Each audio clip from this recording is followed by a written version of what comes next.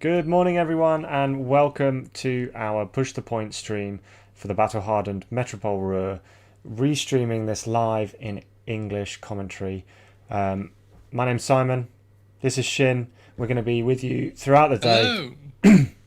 Throughout the day, as long as Shin's voice holds out, we'll be doing this together, and we may even get some other Push the Point guests along the way. Activities and family dependent. Please put in the chat if anything is not quite right just now, and we'll get it fixed before the first game starts in around 10 minutes or so. We are going to go for a short break, and we will get set up and ready to go as soon as the first game starts.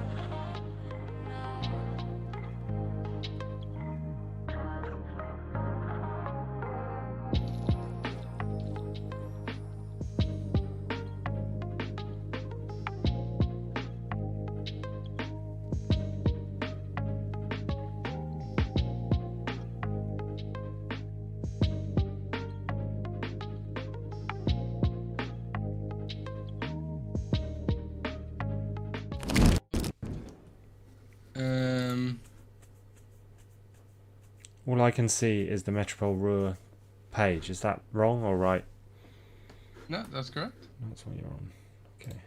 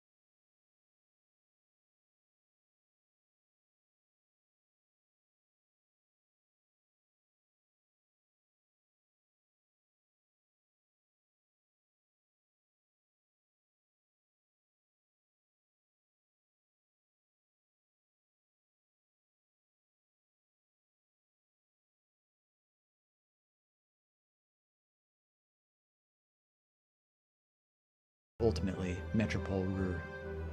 When you participate in a tournament like this, you contribute to a piece of history. Come on the weekend of June 2nd with your fellow Flesh and Blood settlers and celebrate the competition in our church, which, for this weekend, will be a former coal mine wash house which was converted to a venue for concerts, cabaret, and now Flesh and Blood tournaments. While the buildings have changed, we humans have not. We still need something to believe in.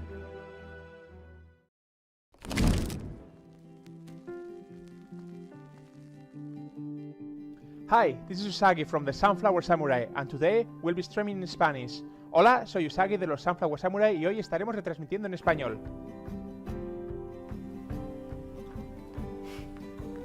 Hello everyone, this is Ark from Flesh and Blood Italia, and I'm super happy to bring you the stream in Italian together with my friend Smeoz. See you later for the top 8 on the Italian channel Flesh and Blood Italia. Bella raga, sono Ark del canale Flesh and Blood Italia e siamo qui oggi insieme a Smeoz per portarvi la stream del Battle Hardened di RUHR Metropole. Ci vediamo dopo per la top 8, seguiteci sul nostro canale. So hello and welcome back to Go Again Gaming, and welcome to the English restream of the PTI event that's being hosted by White Rabbit Community Game Store in Metropole RUHR, Germany. Thank you very much for Heiner and the team, and all of the other streams as well that are doing this in different languages. But if you're here, thank you very much, and I'm joined by my good friend Pascal. How's it going? Dude, I'm a TCG player from Switzerland, and I'm helping out our little bit casual player here about the coverage. A little bit casual, that's right, yeah, definitely. So I think we're gonna have a good dynamic, and as I said, this is the English stream of the PTI event, so it's going to be a good time. And yeah, back to you in the studio, Heiner. Thank you very much. Hey guys, today we'll be casting the Battle Hardened and Metropole RUHR in French on our channel L'œil de Fidia. Come join us. Salut à tous les amis, aujourd'hui on va caster le Battle Hardened à Metropole RUHR. Ça se passe en Allemagne, on va le caster en français sur notre chaîne L'œil de Fidia. Venez nous rejoindre, il y aura plein de guests, ça va être super. À toutes. Hi everyone, this is Simon from Push the Point. And this is Shingo, UK Flesh and Blood player. And you can join us for all of the action from Metropole RUHR Battle Hardened on Saturday 3rd of June. We'll be streaming live from the UK in the English language. We'll see you there. See you there. And this is Heiner from White Rabbit Community Game Store. This is Dylan from Tom. Bringing to you coverage live from the event side. Did I say that right? War in Ordnung. Live from Metropole RUHR, live aus der Metropole RUHR to our teams of Project Pentecost worldwide.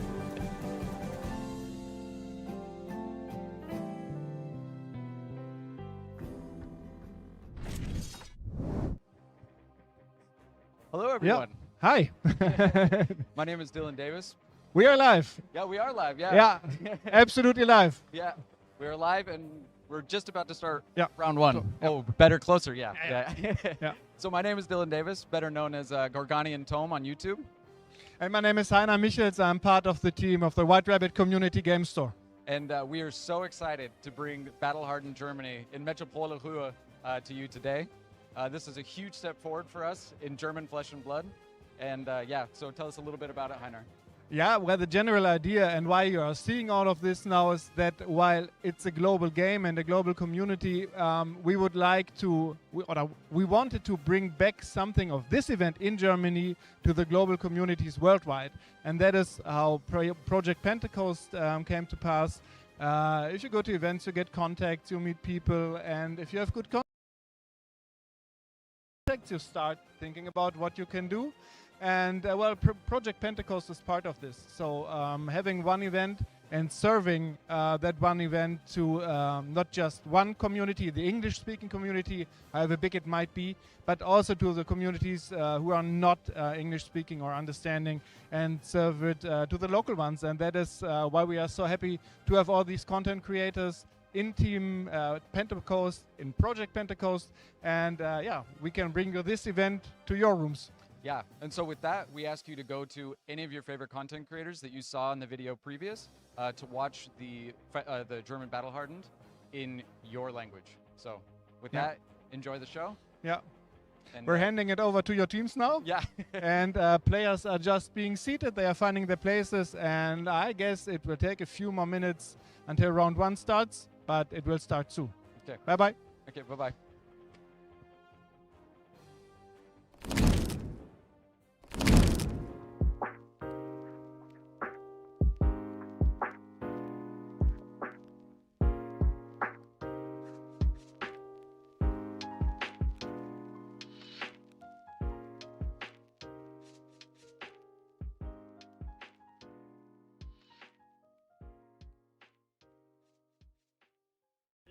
Yeah, that's on a bomb, yo.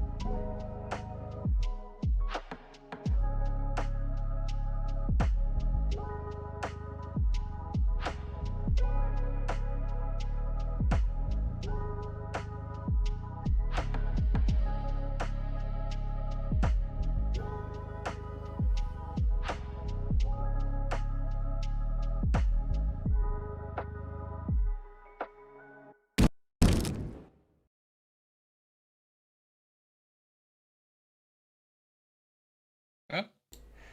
Welcome back, everyone. Shin and Simon here. Just to give you a brief introduction to how we're going to operate today. We are looking at starting the first round very, very shortly. We're just waiting to hear from Germany as to what matchup that's going to be. And we will get started. So we're going to be with you for as much of the day as we can be. It's just the two of us with maybe some push the point guests later on. But Shin has something to declare. He is fortunately doing this virtually. I don't have to be in the same room with him because Shin has come down with a very well-known virus this weekend, which is good for a couple of days off work, Shin, but not so good for your voice. Oh no, it's great. Downloaded Diablo 4 yesterday, making good use of that extra time at home. But yeah, the timing was just spot on. I was just like, I don't need my voice for the next few days. It's gonna be fine. Why would you need that? No, I've been doing okay. And I think we have now our first game going live. So we are going to switch over to our stream view and show you. I think we have an Icelander, and the other person's just shuffling their deck. We will see you. You will see our beautiful faces in a short while. Yeah, I think it's Icelander versus Dromai. Tell me what you think of this matchup. So this is Icelander Dromai. Personally, I've always been told this is an easy matchup for Dromai, and we saw that right back in the Uprising draft, Uprising limited days. Icelander has limited ways to get through those dragons, so if Dromai can build a board state, we could see a fairly one-sided game. What about you, Shin?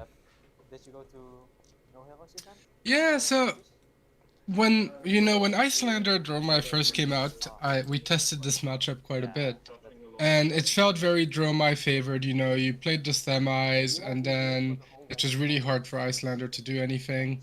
But then as we tested it more and more, it's like it became possible for Icelander to just race Dromai by just going face, having a few well-timed cards, and then suddenly Dromai just got more refined, and it got even worse for Icelander again.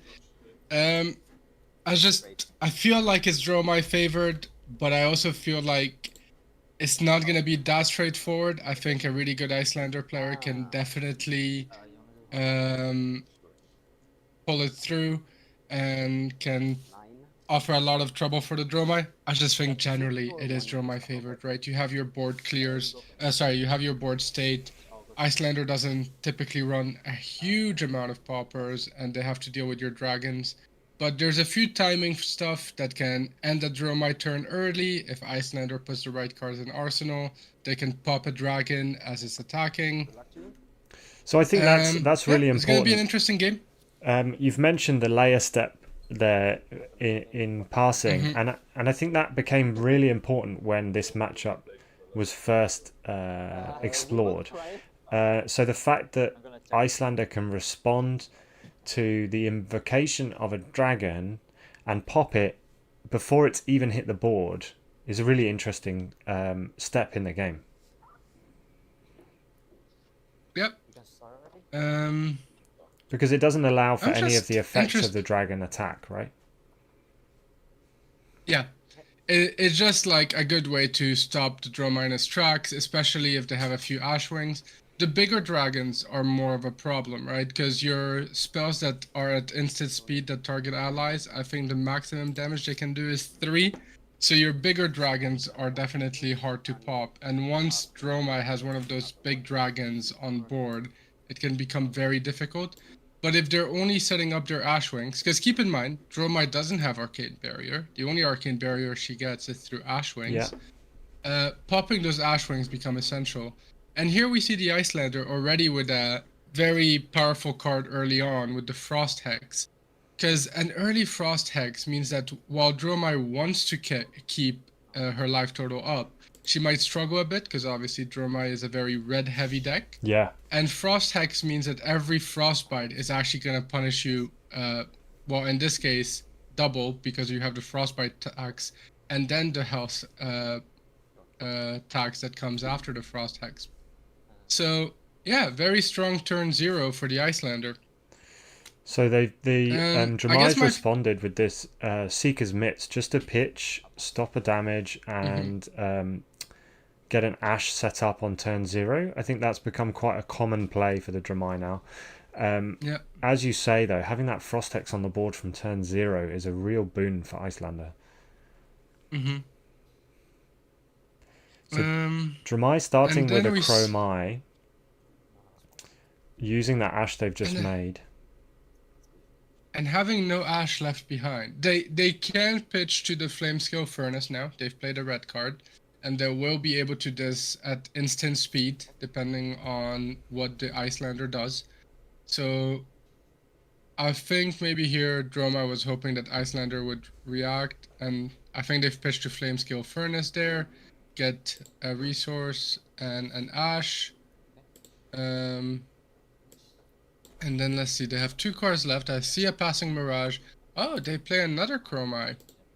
That's a very strong turn 1 for Dromai. Having Chromai. So, Chromai's benefit, right, is when it gets...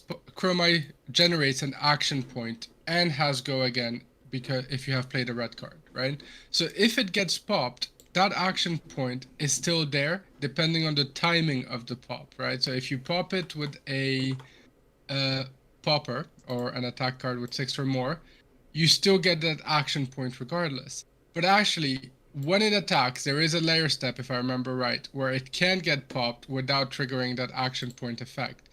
I hope there are judges in the chat that can confirm this, because my understanding of the layer step for Chromai and Icelander is very mixed. So yes, but then we see the last card. I think you're right. I think that stops any effect of the dragon getting that extra action point, and that's the real tricky bit, the layer step that we're seeing here. But they finish with a Passing Mirage, which takes away the ability of Phantasm for the first dragon to attack that turn. And again, it's really good to have that on the board. Both players setting up with their strong board state, Frost Hex from Icelander and Passing Mirage from the Icelander, and we've seen a Scar for a Scar coming at the first Chromai. Not often does Icelander have go again, so they're managing to clear this early board state fairly well with an Ether Ice Vein attacking the second Chromai. Yep. Passing a Mirage is going to be a big pain for Icelander though, right? Because obviously it has Spectra, which means that they need to sink an attack into it and lose and end their turn on it.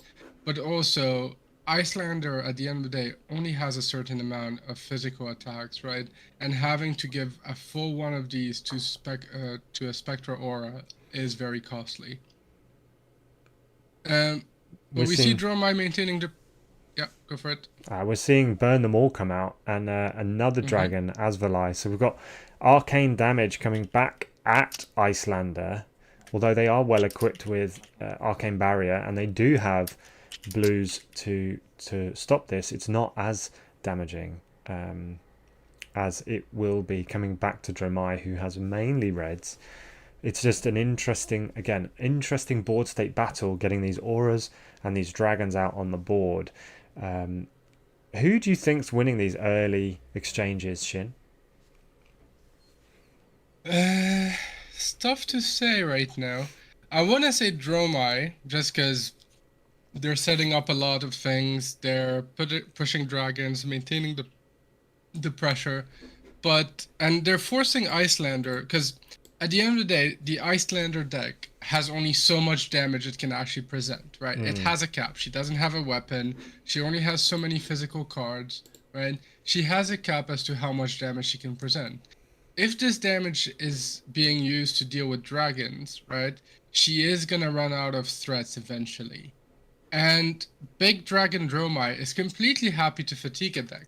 I don't know if they would try to fatigue Icelander, because obviously she has her Frost Heck plan, so I don't know how good that is. But if you're just maintaining the pressure constantly, it can be quite difficult for Icelander to just respond. And we see Dromai here play a time snap. I think this is a new addition that we've seen at the PT. Dromai have been playing time snap in their deck. But now we have the Icelander starting to put their own pressure with like disruption and things. So they play Aether Ice Vein, right? So let's see if we can get the cards on stream. Alright.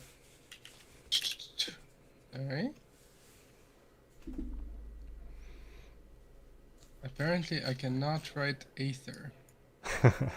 So Aether Ice Vein is a really good card for Icelander. If it's fused, the red version comes in for 5 damage and forces, if it hits or does arcane damage, should I say, it forces a discard or pay 2. Now, you'd imagine that the Dromai would go ahead and pay 2, discard to stop losing 2 cards. However, I think we're seeing the Dromai come back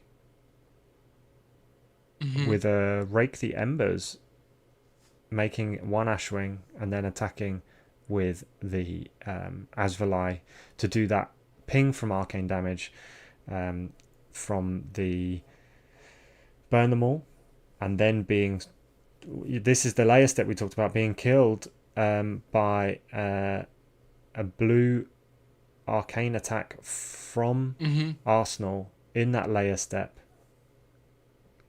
So it loses the go again. The Asvalai dies. The Dromai gets a frostbite, and it seems like a big swing for the Icelander. It's end of turn for Dromai. Yep. And just from playing 1 card out of Arsenal.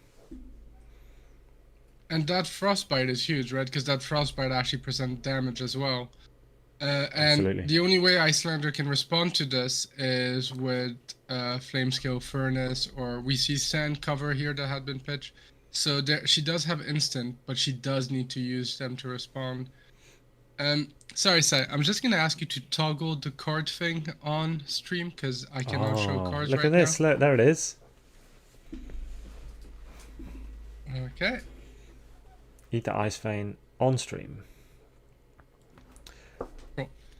Yeah, so we'll try to keep on track showing cards that are relevant to the game. For example, we have Tomotai come in.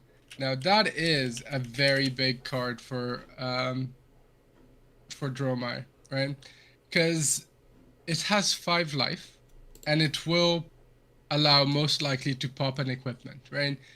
And Icelander relies so much on her boots to be able to do a huge burst of instant damage, right?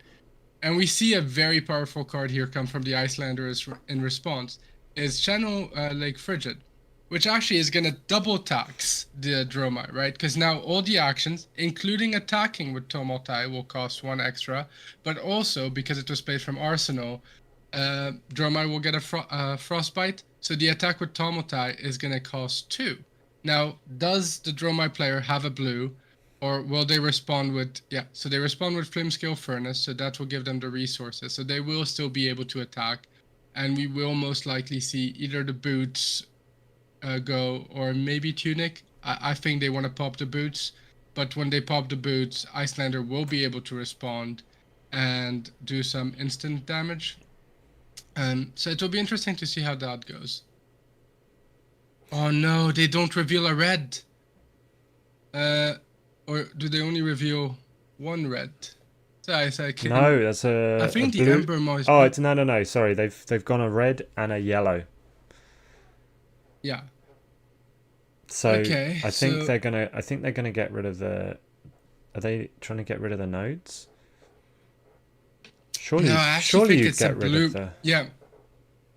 No, I think it's a blue Ember Maw, and I think what the Dromai player thought here is that as long as the equipment had 0 defense, it could be popped. However, Tomotai reads put a -1 counter on it, then if it has 0, destroy it. Yeah, so you can't just destroy any equipment.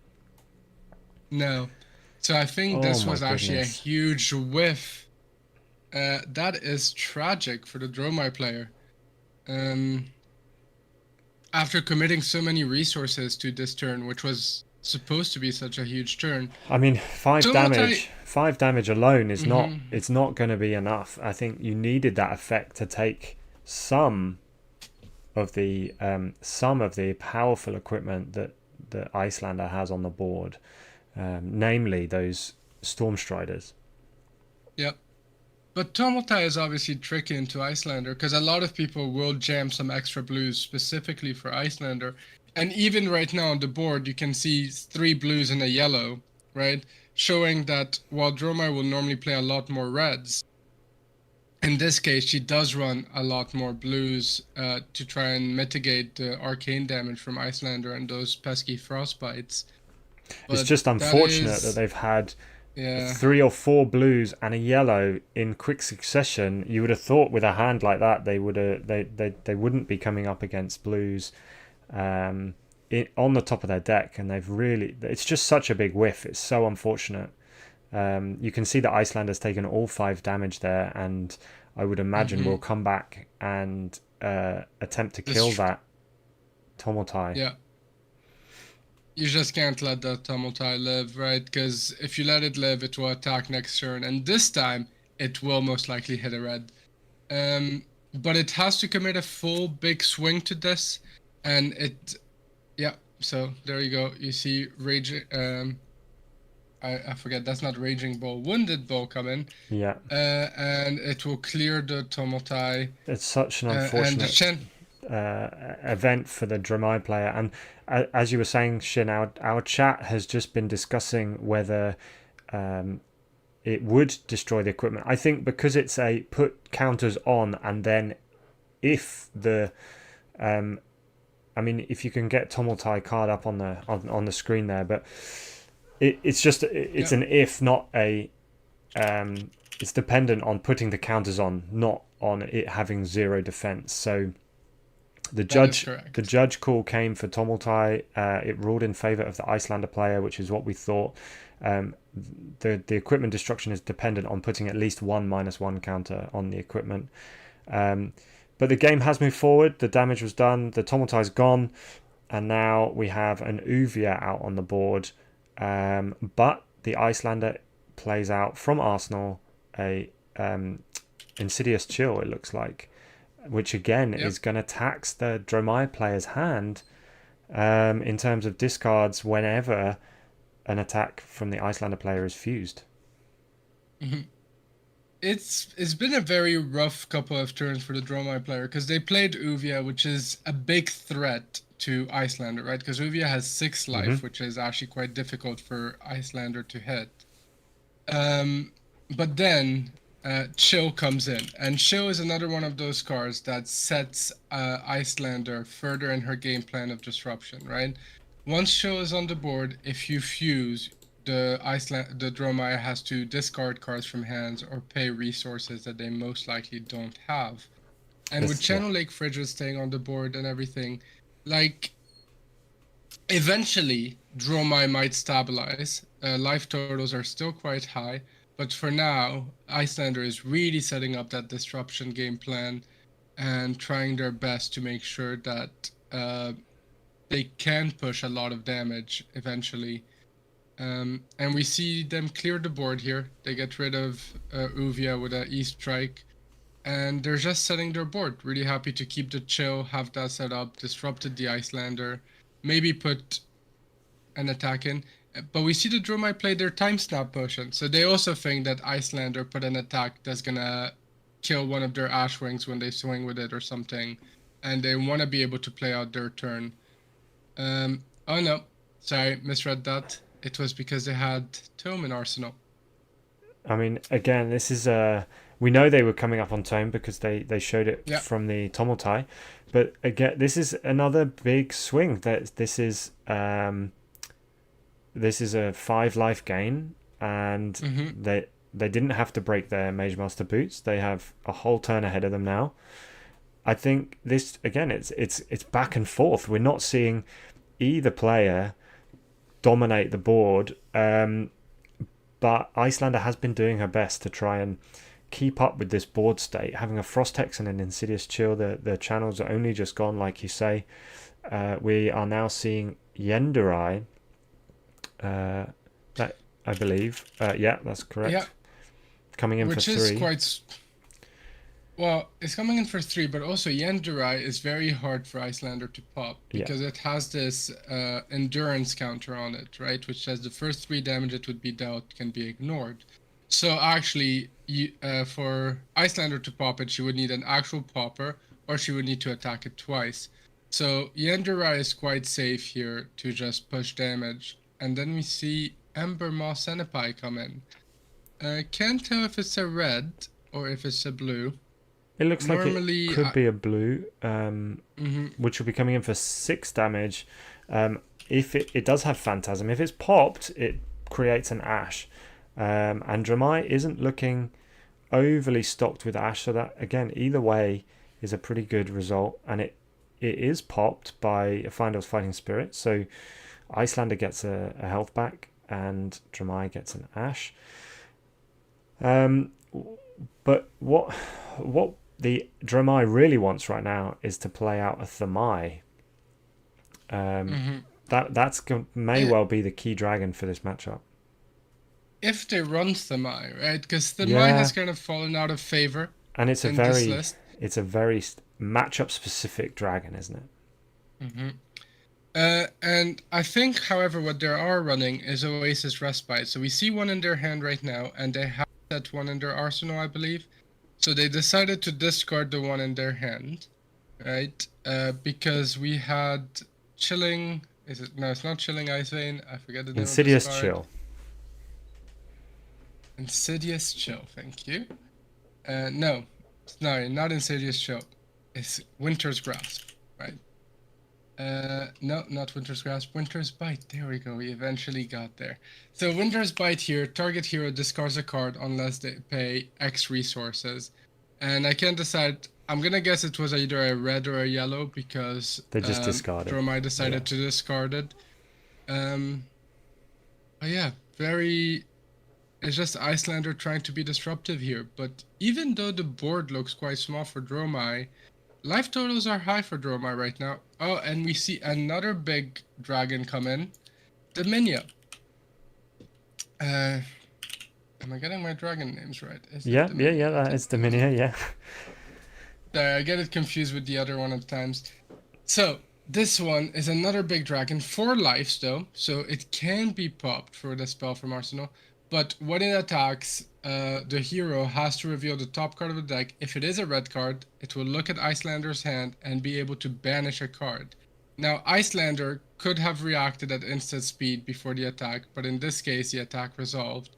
So, Dromai will get to banish a card, and they decide to banish the Scar for Scar. Because 2 channels. Yeah. So the Scar for Scar... Yeah, the Scar for Scar gives the go again, so it really allows Icelander to control some of that board state, and it would have allowed them to get rid of Dominia. Exactly. And it's a good play, but it does leave both channels in hand. I am wondering what's in Icelander's arsenal, whether it's a big attack or a blue instant speed attack, but something that wouldn't have done 4 damage to kill Dominia. Now, the channels are quite good, but when you look at this board state, right, this board state presents 9 damage, and so channel is disruptive, but you need to be able to deal with this board state really soon. Because again, Dominia is one of those cards that if you don't deal with it, next turn it swings again and takes another card from your hand, which is quite a problem. And so we see the Icelander play Ether Ice Vein into Dominia to deal with it correctly. Yeah, they just had to clear it. That was a very strong turn here for Dromai. And we still see them just chipping away at the Icelander here and just trying to make sure that they get her life total really low before Icelander really sets up this combo-ish turn that she's trying to do, with the Frost Hex and the Insidious Chill. Because Icelander has been very careful not to use any triggers on that Insidious Chill, right? They could have gone So far, Ether Ice Vein to the face. Yeah. And I think they're just trying to set up a kill turn with Frost Hex, Insidious Chill, and any other Fuse card in their deck. So we're seeing the at least a Flamescale couple of turns. Furnace used again by Dromai just to negate, get the resources in time for that Frostbite to appear on the board. And the channel is out, the Frostbite's on the board. It's going to take a few resources to attack. I think they're only going to manage one dragon attack here with Yendurai. Just to try and clear that Frostbite and therefore not take any damage at the end of turn from the Frost Hex. But as you say, the Icelander is trying to be really careful just to try and keep life totals manageable until they can come around to this this combo turn, whether it's an Ether Ice Vein Fuse just to get rid of the whole hand or and do some damage, or whether we're looking at some Ice Eternals maybe. Yep.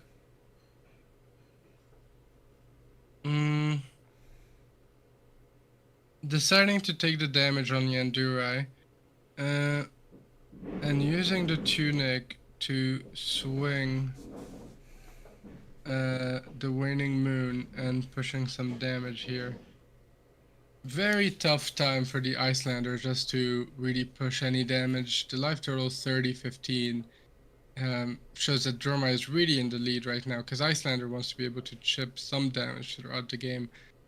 But Dromai has been presenting a lot of dragons that are just eating up the damage that Icelander can present.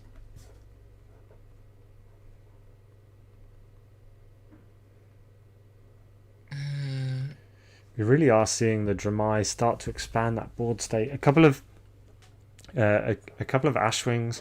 The Yendurai, which we've already said is really difficult, and as I say that, for the Icelander to deal with, Brothers in Arms comes out to take away that endurance counter, but it didn't do the full 6 damage that would clear that dragon. So he's just played to get rid of the endurance counter. The Uvia at the beginning of the Dromai turn, the Uvia develops another Ether Ashwing, and Dromai manages to get Miragai out on the board, which again just gives them a buffer, stops the Icelander being able to pop their first dragon attack. I think they put an Ice Bolt in Arsenal, though, Icelander, which has 3 arcane damage. So I think they could deal with the Yendurai now, which is where they attacked it.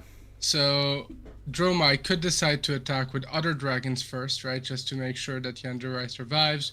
Or it still goes with Yendurai after playing Miragai here. And we see Icelander playing out the Ice Bolt into Yendurai, killing it, ending the Dromai turn, giving a Frostbite, and just trying to reclaim some sort of tempo in this game. But let's see what Icelander can do with her turn here.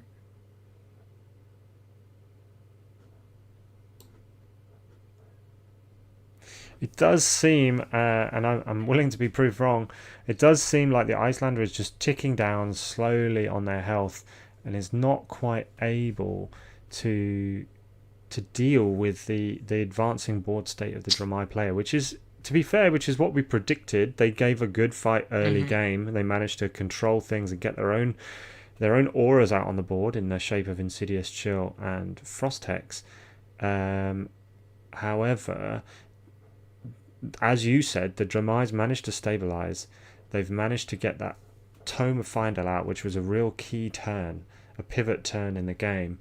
And now the Icelander is just trying to tax cards from the Dromai's hand and limit the damage until they've got this perfect turn set up, something they can push forward with. The trouble is, the longer they wait, the bigger the board state's going to be. Jack Raven in the chat trying to give me a heart attack, making it sound like he couldn't hear the commentary. Yeah, I all did along. see that. I did see that. But we also see a lot of We also see a lot of love for Mannheim and Team ENTCG, just representing the Netherlands, and yeah. Obviously, we saw Ian at the Pro Tour really doing well with Dromai, and I guess this list is also very similar, if not identical. I believe Mannheim and Ian have been testing a lot together with Jamie Faulkner as well, and they're just representing Dromai, showing that the Dragon Lady is really good in this meta and might be the future meta as well. I mean, she has been performing really strongly, and as you say, Ian was 1 win away from top 8 at the Pro Tour, and we saw Mara do well on a slightly different deck with Dromai. She does seem to be a very popular hero, as was Prism back in the day. So the illusionist, the illusionist women really keeping pace with the meta right now. Yep. And now we see Icelander pushing her big turn, right? So Kyloria came on the board. Kyloria is like one of those dragons that's really difficult to deal with, right? Because it either draws you a card or takes an item. And so Icelander decided that she needed to respond to that. She needed to use up one of her triggers on Insidious Chill and play the Ice Eternal, which is going to give 3 Frostbites. It's a really big push here from Icelander, just trying to reclaim tempo, giving 3 Frostbites to Dromai so that she cannot attack. She's going to push damage. She made Dromai having to discard a card, and just like, yeah, trying to disrupt here as much as possible just to be able to deal with Kyloria, because Kyloria is so impactful on the game. Well, interestingly, Shin, we didn't see the Dromai player have to discard a card. Fortunately, they had a Oasis Respite in Arsenal, so they managed to play that out in response. So they didn't have any cards left to discard. So I think they mitigated the damage from that fairly well. Kyloria is still on the board, and now Icelander comes back in with a big attack to Dromai's face, I believe, choosing not to deal with any of the dragons, because the E-Strike comes in for a lot of damage, and they're choosing to attack the Dromai player directly. And we see here Mannheim bottom Sigil, which is a very tricky play, right? Because Sigil into Wizard is like how to throw off Wizard 101, right? Sigil is so impactful into Wizard because they come in with their kill turn and you're like, no, I have 3 extra life, I survive. And so bottoming the Sigil here not only improves his hand most likely, right? But also he has another Sigil in hand, so it doesn't matter.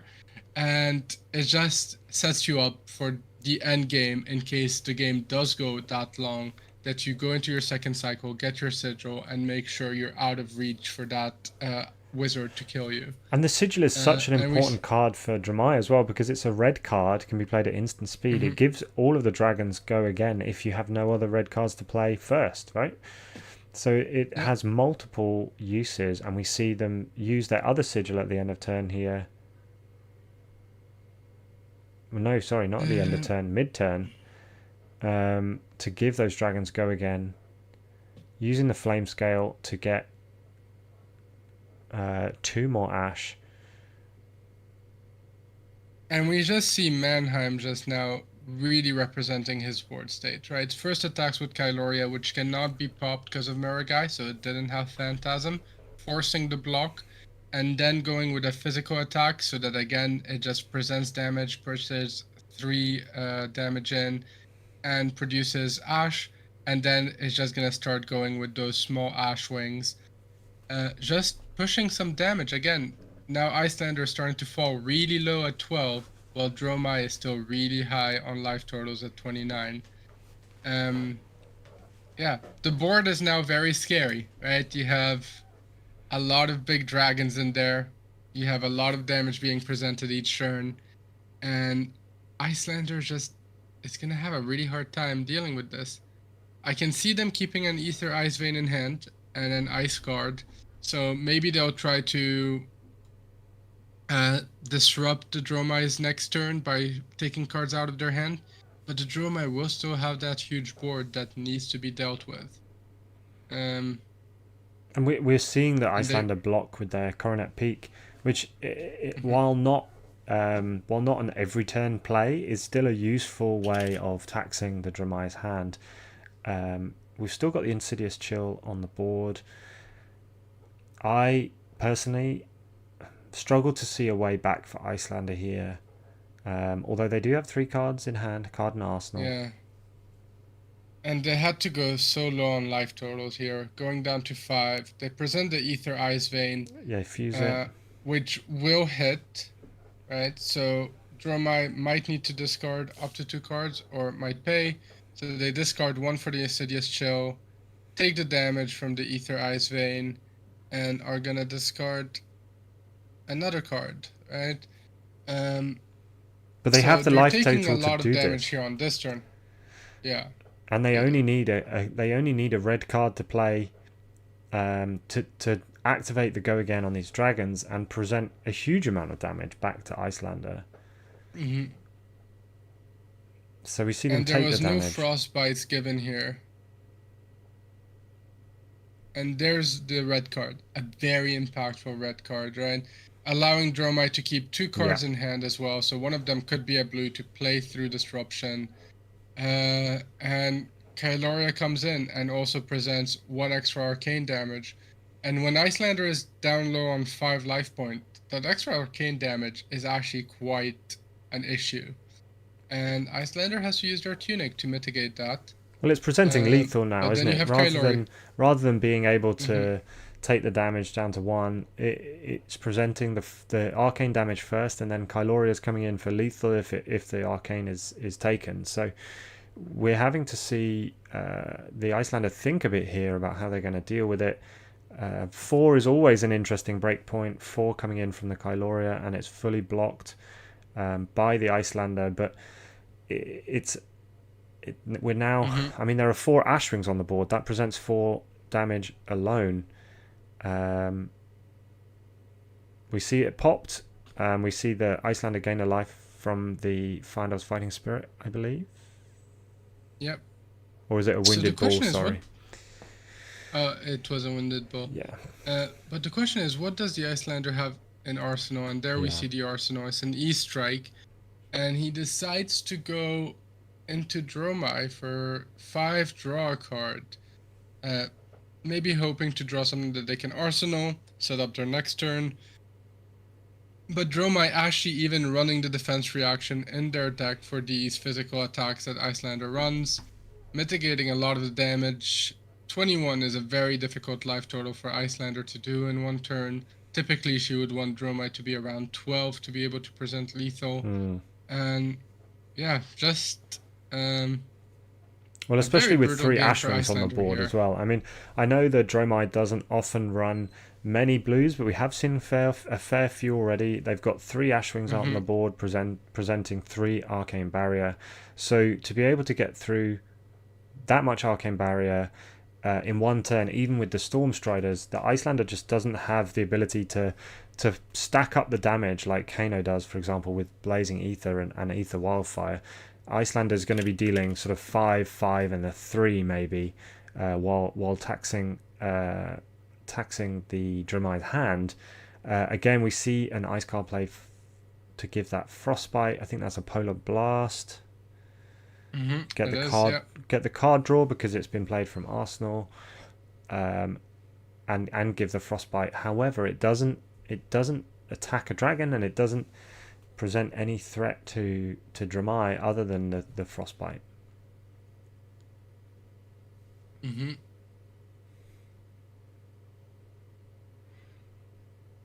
I think we're just seeing the players talk about the ordering here. Or I think they're checking for poppers in hand, seeing if there's any poppers left in the deck. And then blocking the Kyloria. Kyloria has been such a pain for Icelander to deal with, right? Really forcing 2-card blocks. And we see the second Kyloria comes in. Is there a popper in the hand? I don't see one. And yeah, that's most likely game. Yeah, there we go. We see the handshake. Masterclass in Dromai play from Mannheim, really showing what Dromai can do into Wizard, and just a very tough matchup for Wizard to deal with. I think there are two key pivot turns there for me, Shin. I wonder if you agree. The first was the Tome of Fyondor turn, just gaining a huge amount of life and giving some card advantage, and follow that up with the turn where Kyloria and Dominia were played out. Dominia was played out, and Dominia managed to banish the card Scar for a Scar that could have killed it. And I feel like Icelander was really on the back foot from those. Yeah, and let's not forget, Dromai whiffed on their Tumultai turn, right? So imagine if that Tumultai hits as well, right? It just, I mean, Icelander didn't even get to use their boots, so I don't know how much of an impact it actually does. But yeah, it's just a brutal matchup for Icelander. I agree that Tome turn was definitely the pivot point, though. It gave Dromai some extra ash. It gave her the life to go back up, because at that stage in the game, Dromai had actually been bleeding some life. Yeah. And just healing 5 was so impactful. And then she had the 5-card hand to really push that damage and build that board state. But no, very good game. Showing maybe, sorry.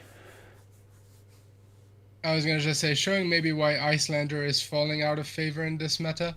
We're seeing a lot of Dromais pop up recently. We saw a lot of Dromais at the PT in Baltimore, and explaining why Icelander might not be where she was a couple months ago.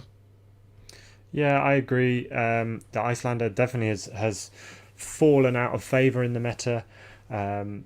Dromai is definitely on the ascendancy, and it will be really interesting to see today when we get some idea of what the meta might be. Our team on the ground, the White Rabbit team on the ground in Germany, are trying to collect some of that data for us, and we should have that for you towards the end of round 1, maybe at the beginning of round 2. I am hearing reports that we have 125 players started the day in the Battle Hardened, so a good crowd in Metropole Ruhr. And yeah, as I say, it'll be interesting to see. You can probably see on the screen right now the beginnings of the matchups during round 1. What we're able to see as people register their heroes that they're playing is which other matchups are going on around the room. Just seeing quite a lot of Uzuri, quite a lot of Dromai, a few Kanos down on these tables. But we will have that meta data for you hopefully at the beginning of the next round. To Hamish's dismay, we do see a Viz mirror round 1, which is very, very sad to see. I think I've only seen 3 or 4 Vizes around, so it's kind of sad to see them fight each other round 1. Yeah, we do also see a Bolton, who apparently won their round 1. So again, Bolton can be dangerous. Hamish knows as much as anyone. Hamish is repping Bolton permanently after his Viz love. Just for any of those of you watching, please think about subscribing to Push the Point. Just click the subscribe button. Give this stream a like. Go and have a look at some of our deck techs and other videos. We try and keep things relevant. We try and offer you the best competitive advice, as well as some casual decks to play. Yeah. Give us a like and a subscribe. We're going to take a break for a few minutes and wait for round 2. There is going to be a player interview. I don't know if you have the stream unmuted so that it passes through and we can hear the players. But yeah, there will be a player interview coming up very shortly. Fantastic. Thanks, guys, and we will speak to you soon once we're back for round 2.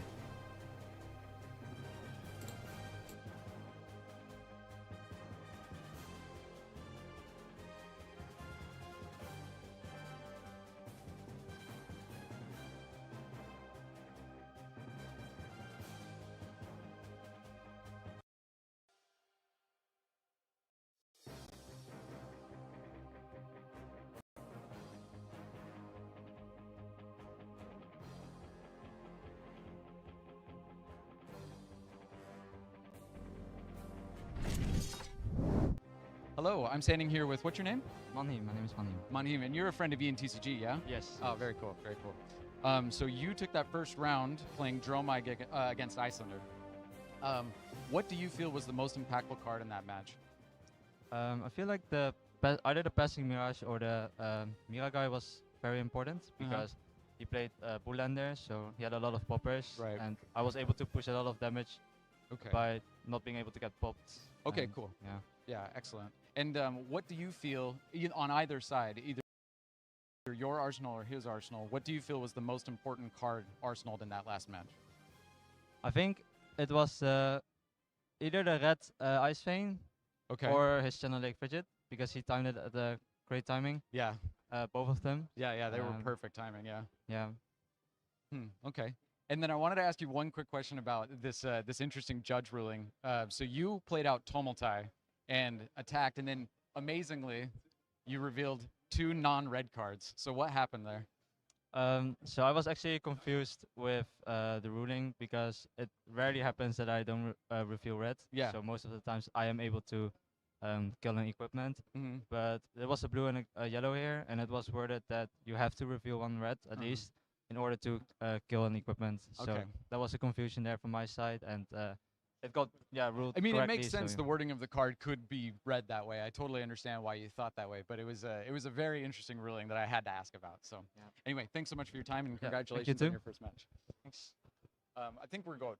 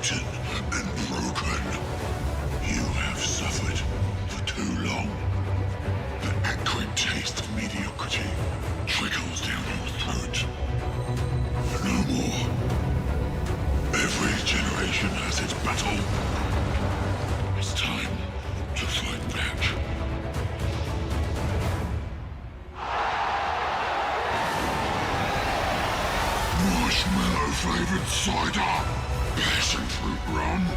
This swill. I'd rather drink bull piss. You deserve better. You demand more. You were searching for something new, but I am ancient. I am 7,000 years old. I ran in your ancestors' blood, and I run in yours still. My name has been on the tip of your tongue for centuries. So step forward and speak. Now, you find yourselves at the gates of Stoneforge, with your brothers and sisters at your side, and we welcome you home.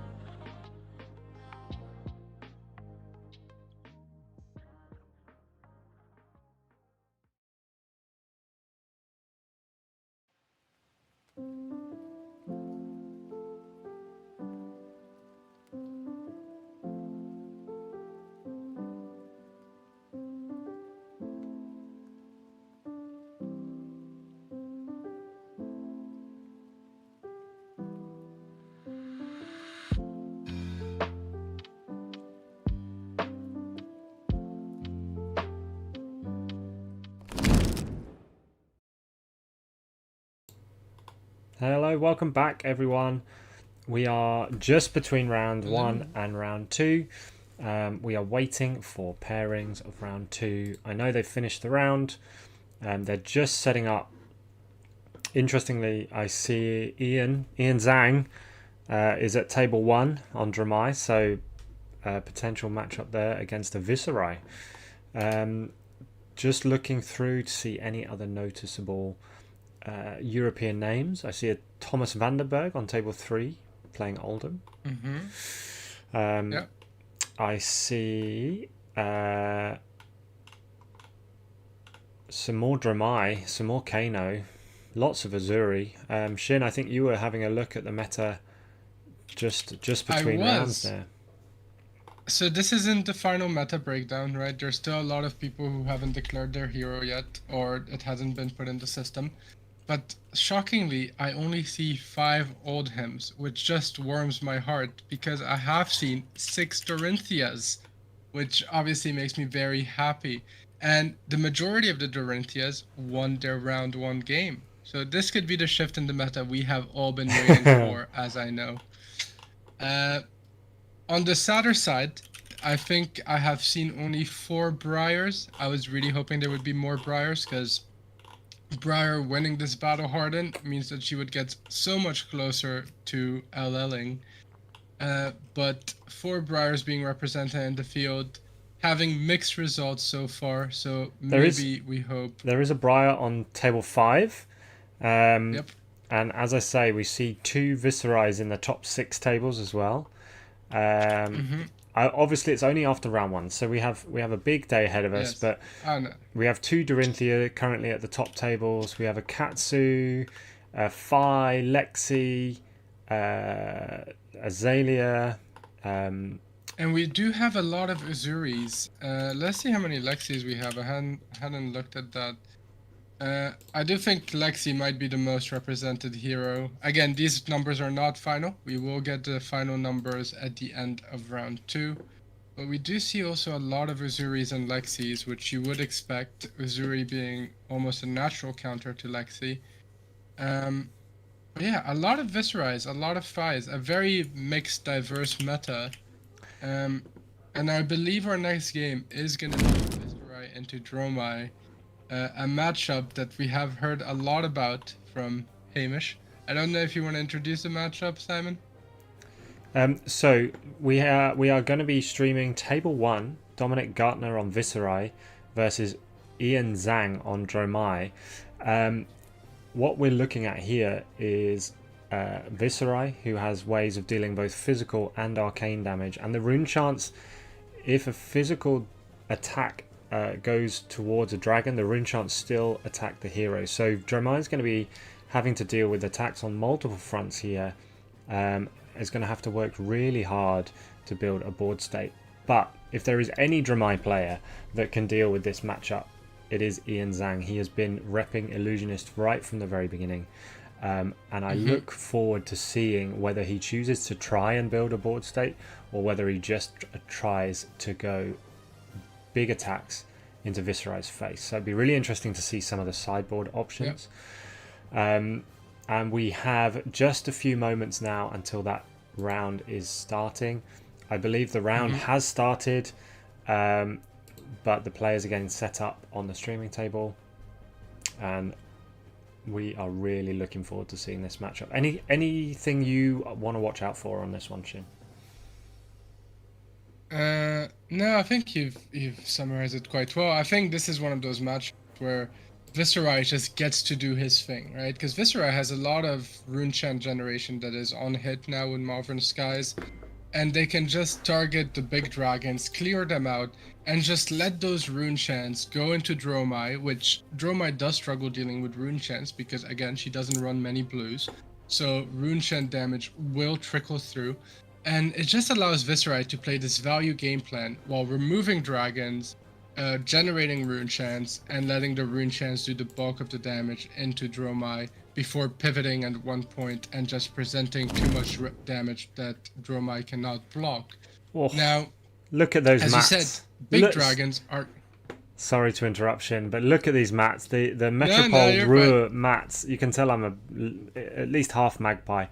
The Battle Hardened team here at White Rabbit have had these mats commissioned for the event to pay homage to some of the local industrial routes, and we see these big dragons on the mat. I mean, it's a perfect matchup to be highlighting these awesome pieces of artwork. Yeah, beautiful mats, very fiery.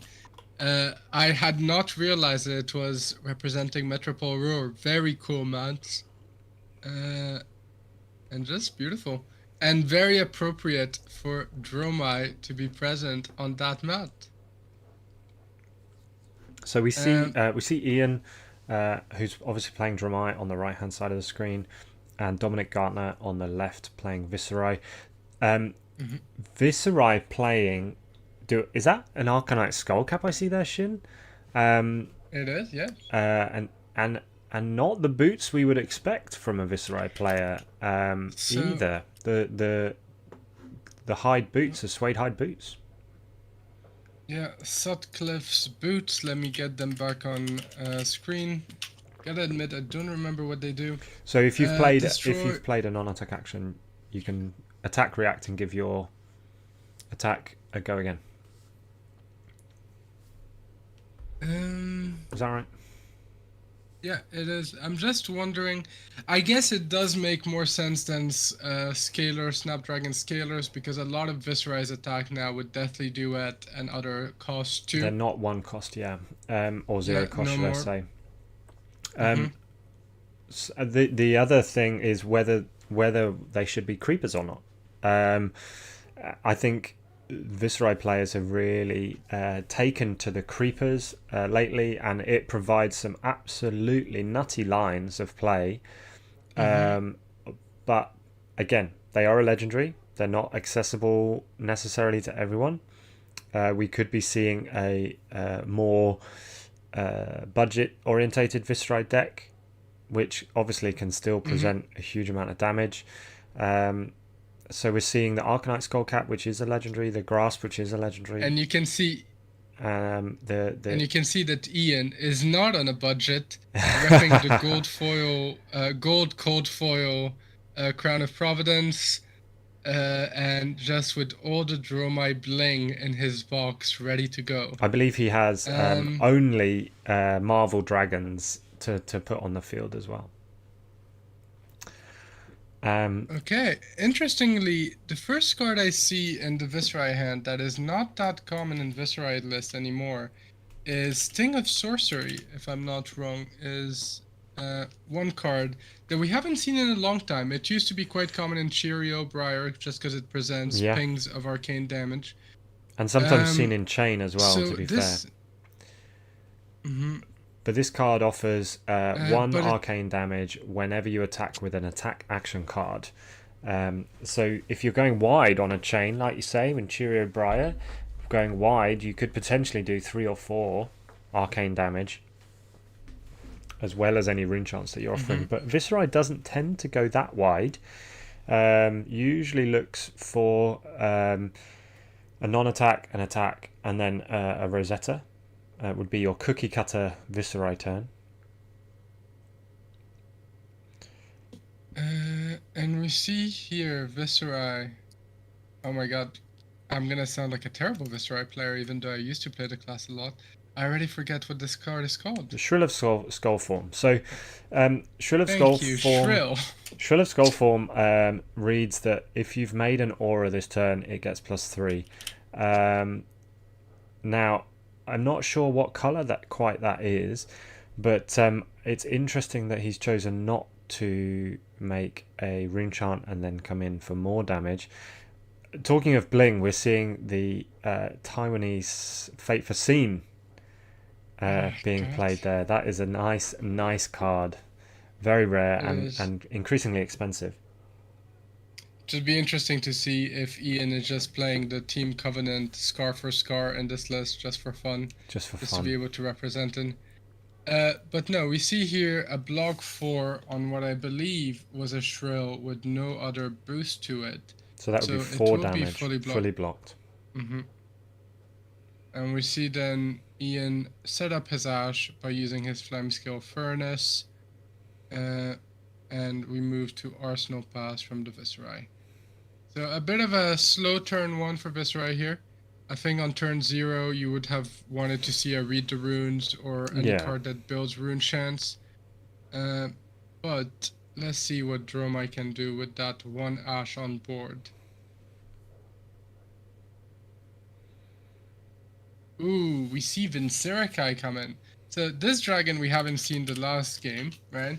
But it presents a lot of damage, right? Viscerai comes in for 6, and if he hits, deals 3 extra arcane damage, right? Correct. So if there potentially is no 9 damage on 1 hit. Mm-hmm. So if there is no pauper in Viscerai's hand, this dragon is actually a real pain to deal with. Now Viscerai does run a fair few paupers these days. I think they run on average 8. So it can be easy to deal with sometimes, but you need to be lucky with the timing of your paupers, because Viscerai is just such a power shell that requires 2 cards to block if you don't want to just bleed 9 damage in one go. And I would say it's a little bit early to be taking 9 damage right now. For the sake of potentially 2 cards, potentially 3. The problem being Viscerai often has 2 block non-attack actions. So is he going to use his attack actions to block this card and potentially leave himself with nothing but a Runechant Rosetta to come back at? Or is he going to try and block it out, kill it on the next turn, and carry on? I think he needs to be careful here. It's a big attack, like you say. Leaking damage this early in this matchup could be a bit of an issue, especially with Ian on the other side of the table. If this isn't a hand where he can go big against Dromai, I think that maybe he needs to just block up and see how things go on the next turn. And we do see the block for 6 here. However, it is a blue amplify. Okay. Oh, no, it was a red amplify. So he's actually overblocked. He's not realised that he's blocked the Phantasm, triggered the Phantasm. And that's unfortunate. He's wasted a card there. Yeah. But at least it deals with Viscerai off the board, and now can maybe set up with what he has in Arsenal. I see a Revel in hand. Revel, a key card in this matchup, just because it presents so much arcane damage. But let's see what the other cards are in hand. I think I had seen a Mauve. So if the 2 cards in hand left are Mauve and Revel, that is not a great hand to deal with right now, as typically you would want to put one of these cards in Arsenal to set up for your next turn. This is what I was... Is it Elite to charge in Arsenal as well? I can't see, but this is what I was trying to say. The Viscerai 3 blocks are often the attack actions. So by having used both of those attack actions to block up previous turn, it leaves him at the mercy of whatever he's got in Arsenal. And we are seeing, as I say, we are seeing the not even a Runechant into Rosetta, just a 2 from Rosetta. Yeah, I think the Mauve was red, and obviously the Revel is red, so couldn't even do the Runechant generation. And we see Dromai. Again, Dromai really annoying to deal with. You could use a Pauper to stop it, but then it still has go again, or generates the action point rather. But Dromai does have a life total that makes it very good for Viscerai to deal with, right? Because, sorry, I'm just gonna get Dromai on screen. Yeah, I think it's a 3 attack and 2 life points, right? Yeah. So Dromai can be used at the end of your Viscerai chain. You just swing the Rosetta into Dromai, and then the 2 arcane damage can still go towards Dromai, and then Rosetta physical damage just deal with Dromai. So you can deal with it really cleanly. I think it might be a Mordred died in Arsenal, you know. Ooh. So this is what we were saying, isn't it, Shin? The arcane that Viscerai does still go to the opposite hero, even if you're attacking the dragon. Now, that is different to how it used to work with Prism, where the Spectra would mean that the arcane damage is not triggering generally, especially off the Rosetta Thorn. But what we're seeing now, is we are seeing the tome from Arsenal. We've seen a lot of life gain there for the Dromai player, and now we're pitching a burn them all to play out. What are we seeing? I can't see can't see what that card is. I believe it's an Ember Moss Centipi, but a very shiny one for some reason. Very shiny. Yeah, very fiery actually. I don't know why it's that shiny. But we see the block come in using armor. So we see Skullcap come in, getting use of that extra block on Skullcap right now as life totals are higher for the Dromai.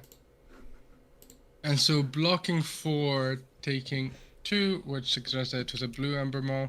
And we see Ian just play out his sigil, make those life totals even more discrepant, and then save a card for Arsenal. And just like that, we've got a 10 life,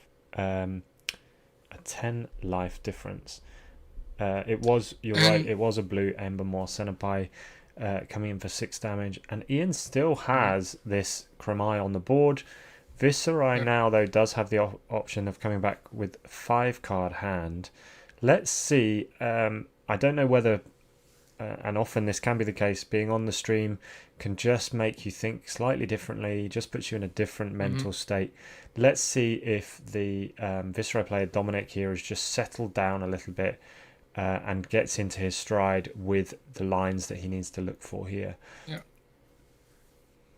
And this is what Dromai wants to do, right? Because again, Dromai is one of those heroes that when you play into, a lot of decks have a cap to the damage they can do, right?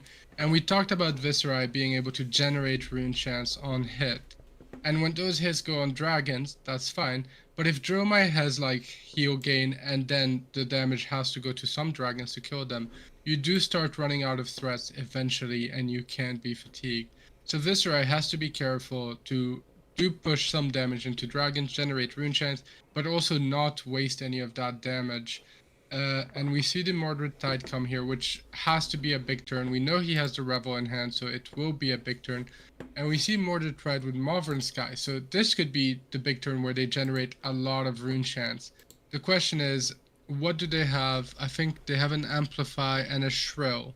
So the question here is, do you actually send the Shrill or the Amplify into Dromai, guarantee the on-hit from Mav, or do you send it into Dromai? And I believe they've decided to send it into... they're still deciding where to send it. So just a bit of confusion over the rune chance there. It should generate 2. It should come in for 6+2 and generate 2. I think Ian's just pointing that out there because we've got the Mordred on the table. But the last card we have in the Viscerai hand is a Revel, which will make 7 rune chance with the Mordred on the table, and we have 1 floating resource. Look at that bling! That's ridiculous. Just blocking with it there. So fully blocked, so the Movrian doesn't trigger, but we now should have a Revel to take it up to 9 rune chance. And then a Rosetta for 9 +2/+2, hopefully taking out the... No, it's not an attack, so we're not going to put any rune chance on the table. Yeah, so sorting out the rune chance, there will be... So what we should have is a total of 9 rune chance. There we go. 2 arcane from the Rosetta and 2 physical. Yes. And if he attacks the Dromai, that will all the arcane will go at Dromai, and the Dromai will die. And I believe that's what he's doing right now. Yeah. Yeah. So, yeah, that was a big turn. I think it's a blue moth, which therefore there isn't that big of a question of should the Amplify have gone into the Dromai. I think if it was a red moth, then most likely you consider going to the Dromai just to guarantee that 4 extra rune chance. Well, the problem is Shin, he didn't have the pitch for it, correct? So the shrill was a blue shrill, and the amplify is a red amplify. So why would you put this? Yeah, why would you put the 6 damage into the Dromai? I know you would be gaining a rune chant from the hit. Why did the Dromai not die? Yeah. I believe he chose to go face with his Rosetta instead of the Dromai. And so we do see Ian play another Dromai. So now we have double Dromai on board, which is definitely starting to become a scary board. But again, Dromai is one of the easier dragons to clean up. However, if you're not too familiar with the matchup, you might just see a 3-2 and be like, I can present a lot of damage, I don't need to deal with this. But the whole thing about Dromai is her board can snowball really quickly. They just need one turn where they can play 3 dragons in a row and suddenly you're overwhelmed. So making sure you clean up those dragons is as they come on and as they're relevant is very important. And we see Viscerai block the first attack here and deciding on whether they will block the second one.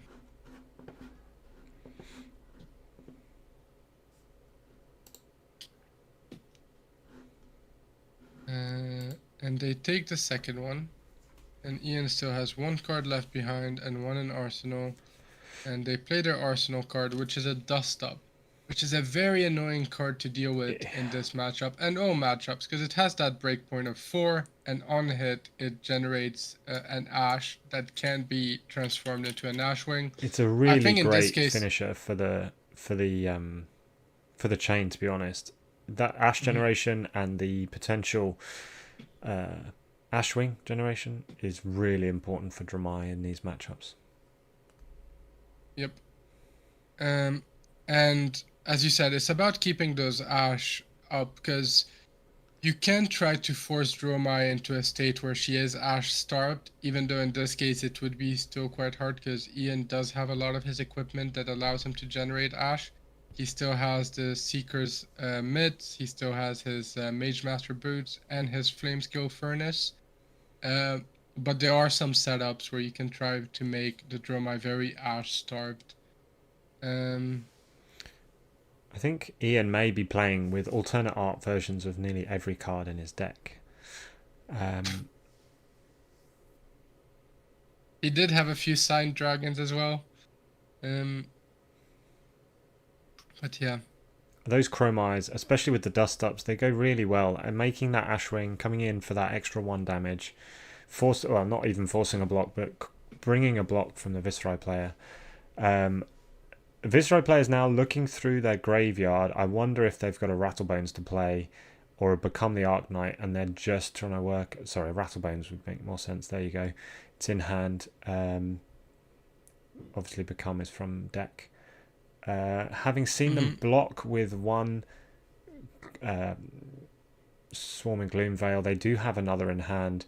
So we could see a potential Rattlebones to go and find the Gloom Veil, followed by another Gloom Veil, followed by a Rosetta for 2 and 2. That's not a bad turn off 3-card hand. Yep. Even though I think... So you could use those 2 Gloom Veils to just clear out the Chromais, right? I think that's probably the sensible choice. Or you could even just use 1, clear out a Dromai, Rosetta, clear out the second Dromai, and put your second Gloom Veil in arsenal. I personally like that play, to just keep a Gloom Veil behind. But in this case, 1 Gloom Veil went face. Actually, I think they decided to attack the Dromai with the Gloom Veil. Good. Yeah. So we're seeing 1 Dromai down. Is he gonna clear the board? I think you're right. I think actually keeping one in Arsenal, going Rosetta into the Dromai here, but we do see the second Dromai, the second Swarming Gloomveil played, coming for 4 and 1. Go again. And we may see this at Dromai. So we see the arcane come through. As we said, that arcane chip damage really being one of the key win conditions for Viscerai in this matchup. I believe it's coming at Dromai because Ian is deciding how he wants to block this. Maybe considering all his ash that he needs to generate to play his hand, he's decided to take the damage, keeping all the cards in hand, and we might see this big turn where he just produces so many dragons that the board just becomes overwhelming if there is no popper. Or, unfortunately, if he remembers that he does have a popper, because in the first turn, unfortunately, we saw him overblock because he didn't realise the Phantasm would trigger. And we see the Rosetta going, I believe, face? Yes, we do see the Rosetta going face. So personally, I think this is a slight mistake on the Viscerai players' side. I think that we should be clearing those Dromai. It just gives the... No?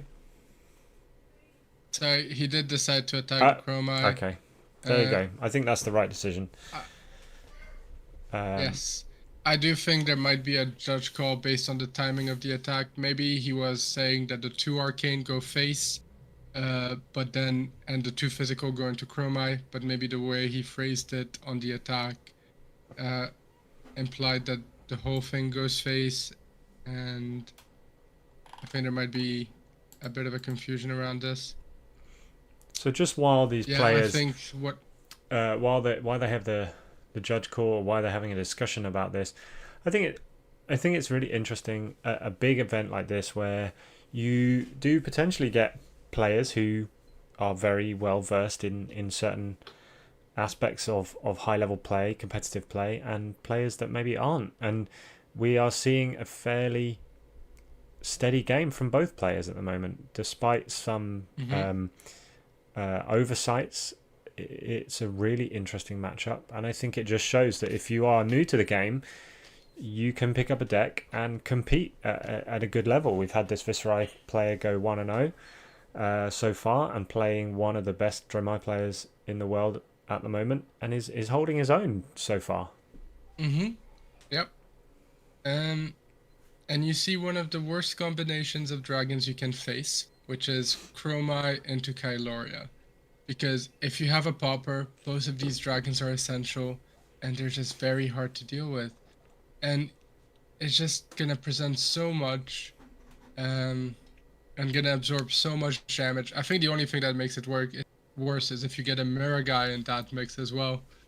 But we do see Kyloria attack here, and a lot of the armor was used previously. There's still some armor left where you can block this with simply 1 card and put the armor in front. But Viscerai just needs to keep some cards in hand to present threats and push through damage. But we can see that Dromai has gone relatively low in life totals, being at 20. We did see Viscerai though have one of their big turns with Mordred Revel. If they can set one up, that would be amazing. I definitely think I would. If there's an option to pop a dragon here, it's definitely going to be that Kyloria. So we see that happen now. Yes. The Dromai is annoying to deal with, and I feel like I probably would have dealt with it on the last turn, but the Kyloria is game-changingly difficult. And that card draw, when they have go again, can be really disruptive. I do think Dominic wanted to go for the Dromai with the Rosetta, but there was a miscommunication, and the judge ruled that Rosetta should go face in that case. And we see Yendurai, another very hard dragon to deal with if you don't have Shrill or a popper in hand. And again, the End Chain Dust Up, which Dromai just presented so much damage in that. So much. She presented 3 from Dromai, 1 from Ashwing, 4 from Kailoria. So that is already 8, and then another 4 from Dust Up, 12, and 3 from Yandurai. So she presented 15 damage, and also a board state that is quite interesting decision quite to impressive. block with 2 armor, but still not block it out fully. And so Ian gets to make the extra Ashwing. We're seeing, after our comments on Ian's alternate art deck, we are seeing the chat asking questions like playing a game on how much this deck may be worth. I think you would need to work out how much it costs for all 3 legendary, not legendary, but majestic legendary keyword dragons in Marvel, and then a full set of 3 Marvel dragons for each of the dragons played. Plus, I think he has about 4 or 5 alternate art Ether Ashwings and 4 or 5 cold foil Ether Ashwings. And then alternate art Fate for Scenes, alternate art Dust Ups. I think in this case we just need to name and shame him for not having the gold foil Flamescale Furnace and Mage Master boots. It's really a shame. But he does have cold foil equipment throughout, so I think our chat is underestimating the value of this deck right now. But we have seen another Rattlebones into Swarming play into Rosetta, so we've cleared a few dragons, including the including the Dromai that was still on the board, and then he's going to attack 1 of the Ether Ashwings. Yeah. And just to be clear, the arcane damage does have to go into Dromai. The arcane damage from Rosetta cannot go to another source. It does go into target hero. However, the physical attack can go in any dragons.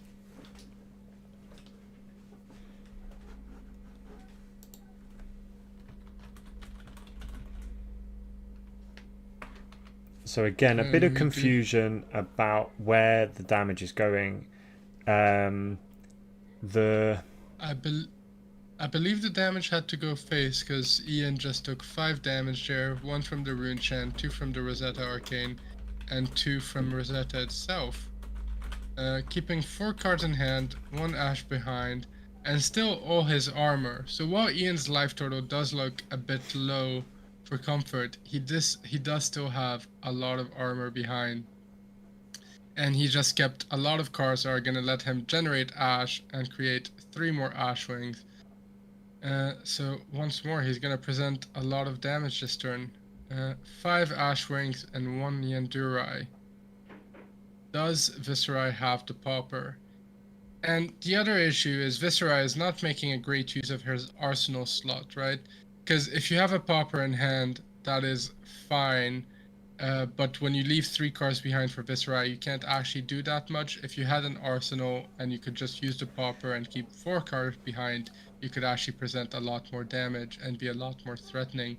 But the issue is Dromai doesn't really let you take a turn off to just set yourself up, because then she just builds her board further and suddenly you're overwhelmed by dragons. Yeah, and having even just the 5 Ashwings on the board, it doesn't sound like much, presenting 5 damage every turn, but if you remember the days of Prism, having multiple Spectral Shields on the board, just ping, ping, ping, all for free, presents such an interesting proposition to the Viscerai player.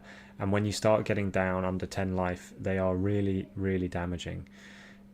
You've made a really great point though, Shin, in that without the 4-card hand, Viscerai really struggles. You need 4 or 5 cards to do those big turns.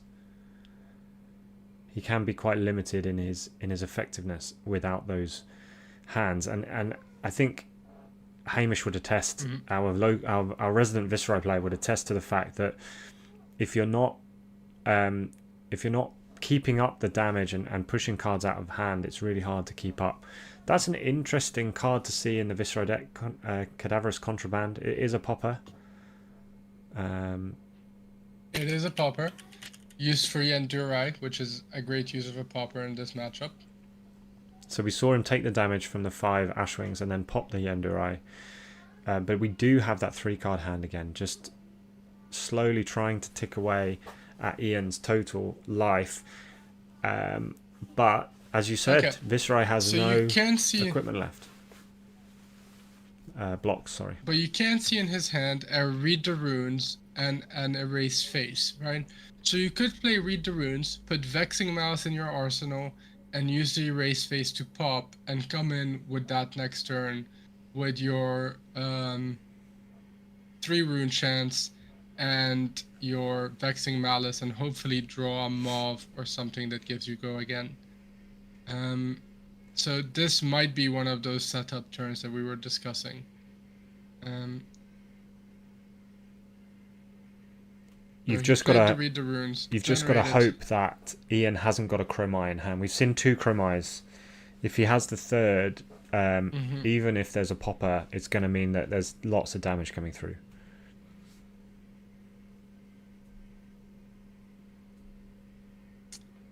We actually see the Erase Face go in Arsenal. So I think maybe that again, that may be an oversight. And we see Ian play Burn Them All, a key card in Dromai, which I think throughout the day we will be going through Dromai's key cards because we now have the meta. Dromai is the 2nd most represented deck today, so we will discuss Dromai a lot. I hope you like your dragons. Burn Them All says on your first dragon attack, deal 1 arcane damage, and it just allows Dromai to chip turn by turn by turn, where the board state is relevant, but actually not as relevant because Dromai will most likely always have 1 dragon attack a turn, and will be able to chip damage or take cards from your opponent's hand. So we're seeing Sonata and Rune Flash, Vexing Malice, and another card in hand. I think we're going to see the Viscerai player take all of these dragons, and try and come back with this 5-card hand with a raised face to finish the chain. Excuse me. With Rune Flash, he's currently got his first attack for free because we've got 3 rune charms on board.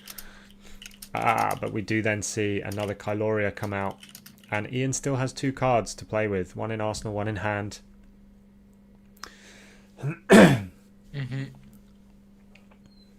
Oh, and Viscerai had drawn the 2nd popper, or another popper, and has the Erase Face here to be able to deal with Kyloria. So this could be a very big turn for Viscerai. If he can't present the 15 damage here, this can be quite difficult to deal with. He still has his Ether, it's not Ether Ice Vein, his Ether Hide, which will be 2 resources. But does he have anything that can give Erase Face go again? The Suede Hide boots can give the Erase Face go again. Yes. As an attack reaction. Expensive play, so only if he's played a non-attack Sonata, action, which is the Sonata. And Sonata whiffs.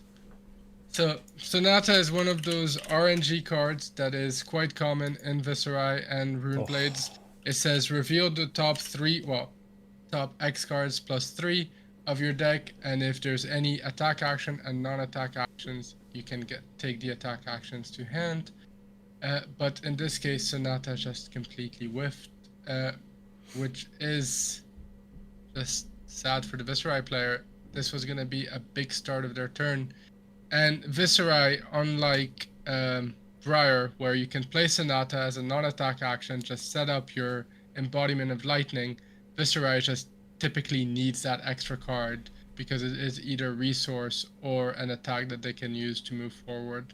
I think that's the key as well. It is to hand. It's not banished like some of the other heroes out there. It is card back to hand, so you can use it for either resources generation or to play it out. So now we see them have to make a decision. We have 3 rune chants on the board. Do they play their Rune Flash?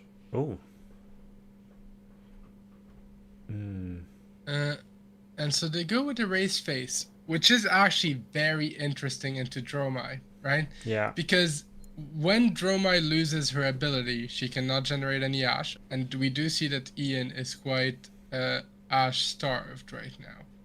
So this might be impactful. But he does have full equipment to block with at the moment, so... He does. And the defense reaction as well, so he can block this very cleanly. And I think we see a CNC in Ian's hand as well for the next turn. I think that's an interesting choice of play. It doesn't help that the Sonata whiffed. That is always a possibility. But we'll see where the Viscerai player wants to go from here. I think he's going to struggle to... That's an attack reaction. You can't use that now. The suede hide boots is not an instant. So he's missed his window. So I think there's going to be another quick judge chat here. And as you say, the rune flash wouldn't be playable now. No, but it would have come for free if he had gone, because he had 3 rune chants on board. So again, we're just seeing how important sequencing is to big Viscerai turns. I think he's missed many opportunities there. Could have potentially come in for the 4 from the rune flash plus 3 for free, and then played the erase face second. There still wouldn't have been a way for him to pay for the suede hide boots and come in for the Rosetta, but he's missed out on some opportunities for damage there, and then and potentially threatening that life total, which they're both sitting at 11 and 12 right now. So we're seeing another Kailoria. Yep. And all the Ashwings come in asking the question, do you have a Pauper? If you have a Pauper, are you saving it for Kailoria and taking 5 damage, or are you just stopping my turn now? And apparently the Viscerai does not have a Pauper in hand, and they do have to deal with that Kailoria. And the chat is still discussing Ian's deck. Apparently the Furnace is a gold foil, so just apologies if anyone can hear the background noise that's coming from my house right now, but my children are having a meltdown outside the room, so enjoy that for any parents, any fab dads on the stream right now. I'm sure you can relate, but apologies for the interruptions on the background noise.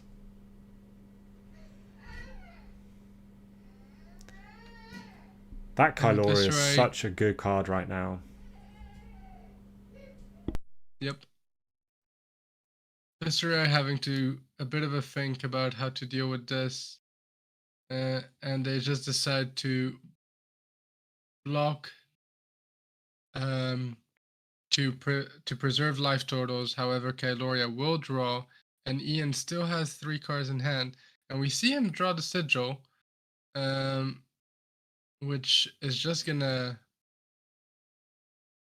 go into his arsenal, and then he presents the CNC, which is just devastating for the Viscerai, who was obviously trying to keep a card in arsenal to be able to try and present some tempo on the next turn. But Ian is just saying, nope, give me 2 cards or lose that arsenal, which at the very, actually, considering life totals, Viscerai does need to give 2 cards here. And Ian will get to put that Sigil in arsenal, setting him up for next turn, where he'll be able to play the Sigil and then start swinging with those dragons. I think it's really interesting decisions being made at the moment, and watching how important blocking can be for this game. I mean, we all know that blocking is important in Flesh and Blood.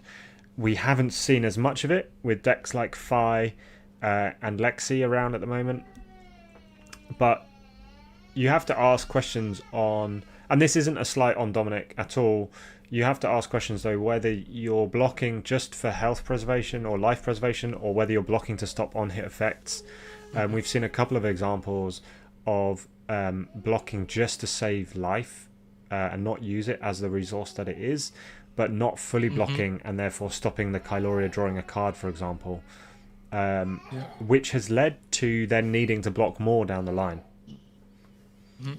And you see this a lot. You see like the fear of letting your life total down. So I've had to stop myself from blocking with armor at times, just because I'm like, am I actually getting a benefit here, or am I just doing my best not to see that number go down beyond comfort? But at some points, you just have to take the damage and, as you said, use life as a resource. But I think it's one of those concepts that can be hard if you're just picking up a game to accept.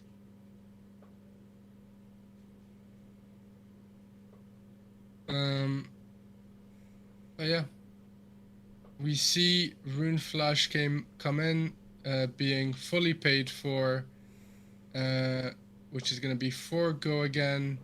Is it gonna go in a dragon, or is it gonna? It is going in Kyloria, which is a fine choice. However, that does mean that Viscerai needs to find a popper He really for next does. turn. Yeah. Or else these Ashwings are gonna be quite devastating. And that is assuming no other dragon, just based on Arsenal. We see Ian play Mage Master Boots. Are we gonna see him play a Tome of Fyendal again? Tome or a Passing Mirage even. Passing Mirage, which with Dominia in hand is probably, I think that's gonna be game, right? Dominia is gonna banish a card, won't be able to be popped, and then he'll present 5 Ashwings. So even if Viscerai has 1 popper, that will not be enough. Does he have a popper? He does have an erase face. He does have 2 poppers. So actually, he does survive. Should be able to, yeah. But he will only have 2 cards behind. Yeah, but he will only have 2 cards behind, and then he might not be able to deal with the Dominia. He won't have 2 cards because he's now having to deal with the Dominia. So if he blocks 3 on the Dominia, and then uses a popper on and the arcane damage as well from Burn Them All. So he could maybe go down to 1 and then pop an Ashwing, but then he can't do anything back on the next turn. And the chat is rightly pointing out the key turn is going to be, I think, come back to that Rune Flash into a raised face turn, or what turned out to be just a raised face. The sequencing was slightly off. And I think we've seen a couple of things here on this game that show just how competitive this game can be. It's really easy to underestimate how stressful playing on stream, maybe for the first time, is, and definitely at this level of play, but also how even I'm hesitant to use the word underpowered, but this isn't our typical Viscerai deck, and I think even with suboptimal pieces of equipment and cards in deck, maybe this has been a close game, and it was only a couple of key decisions that meant Viscerai wasn't in the ascendancy. So it's really interesting to see. And also, when you get a Dromai player that is Ian, who knows these matchups inside and out, as you said, one of the best Dromais in the world, it's just very difficult to come in and try to win that game. So we do have the meta game up on screen now. Now the game is finished. We got 19 Lexi, 15 Dromai, 14 Uzuri. Those are the big 3. And then we drop off slightly to a 10 dash, 9 fires. Surprising to see. People are just turning back to the red line ninja. 8 Oldhim, 7 Reinhardt is also a surprise. 7 Azalea, 6 Dorinthia, 6 Viscerai, 6 Katsu, 4 Bravo, 4 Briar, 3 Icelander, 3 Bolton, 3 Kano, and 1 Riptide. So a good spread of heroes there, Shin. Who are you looking out for? What are your surprises there? The 10 dash is surprising to me, right? Because it's a Force most represented deck. I think the top 3 decks are representative of Oldhim, soon to be LL'd. Praise the Lord. It's just going to be a great day when he goes. Sorry. But I'm not surprised to see the big 3, right? I think once Oldhim is gone, those 3 decks are going to be highly represented. I do think the meta will shift because I do think Dromai does have a good matchup into both Uzuri and Lexi. Therefore, there will be a shift to a deck that does have a better matchup into Dromai. I am, however, surprised by Dash. Dash keeps coming in. I do think the deck is good, but maybe a bit too fair. I don't know. I just did not expect for it to be that represented. Fi makes sense to me. The decrease in Oldhims makes sense. Dash being 4th is just a bit shocking. I'm happy to see Dorinthia where she is. Obviously, a hero that is very close to my heart. I do think as Oldhim goes, we might start seeing her be more present. I'm a bit sad to see Briar where she is. I was hoping that we would see a lot more Briar today from people trying to LL her and be on her Living Legend honor roll. They really haven't gone. Yeah. They really haven't come out in force. I thought like you that Briar might turn up just to try and push that Living Legend over. I'm not sure she's going to get the 8 or 9 RTN wins that she needs this weekend to LL, and I think that is an interesting proposition for both Legend Story Studios and the players for the coming seasons. But I'm pleased to see the variety of the top 3 there. We've got an aggro deck in Lexi, we've got a board state deck in Dromai, and we've got a potential fatigue /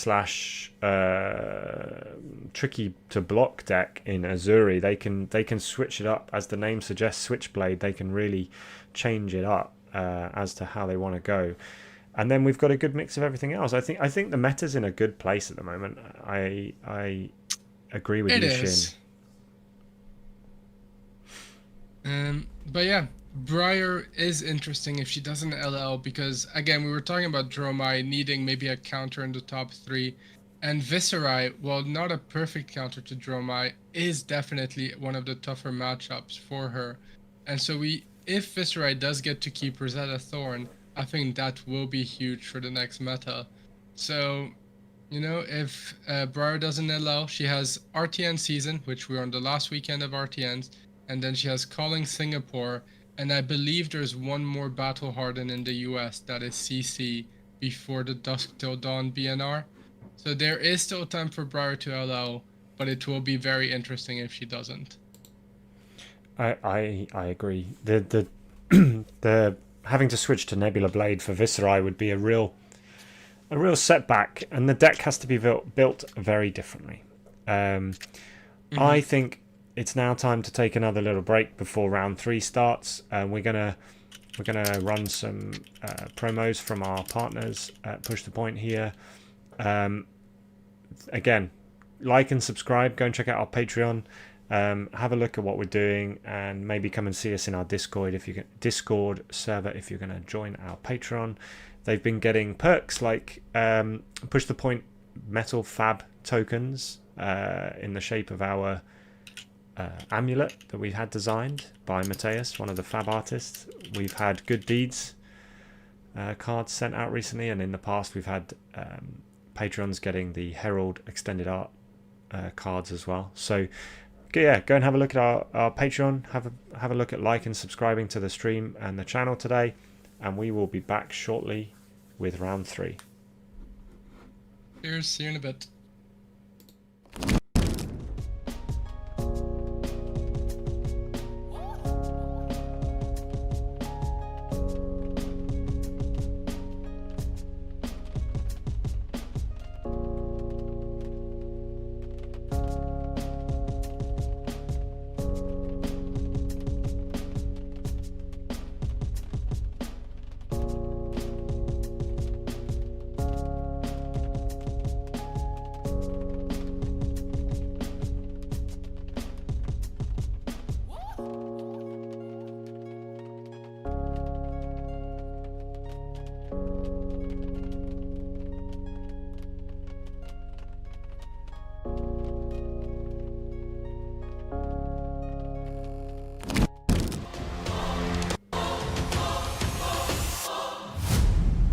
He did.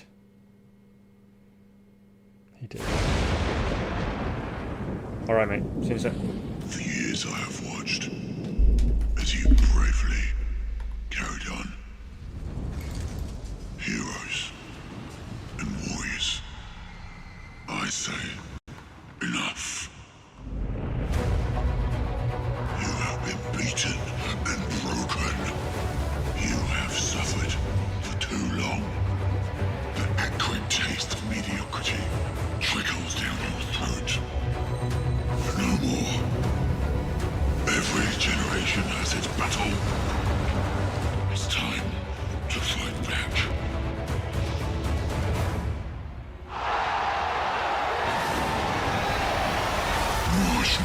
flavored cider, passion fruit rum, this swill. I'd rather drink bull piss. You deserve better. You demand more. You were searching for something new, but I am ancient. I am 7,000 years old. I ran in your ancestors' blood, and I run in yours still. My name has been on the tip of your tongue for centuries. So step forward and speak. Now, you find yourselves at the gates of Stoneforge, with your brothers and sisters at your side, and we welcome you home.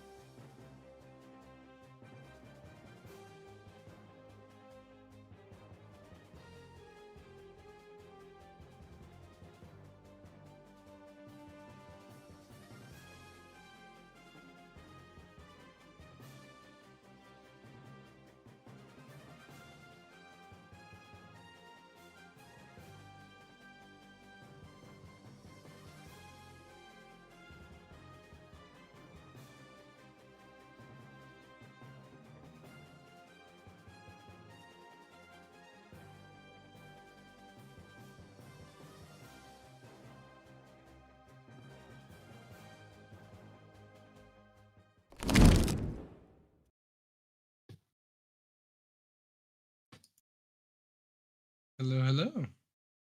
Oh, hello. Sorry, I'm talking into a muted microphone. I apologise. We are back just before round 3. We have a Lexi versus Uzuri up next. Who do we have here, Shin? We have David Joachim and Henry Schluter coming up. What do you think about this matchup, Shin? I think this is a very modern Flesh and Blood matchup. I'm not sure I know a huge amount about it, if I'm honest. So I did rock a lot of Uzuri during RTN season. Got quite familiar. Sorry, not Uzuri, Lexi during Lexi, RTN season. Got quite familiar with the deck, and there were 2 matchups I always dreaded.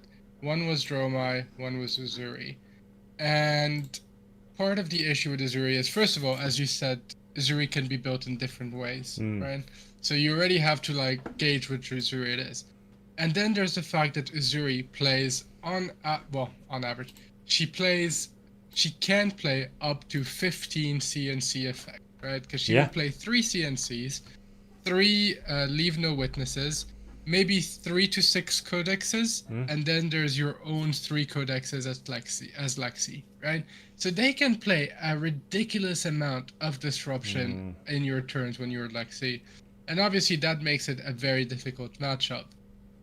And my strategy that I found worked the best into Uzuri is just trying to present so much damage and so much tempo that they cannot set up their disruption early enough. And there's a few things to look out. So one thing to always look out for is if Lexi goes first, can Uzuri just block with a leave no witnesses? Because having that leave no witnesses in the graveyard means that Uzuri can literally block with 3 cards, just keep a Codex of Frailty, play Codex, get leave no witnesses, play leave no witnesses, and really ruin Lexi's turn. Is that the only card we're looking for in the graveyard, or are we happy with a Death Touch? Are we happy with any other effects? I think leave no witnesses is the first one you look for just because it costs 0, but then CNC and Death Touch are obviously quite good. Death Touch is also very versatile. And I think from the Lexi perspective, you're looking for the usual. You're looking for your Rain Razor's turns. You're looking for your 3 of a kind. You're looking to just present as much damage as you can, as quickly as you can. So we are live with the beginning of round 3. We have 2 players that are 2-0 so far. On the left side of the screen here we have Lexi, and on the right side of the screen we have Uzuri. And I think, as you say, Shin, we're looking at a potential race strategy from Lexi, go all out aggro, versus the real disruption of Uzuri. And leave no witnesses we've talked about, but the other cards, depending on the strategy of the Uzuri, because I've seen 2 main decks for Uzuri so far. One is a very contract based strategy with, as you say, leave no witnesses as a key card. The other is the Isolate Switchblade deck, where they are switching in those big attacks like Shakedown and CNC to really disrupt the opponent's hand, with or without something like Pummel. I don't know which Henry is playing today, but I think it would be really interesting to find out. Which of those 2 Uzuri decks have you seen more of? Which are you leaning towards? I've seen the Switchblade ones. You know, they play their stealth attack, come in with a disruptive 6 attack cards. I think the contract based one, you run the risks of going to time, or you run the risk of drawing, or if your opponent doesn't really know the matchup really good, it can be a bit of a slower grind, and you have to be concerned of whether you can go to time and get a draw in the Swiss.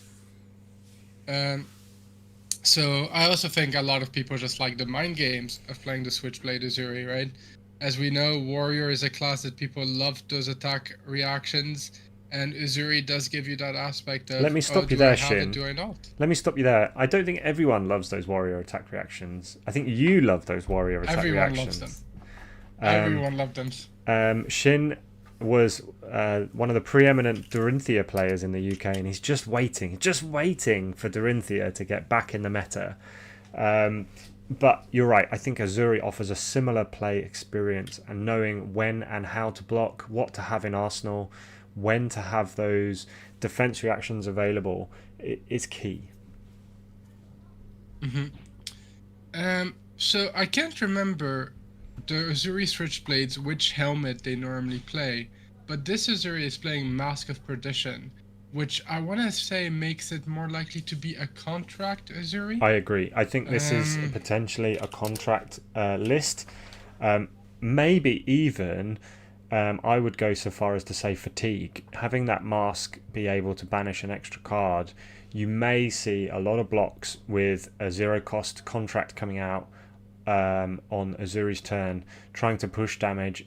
Those 0-cost contracts come in for 4 or 5 and really offer breakpoints that Lexi doesn't want to deal with. Lexi wants to go and have 4 or 5, maybe even 6 card hands.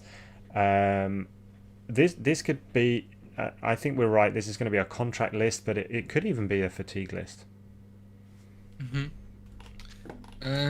I will try to keep the Uzuri equipment coming on screen for anyone who's unfamiliar with it. I think Uzuri has a lot of new equipment.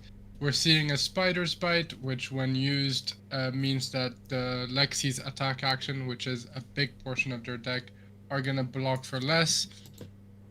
And we have then the Nerve Scalpel, which is for the same thing, but for defense reactions. It is interesting. I always forget which one is the non-attack actions. I think that might make a lot more sense into Lexi, as not many Lexi play defense reactions. However, we have seen some Lexi lists play Frailty Trap, which is quite good into the mirror, as it can turn off Bolt and Shot. But yeah, we saw one ice card from Lexi. A lot of the Fuseless lists play Winter's Grasp, or Winter's Bite, sorry. The question is, do they only play 3 blue ones, or do they play a bit more of a rainbow one, as we saw Brody Spurlock and his team run at the PT? So the one you were looking for, the dagger you were looking for, is the Abitaclast, which again is the non-attack action version of the Spider's Bite.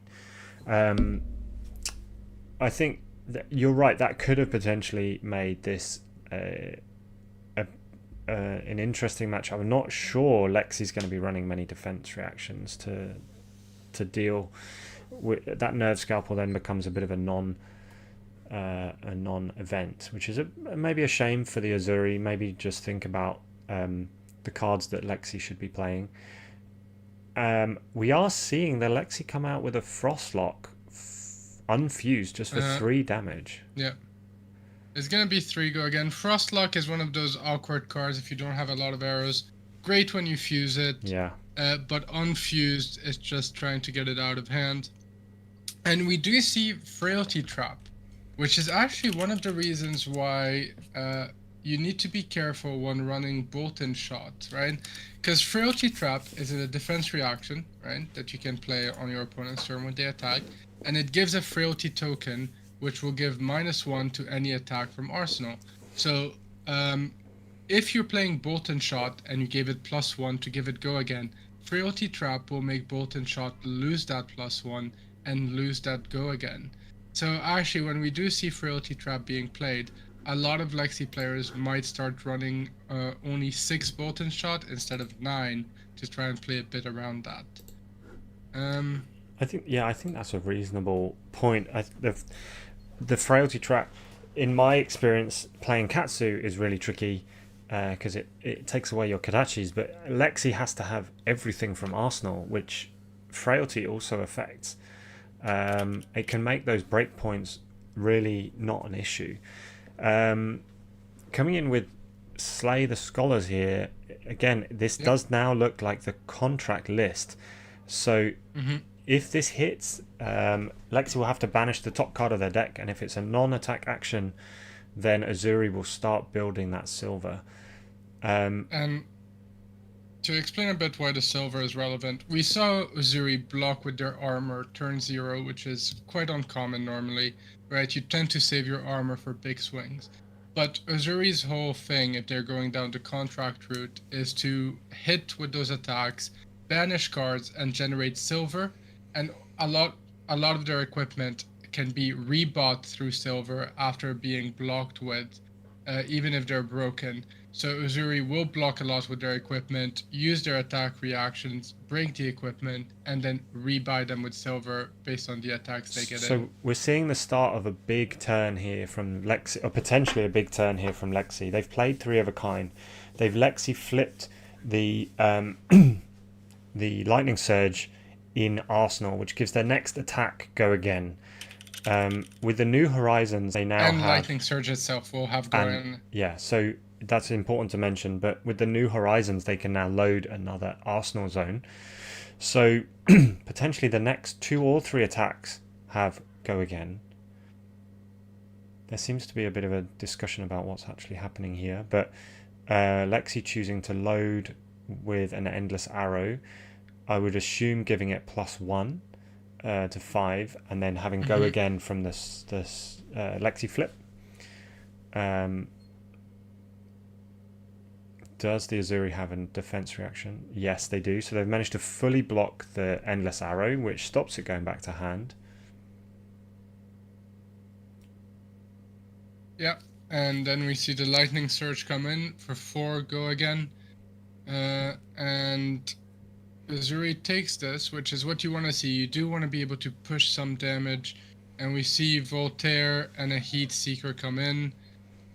I'm not sure if you would have given this go again. I assume it was a +1, which it was. So it's 6 and kept a card behind, which is quite a good 3 of a kind turn, right? You got 3 attacks. If Heat Seeker was to hit, you would get that extra Arsenal slot. But in this case, Uzuri fully blocks out the Heat Seeker. Lexi does get to put their Arsenal in, and Uzuri does keep 1 card behind. I think that's a really Uzuri important was block. quite happy. Yeah, I think that's a really important block for Uzuri. Heat Seeker's one of those. It's like a ponder token almost on Lexi. It gives her the ability to have a 2-card arsenal before the next turn, and a 6-card hand from Lexi is a really, really dangerous proposition. We are just seeing the Uzuri come in with a Spider's Bite followed by a Codex of Frailty. Codex. So we've seen the 3 of a kind from Lexi already, and now we're seeing the Codex from Uzuri. However, have they forgotten to tick up their tunic? I feel like they should be on 1 already. They don't have the Leave No Witnesses in Arsenal, in Graveyard. And you can see how Leave No Witnesses would have been so impactful here, right? Yeah. It could have been threatening the Arsenal if they had managed to get 1 in Graveyard early. I do think you're right. They might have forgotten a tunic at some point. And now they come in with Slay the Scholars again. So again, presenting that breakpoint, presenting not only damage but also a card banished. Again, looking for that silver. They've used both of the blocks on their equipment. They haven't used the attack reactions yet, so they don't need that second silver just yet. But those 2 silvers, sorry. But they are banishing cards. They are getting through some of those breakpoints. And we do see Lexi get their own Codex in Arsenal, which is really important. You want to get those codexes out early before Uzuri does get to put those impactful cards in Arsenal herself. So Lexi putting in the pressure. However, we do see Uzuri block with a CNC here, probably to get it in the graveyard. And Voltaire load Endless Arrow, but there's the Frailty, so Endless Arrow comes in for 3, which makes it so much easier to block. And the Codex is played. Now, technically, the chain closes when Codex is played, so that CNC is in graveyard. However, Uzuri still has an arsenal, so they will not be putting a card in. Lexi does get to put in a Hate Seeker, coming for 6, telling Uzuri, give me both cards, or let me get that extra arsenal. Sorry, I forgot about the Frailty. So Heat Seeker came in for 4, And Lexi, Uzuri did have the defense reaction for that. Nice. That's a really clean play and a really clean block. That it's just showing you what that frailty token can do. It sort of neuters Lexi's breakpoints, doesn't it? It takes away those 4 and 5 breakpoints and makes them much more easily dealt with. There we see the first leave no witnesses. Yep. And this is a very painful turn for Lexi. We even see a premeditate being revealed, but not banished.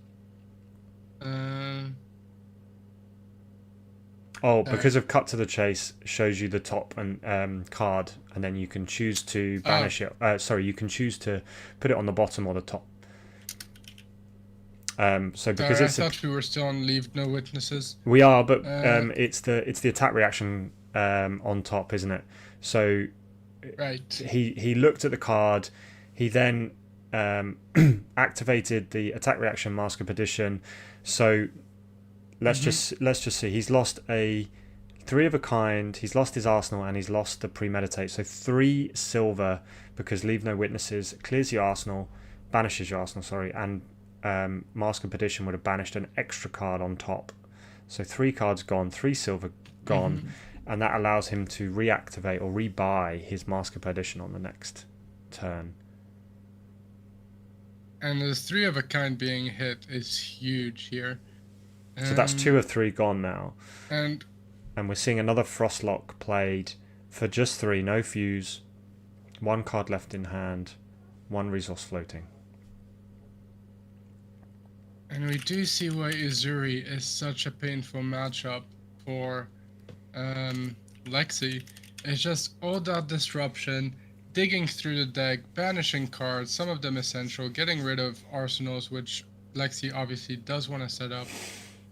But we do see a fatigue shot come in. Sleep dart. Sorry, not fatigue shot. Sleep dart. Yeah. Which is really good versus the switchblade type of Uzuri. Maybe not as important versus the more fatigue Uzuri. But we do see a full block. Set their arsenal.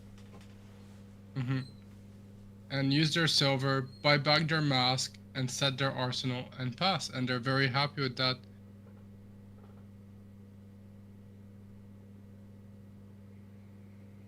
I think Uzuri is very happy with this, the way this game is going so far. We've seen 2 3 of a kinds, only 1 has been played. The Lexi has got rid of 1 Codex of Frailty, or played 1 Codex of Frailty. So I would say a couple of the big cards really used already. That's the second premeditate we've seen after the one that was banished. And now Lexi has to try and structure their turn, see if they can get a couple of arrows off and trigger that ponder token on hit. What are they going to do? I can't see their hand at the moment. The sleeves seem to be quite glare. Is that a searing shot I see?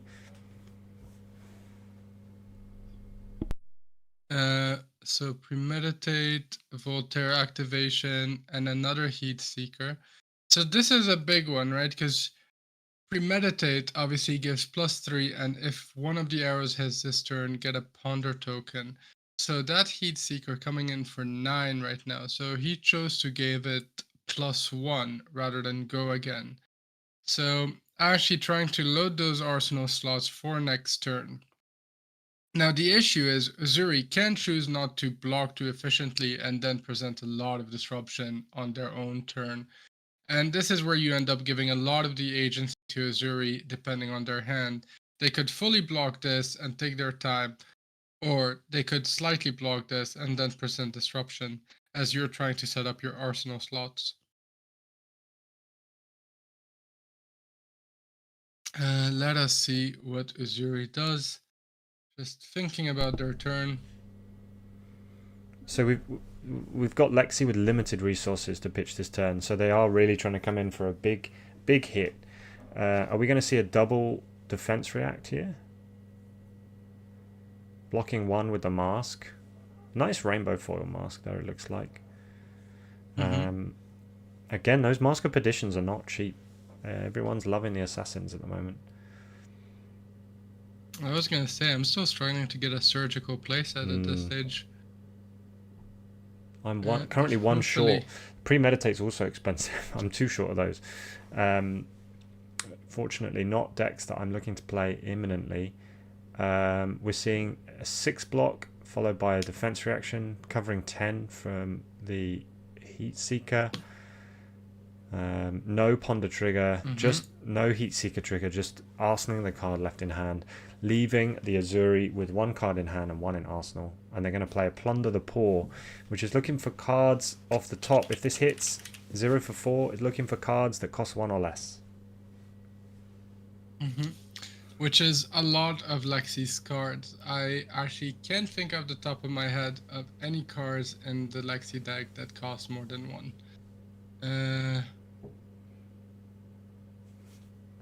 No. So if that hits, we will be digging through the Lexi deck. And this is how Uzuri manages to fatigue other decks while she herself doesn't have the best defensive suite like Oldhim does. Even though her armor recurring itself is obviously great, she does also banish cards from the opponent deck, making that deck thinner and thinner and just driving them towards fatigue faster. I think fatigue for Lexi could be a real trouble, especially if we're hitting the big cards off the top of the deck. It's a real swing having a 3 of kind go straight into your banish zone.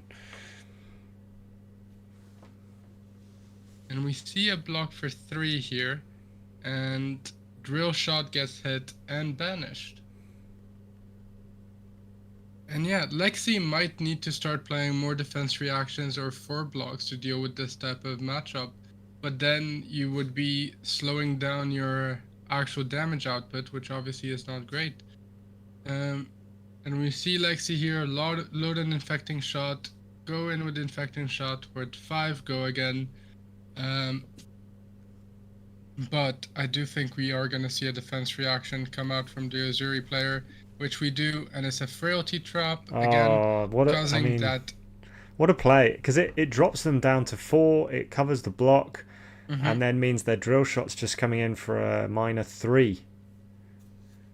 Yep, so efficient with the blocking, and just making it a very sad game for the Lexi player, just feeling like you can't get your feet under you throughout the game. The Uzuri's just slowly chipping away damage with those breakpoints, like we say. Lexi's trying to keep as many cards in hand as possible, just to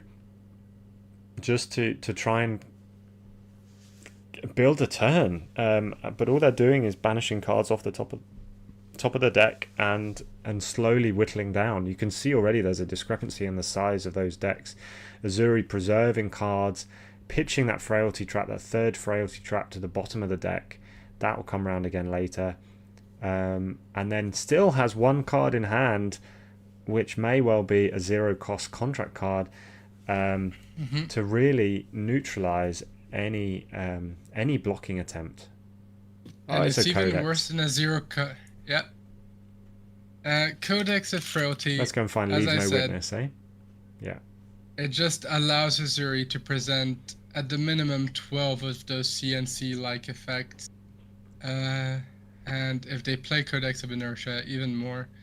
It is just devastating as Lexi when you see this, because Spider Bite has hit, Nerve Scalpel has hit, because you just can't afford to block them, which means that now Leave No Witnesses requires you 2 cards if you want to save that arsenal. And if you decide not to, then you also still end up being milled further. So it's just a very rough matchup for Lexi to deal with right now. And then having to deal with the Frailty token on the next turn as well. It just really adds to their misery. This is not... I can imagine sitting in the Ranger player's shoes right now, having to block with 2 Infecting Shots, it looks like, but really struggling to get a foothold in this matchup right now.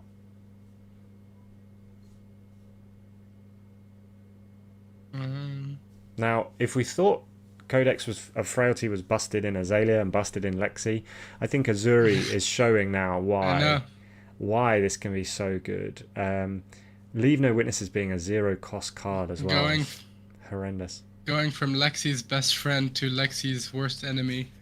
But now, let's see what Lexi decides to do. They protected the arsenal. They have. Which would be great if you had a 3 of a kind. But if you don't have a 3 of a kind, you still have at times to do it to present anything. And it's just a very difficult... It's a very difficult game state right now. If this is a 3 of a kind, it's not a 3 of a kind, but that would be their last one, I think. Okay. Lexi flip the Death Touch and then play the Arctic Incarceration.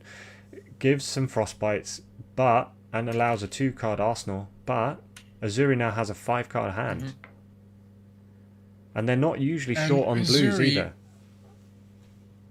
That is correct, right? Because Uzuri has to run a lot of blues to be able to swing those weapons.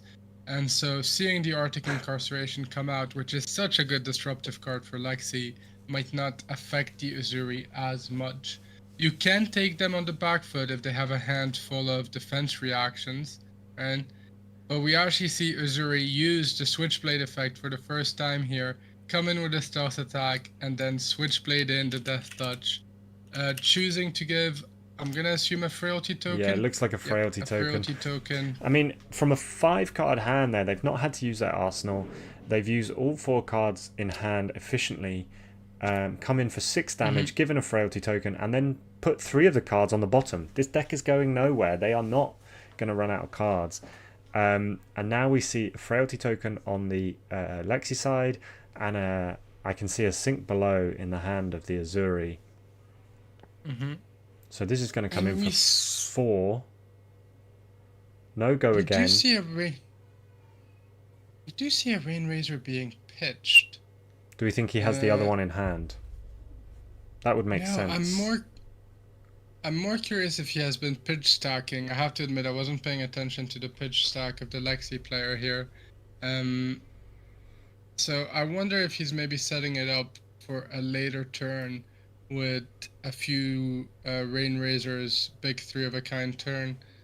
I think when you're facing a deck that's doing what Uzuri is doing to you, your hope is to stack maybe a double Rainraiser turn, or to put one in arsenal and wait patiently for it.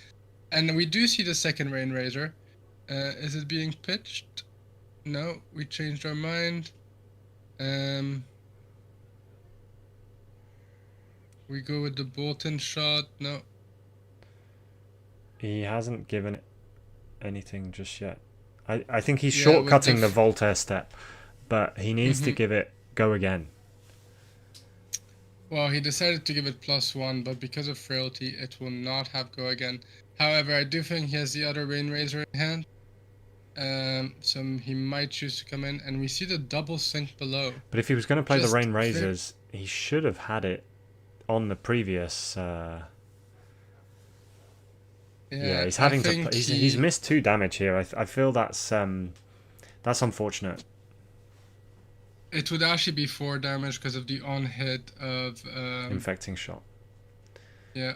And then he's using the Tunic token to play the Death Touch for 5, which again is fully blocked. This Uzuri player is really blocking well currently, and we can see already a 10 life gap has appeared. The Frailty. Yeah. Frailty token doing their work. Is that a Eradicate?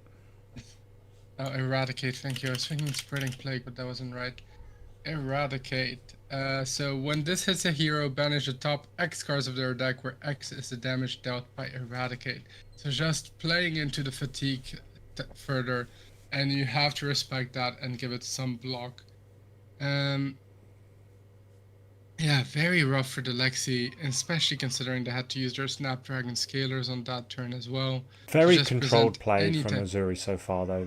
I mean, we're seeing the third and final 3 of a kind here from Lexi, but very controlled play from the Uzuri player. Really blocking everything they need to block, making the Frailty tokens do the work. and 3 of a kind comes in, but we just saw 2 Rain Razors, one being pitched, one being played, and so 3 of a kind has already been played, so there will be no other Rain Razor on this, and it is the last 3 of a kind in the deck. So it is actually slightly concerning here that Lexi will run out of steam and not be able to really push the damage as required, and Uzuri just has full agency of what's happening right now. Deciding to take the searing shot, I think we're gonna get 3 searing shots this turn. So Uzuri took 1, takes the second one. That's a lot of damage now being taken by Uzuri. They have the life lead. They are. I think they're viewing this as Lexi's last chance. I don't think. It just feels like Lexi has been neutralized. It feels like everything she's tried, she's struggled to get going. And yes, this is 5 damage plus 5 damage, but it's just damage. There's no one hits with those. And I think what we're seeing is the Arctic Incarceration come out. Uzuri's played around it. They've got 4 cards in hand. They can still get an attack off and present damage and present potentially banishing cards. The Arctic shouldn't have been played. It came from hand on the 3 of a kind turn. Oh, interesting. Well spotted. No, it's just because I was like, there was no reload. So normally you can't play this turn if you have a bolt and shot. Bolt and shot is great with the reload effect. You know, if they keep their whole hand, you just reload the Arctic Incarceration and then play it. But in this case, I think it was missed by both players. It was missed by both players. Our chat, however, have not missed it. Max and Godham. Nothing goes over the chat. Unpunished. But the Uzuri still managed to get an E-Strike for 7 off. 5 draw a card off. I think that's potentially sloppy play from both players. I definitely wouldn't think it's an intentional misplay, but it is up to both players to maintain an accurate board state. Yeah, that is correct. And I think we're way past where it can be rewound by the judge. But you can start to see now, Shin, the Lexi deck is really dwindling quickly. I don't think there are many threats left in this deck. I think we've seen them either banished or played under a Codex of Frailty. I don't know if it's annoying you as much as it is me, but having the Lexi player skip the shortcut the Arsenal and then play the arrow straight out is quite annoying. That's just personal. No, I think you're just a grumpy old man on that one. I'm a boomer. Yep. No, but I do agree with you. I think you said it best. It just feels like the Lexi player was restrained, right? And when I have played this matchup, restrained is the word. It just feels like I'm trying so hard to get something going, and at every turn it's just like denied. And it's similar to playing Dorinthia into Oldhim, right? You try to set up your Dawnblade to get your go again and be able to swing again, and Oldhim was like, nope. Yeah. And this feels very similar in that you try to set up your arsenal, and Uzuri is like, nope. Apparently, we do have chat agreeing with you. Voltaire being skipped is very annoying. I think personally it's fine, but I do get it is a bad habit though, because if you're playing against a wizard or if you're playing against anything that can interact on your turn, you should give them the opportunity to respond. Yes. Shout out to Tripp's favourite Paul Wright from Nottingham there. Just an in-joke for podcast listeners, but obviously Paul is not from Nottingham, he's from Manchester. And yeah, the chat's just saying this game was over long ago, and I agree with them. I think having Lexi be unable to deal with those frailty tokens, having the leave no witnesses, having the CNCs, really just neutralizes and restrains, like you say, the Lexi player. And we're seeing maybe 8 to 12 cards left in deck. And 3 of them are Rain Razors, which, while Rain Razor is an amazing card, you do not want it to be the last card in deck. You want it to have had a big setup turn where you shoot at least 3 arrows to be able to get it to its maximal potential. And let's keep in mind, Rain Razor doesn't block, and you're against a deck that's going to punish you for not blocking. Interesting to see the flick knives used to block without actually throwing a dagger at the opponent. I don't think it's going to matter in this matchup, but it's not something you often see. I think maybe the Uzuri player is thinking that they will get to second cycle with a lot of blues, and so having that extra dagger, even though it will cost 1, is better to be able to just push 1 extra damage at each turn, and that is just not necessary.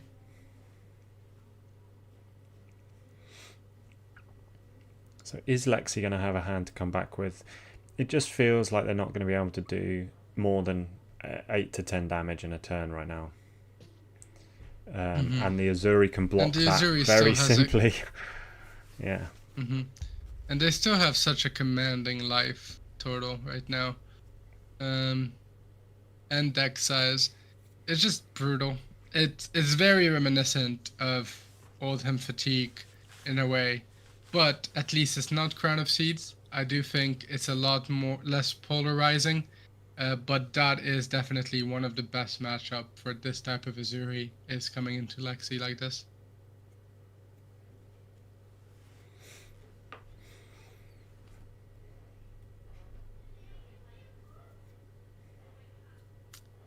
Uzuri buying back the mask again. More potential banishes off the top and coming in for a CNC for 7. E-strike for 7. Sorry, E-strike for 7. My bad. I know it's a chain player in you to remembering the glory days of CNC for 7 go again. I wish. So it wasn't an E-strike for 7. It was E-strike for 5 go again, and then a Death Touch from Arsenal. Again, if this hits, it's going to be presenting a frailty token, I would imagine, and just adding to Lexi's woes.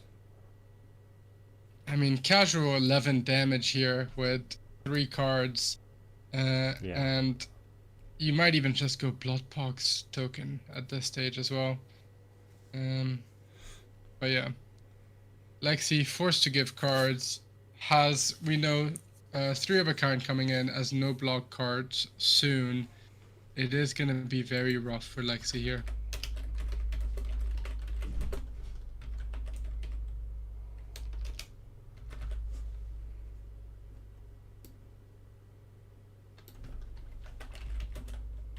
Chat pointing out that maybe the CNC for 7 was from the Ira glory days. But yeah, we all do have our muscle. I told you I'm a boomer. Ira, Kodachi for 1, Kodachi for 2, or Kodachi for 1, CNC for 7. Can't go wrong. I mean, what a card. There's a reason it's so expensive. So we do see Lexi try to set up an arsenal, maybe trying to set up next turn where they will draw their 3 of a kind. They should have 2 3 of a kind in hand right now, I believe. With the Bolton shot, so maybe trying to set up a final push. However, I expect Uzuri to come up with Disruption right now, forcing an awkward block. So let's see what Uzuri does. And they might have an awkward hand. All it takes is 1. Well, no. No, not with the CNC. No. This one's not for 7. This one's just for 6. You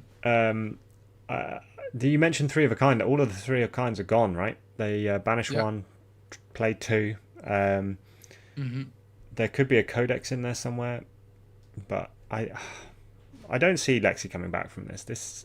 Maybe I'm being a bit negative today. A fab game is never over till it's over. But there goes one of the codexes. There goes one of the codexes, fully blocked, 2 cards and the tunic. So we're going Frostbites. We're going to try and constrain the Uzuri hand slightly. But no go again on the Bolton shot just yet. Wow, just drawing up from that. Leaving a frostbite and drawing up.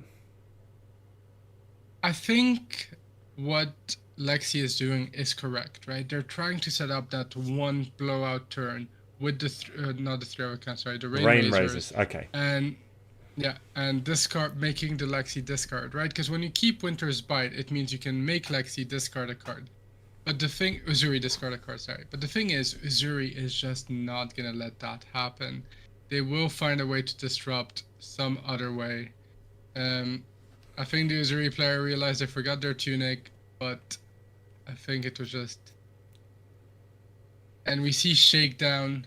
Now, Shakedown is interesting because Shakedown on hit makes the Uzuri player declare a color, right? And based on that color, they may banish a card from the hand. So Shakedown can miss.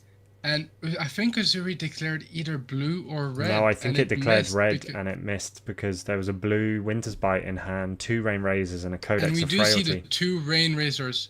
So this is the turn where Lexi is going to try to push a lot of damage. But now that Uzuri knows the 2 Rain Razors are coming, I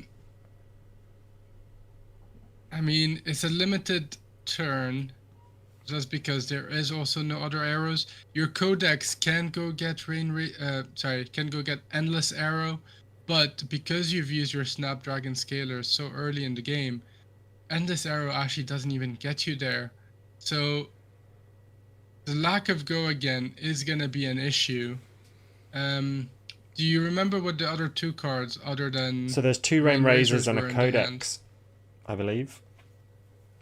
I think they were all yellow. So 2 Rain Razors, another Winter's Bite, and a Codex. I may be wrong on the Codex. Yeah. But the lack of go again is really the issue here. Where's the lack of go again? So he could use the Codex to get an Endless Arrow, which would then give him, recharges with Voltaire and the Bullseye Bracers. But he can't give it go again the first time he gets it from Codex. No. So it just means that he only has 1 arrow here. If he still had his boots, this turn could actually present a ridiculous amount of damage. Correct. But even still, having the Endless Arrow back in Arsenal for the next turn, I agree with our chat here that I don't think there's enough damage left in this deck. I don't think he has enough to get through. Yeah, I agree. I'm just thinking what could have been done differently. And I think having the boots, because this is going to come in for 8, right? And you reload, so you can reload your Winter's Bite, Lexi flip it, right? So then you give a Frostbite, play that Winter's Bite, take another card from hand, play the Codex, get the Endless Arrow in, and if you could give it go again, that Endless Arrow would be for 8, with Lexi only having 2 cards in hand. He could get a Bolton Shot to give the go again, but then if he doesn't have an arrow in hand, he can't use that go again for anything. The boots were used at a time though when he didn't really have another option. He had his arsenal clogged, and he had to try and present some damage, but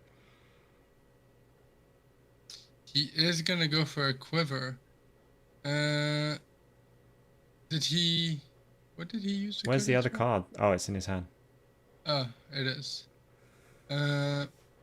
So he is... I think there might be a judge call. I'm not sure about what or which timing. Oh no, so he does use the quiver. And reveals his last card. Shot. Oh. Yeah. I mean, there's nothing happening here, right? He's going to play the Bolton Shot, play the Codex. And then, I mean, he can do 16 damage, but all Uzuri needs to do is block. And then there's no arrows left. So, what are you going to do? I guess Paul from Nottingham was right. There was not 24 damage left in deck.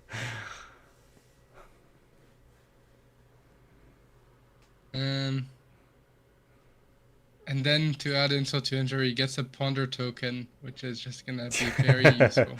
Yeah, that triggers before the card is put back under the deck. So is he going for the endless arrow? Yeah, it was which a is the blue right Bolton choice. shot as well, so it came for 6. He can't even present lethal, so this is done. Yeah. Yeah. Good game from the Uzuri, just showing why Uzuri is going to be a force to reckon into that into a Lexi field. Just a gruesome game for Lexi. There isn't like much you can do into that matchup other than just pray that you get all your gas early enough to kind of steamroll the Uzuri player. It is a really interesting state of affairs. I think we're going to go back on screen. It's a really interesting state of affairs. Uzuri is up and coming. I think there are a couple of different deck options which keep people guessing as to which one you're playing.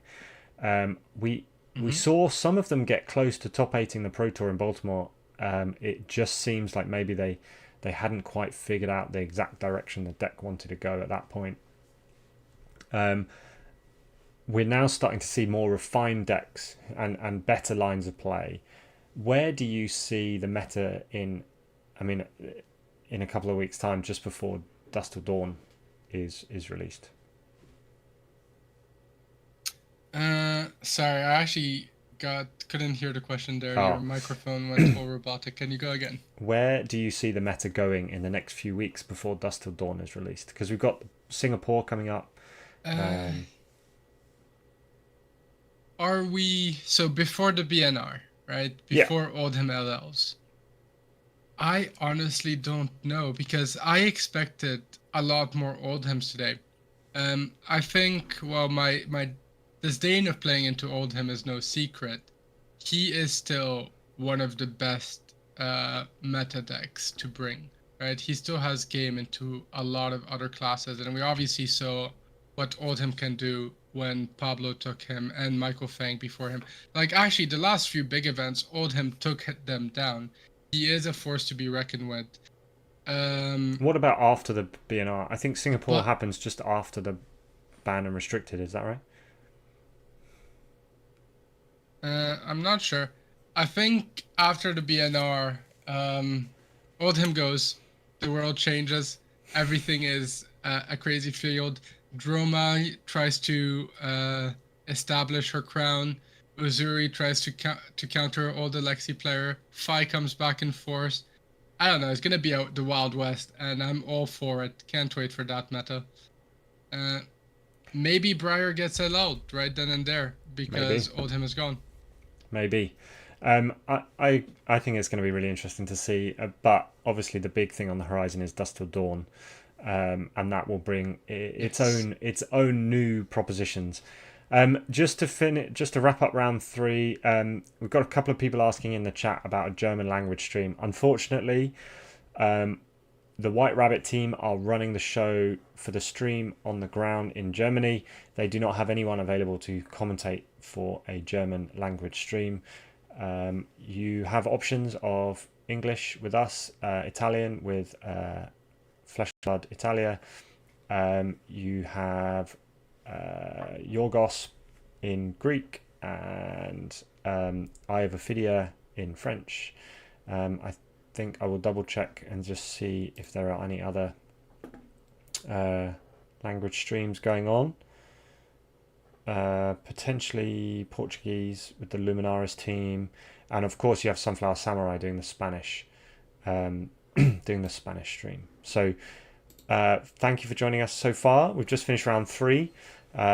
We will be back after a short break for round 4. Just a shout out to our partners, Living Realms, an amazing local game store in the UK who have pioneered Flesh and Blood from the very beginning, and also MetalFABtokens, who have been incredible contributors to our streams and our show by giving us some amazing MetalFAB tokens. Go and check them out. They've got some new dice. You may have seen our Viscerai spot for their new Viscerai dice. Hamish is very happy. But please take a look, like and subscribe to our channel, and we'll be back in a short while. Thanks very much. See you in a bit.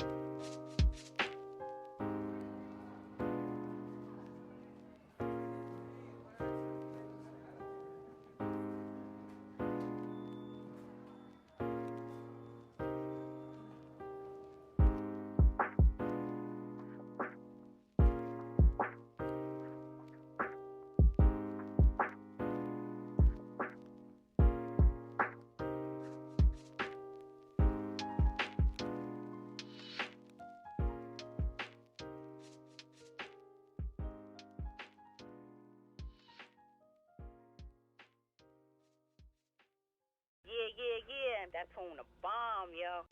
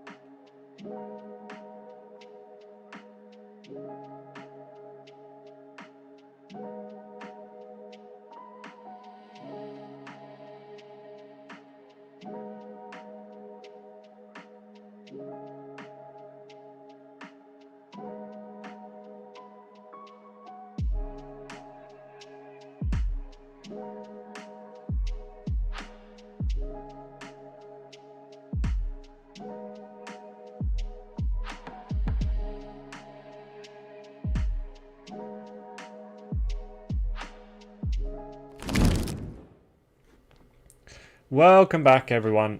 We are just setting up for round 4, and it looks like we have an Azalea played by Dominic Blasius versus a Dash played by Freddie Friedrich. This is a slightly different matchup, something we've not seen for a while. Sorry to the chat who were asking for Kano. You missed out by 1 table. We've got a 2-0 Kano on table 2, played by Maximilian Schmidt, who is going into a Lexi, so that'll be an interesting matchup. Where do we go with this Dash Azalea matchup, Shin? I honestly don't know. I have no clue what type of dash list they are playing. What I was going to say is there are 3 dashes in the top 6 tables. So Dash obviously doing quite well here today. Azalea into Dash. Let's think about this. If I was a Dash player, right, I would probably try to go more defensive into Azalea, play those defense reactions, play those reinforce the line, take my induction chamber, and just try to go the long game into Azalea. Then again, you could boost it and say Azalea has to run a lot of 2 defense cards, and you're gonna have a hard time blocking out her dominated attacks, and so just try to race her down. I have no clue which one is the correct one here. What are your thoughts? So I'm leaning towards. I hope this is a fast aggro dash. I think that we're going to see a pure race, damage on damage. Neither player blocking particularly often, shall we say? And then I think we're going to see a race to the finish. First person to block almost is going to struggle. Maybe that's wishful thinking. We do have chat coming in and describing defensive dash can be overrun. Aggro into Azalea is great unless you get hit by Red in the Ledger. Yeah, I think that's the thing with Azalea, right? Is that Red in the Ledger is such an impactful card against aggro because it just reads take 1 attack or take 1 action and that's it. And nowadays, Azalea has a lot of ways to recur those Red in the Ledger. Be it Codex, be it Memorial Ground, and being able to dominate those Red in the Ledgers, make her a force to be reckoned with into aggro. It will be interesting to see, but it will be a very interesting matchup, and one we haven't seen a lot recently, so that's always great to have. Apologies, we were talking about 2-0. Obviously, we've finished round 3 now, so these should be undefeated players on 3-0. They just don't seem to be updating on our system. I even if this is an aggro dash, I think they could probably be playing some defense reactions. And if you get those in Arsenal against Azalea, then there is a chance that you can still have some big strong turns. And I know Azalea has, although they came out strong immediately after Outsiders was released, they have sort of tailed off a little bit. They've not been as popular. I wonder if people have just adapted to playing and realised that sometimes the only card that you're wary of is Red in the Ledger. A lot of the other things can be taken as just pure damage.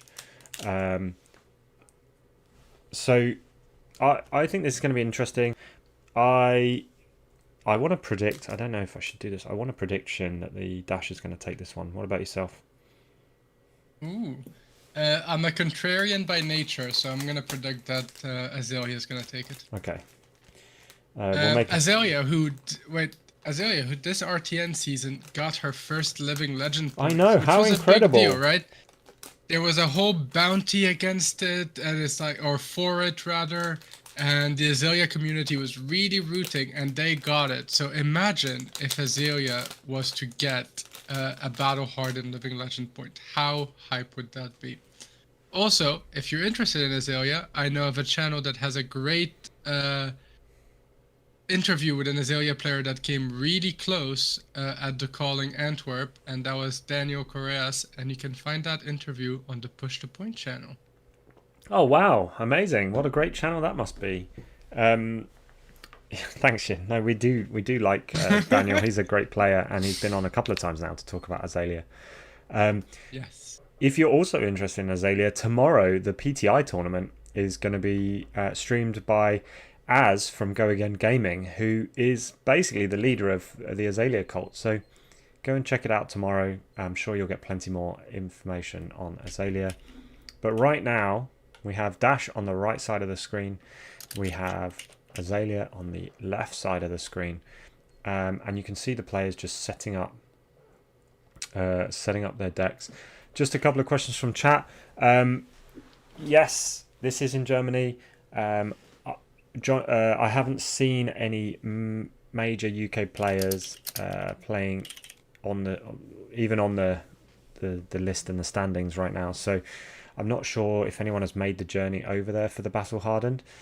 I know Silver Palms, who are one of the UK Flesh and Blood singles sellers, are out there as the main single seller for the event, and they have a special side event, a big side event this evening with some extra prizing that they're putting in. So good luck to them.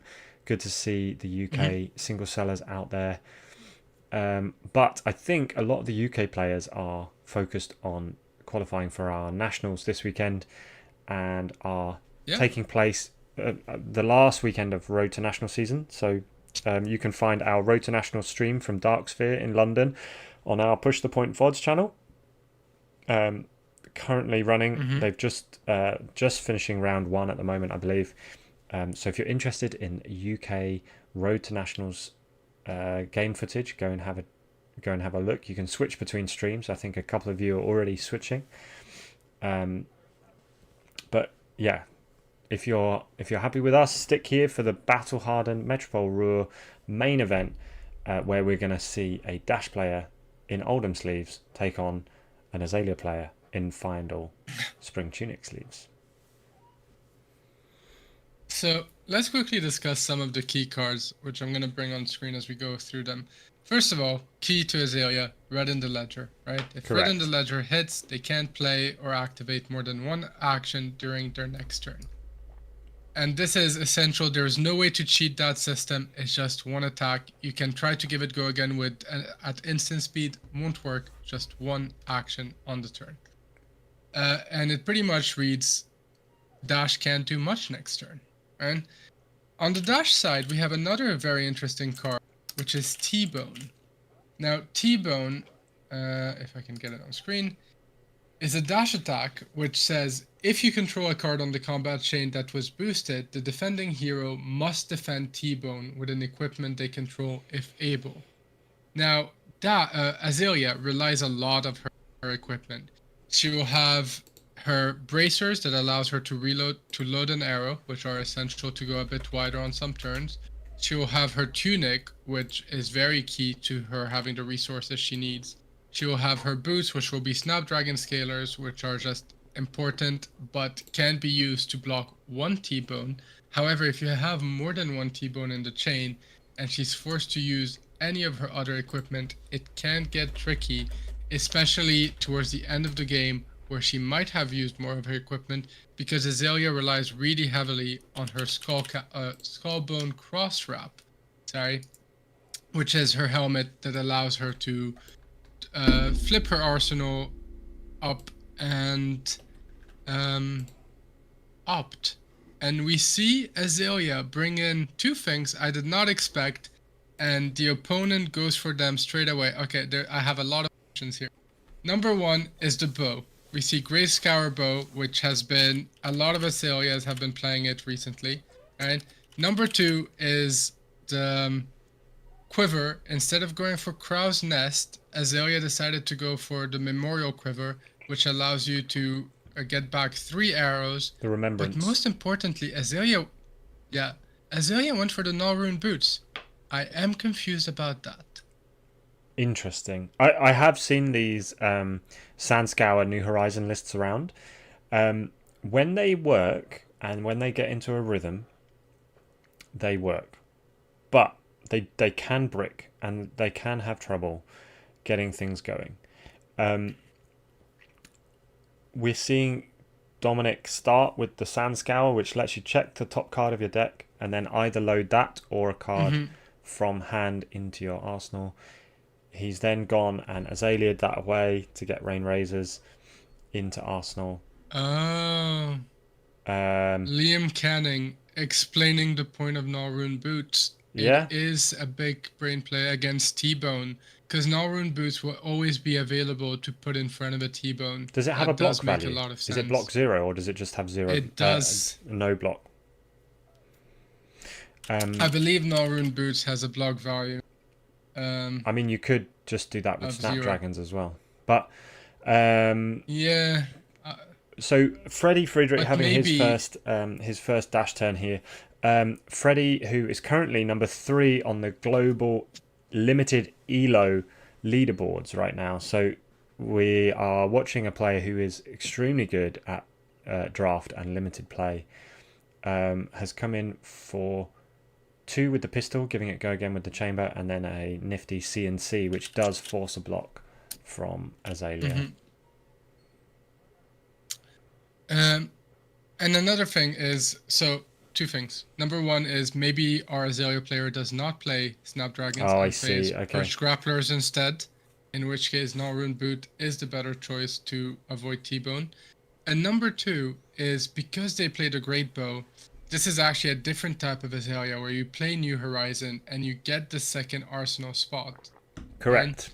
And you still get your dominated arrows, so it plays very differently. And we see here Ravenous Rabble almost serve as an opt, right?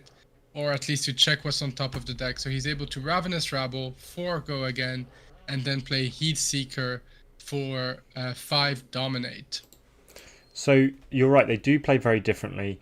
They are going for those 2 Arsenal slots, but they are playing a lot more aim counter based arrows. So they're looking for those aim counters off the top of the deck. As soon as a card is loaded to your arsenal from the top of your deck, because of Sandscour Great Bow, it gets an aim counter. So they will be playing. We've seen a melting point used for a block already. It's no good in this matchup in terms of destroying equipment, but it does offer a +4.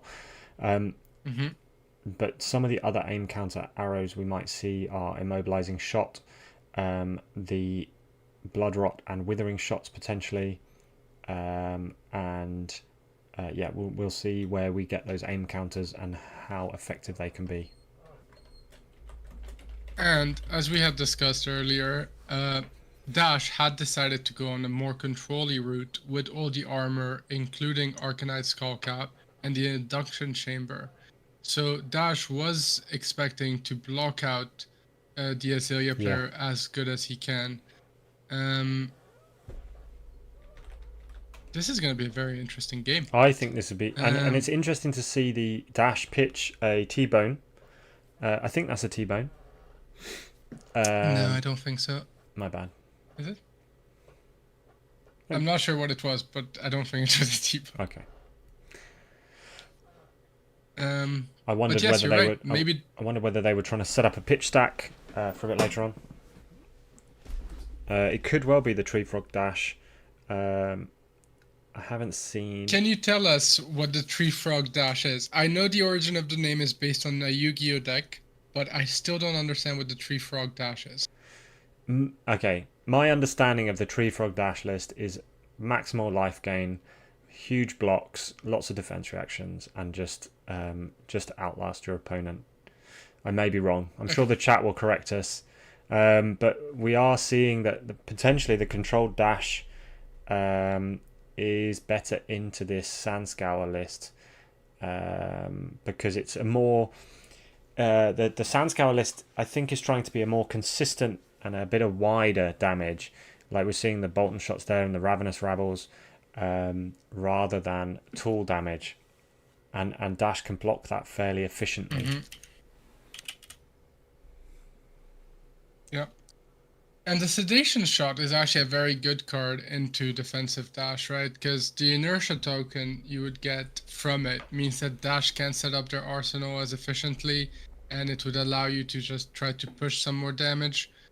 I want to say there's a T-Bone. It is going to be a very interesting game, but it is definitely going to be on the side, as both players have made it clear that they expect to go to fatigue. They expect to have to present a lot of defensive cards on both sides, and we see Azalea reveal the Rain Razors and put it at the bottom.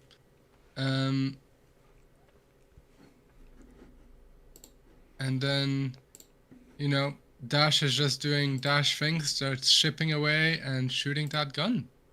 And this is what it's built for. This fatigue / Tree Frog Dash is built to use the weapon and the cycle of the induction chamber and the weapon as an end game.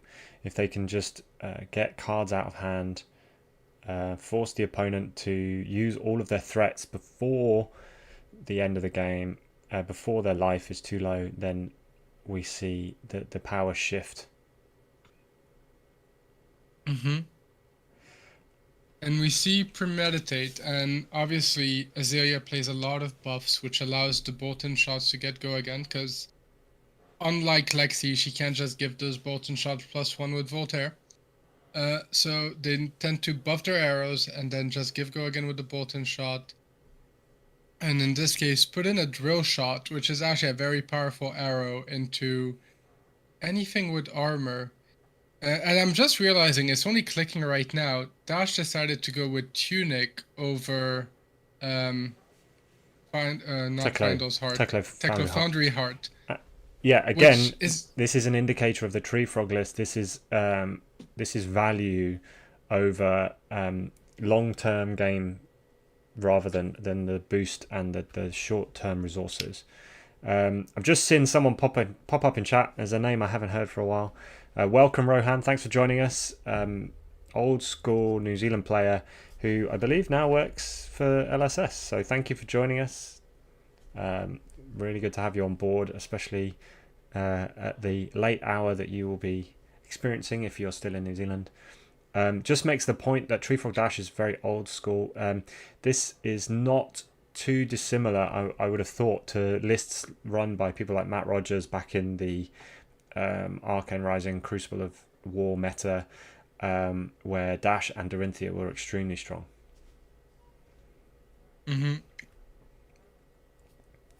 We've just seen a Ravenous Rabble blocked with a Findel's Fighting Spirit, which gives a life gain. Unfortunately, not when the Dash has a higher life. Is that a down and dirty that came from Arsenal? It looks like it, yeah. It was a down and dirty. So down and dirty in the Dash list is interesting. I wonder if Dash just decided to play their whole loadout. Down and dirty, normally a card that we thought was mainly for Dromai list, yeah. As it is a pauper that you can put in Arsenal and still defend with it, almost as a reaction, except it would be in the defense step. But we see it come in handy here, just allowing Dash to block very efficiently. Frailty token, huge against Dash when they're on the induction chamber. Obviously, you make their gun just shoot for 1. But again, I don't think damage is going to be the most relevant thing into this game. I think this is just going to be the long play to just maybe try to fatigue someone. I think you're exactly right. I think we're going to strap in. This is going to be a long one. We're seeing the eye pitched by Azalea for the opt. This is going to be key to them. Oh, they're leaving both on top, so they're obviously happy with what they're seeing. Give and take being played from hand, and this allows if this is defended by an action card, they can put an action card with cost less than give and take's power from your graveyard on top of your deck. So quite rightly, Freddy doesn't block that one, lets the 3 damage through. He's got plenty of life to play with. And next we see a Deadeye. Yep. So a lot of recursion using the give and take and quiver. And also chat is just on top of the ball way more than me, pointing out that down and dirty is in there to counter codex, which makes a lot of sense. It allows you to get your codex and still have a card that allows you to block. We seem to have hit a couple of prominent New Zealand players. Kieran has also joined the chat. Again, another player back in the day. Not Kieran McIntaggart. This is the different Kieran. I want to say Carnegie. Maybe wrong. Apologies, Kieran. Fill us in. But it's good to have some New Zealand players joining the stream. Thank you very much. We do appreciate it.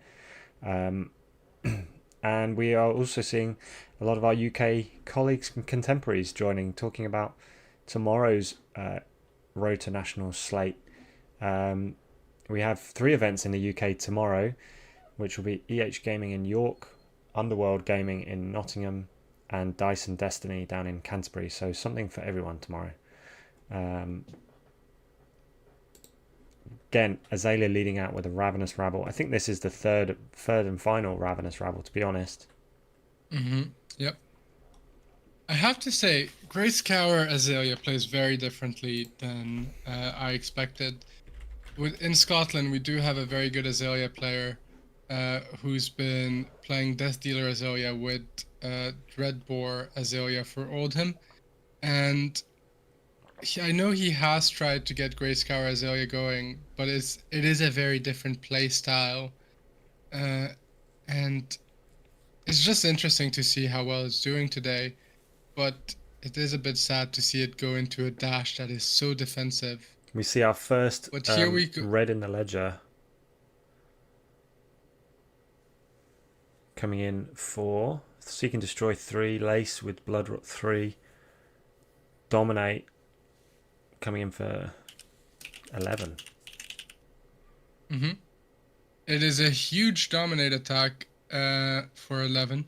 And also the Seek and Destroy is obviously very relevant, but we do have the Reinforce the Line, one of those instant cards that allows you to block without having to actually use a card from hand, since it's an instant.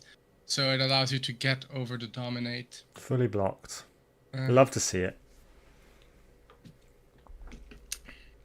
And we even have the Heart being pitched for 1 extra life. It is really interesting seeing Reinforce the Line come in on a recent discussion about Katsu and Ninja with Lila from over here in the UK.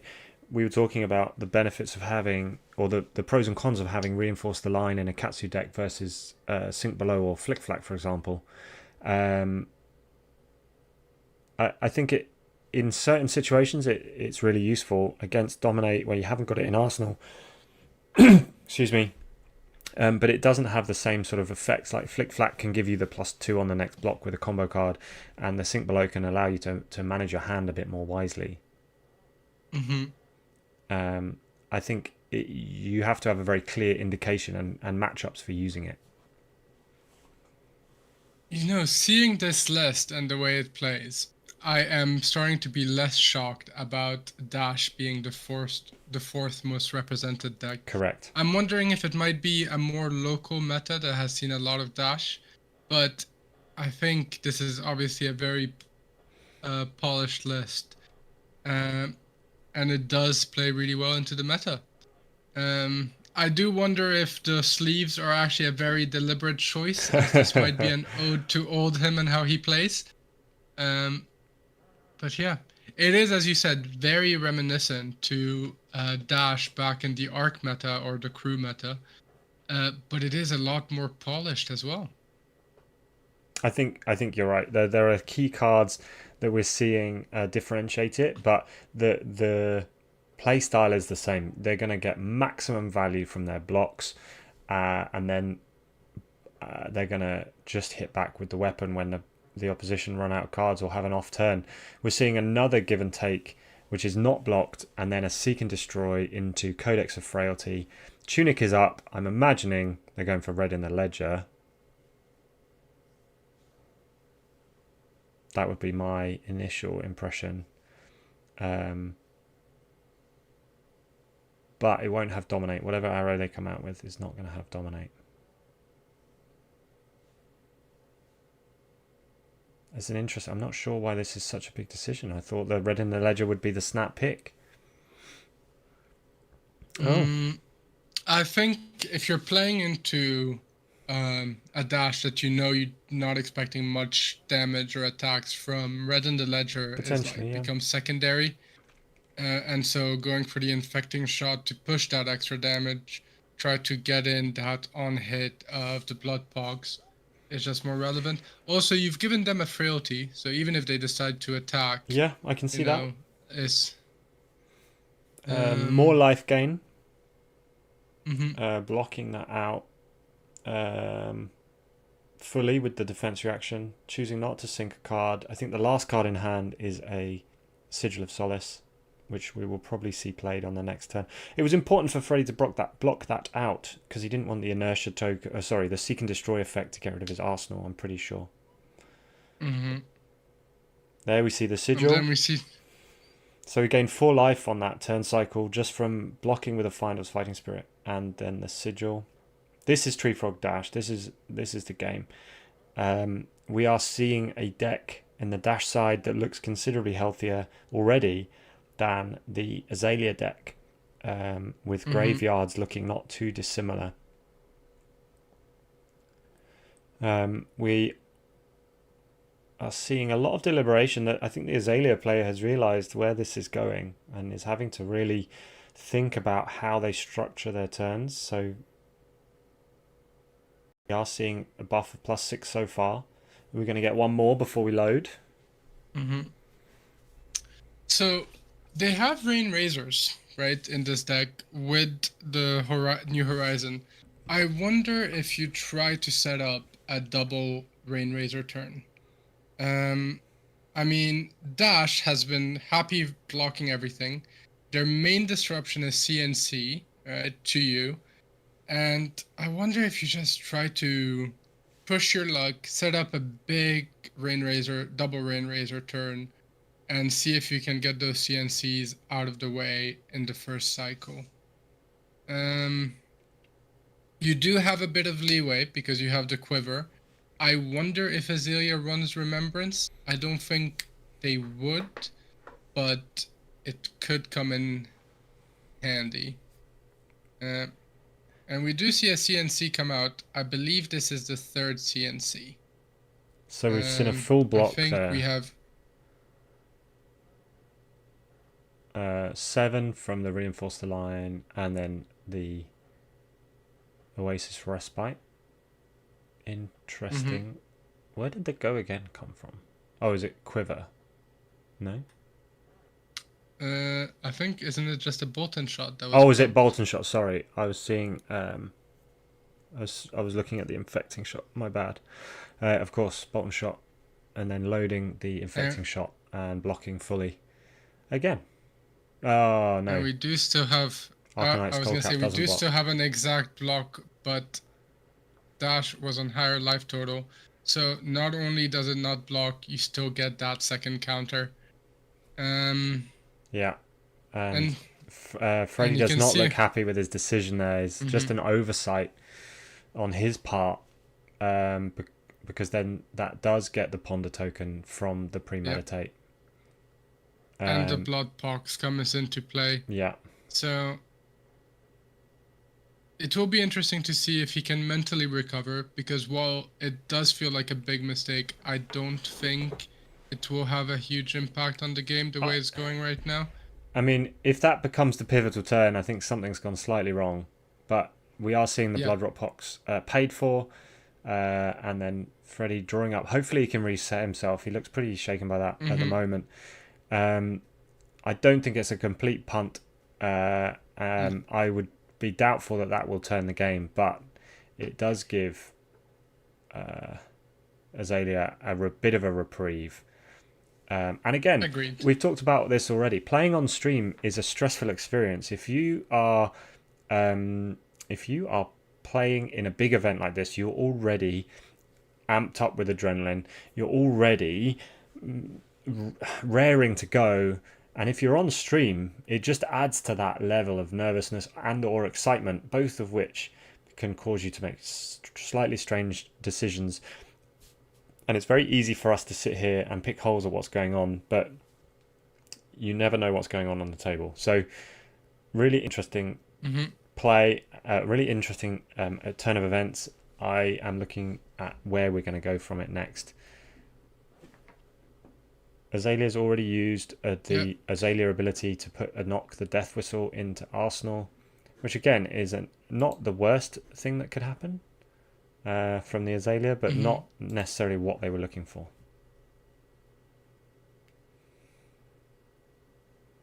And they're having to decide here how they want to proceed.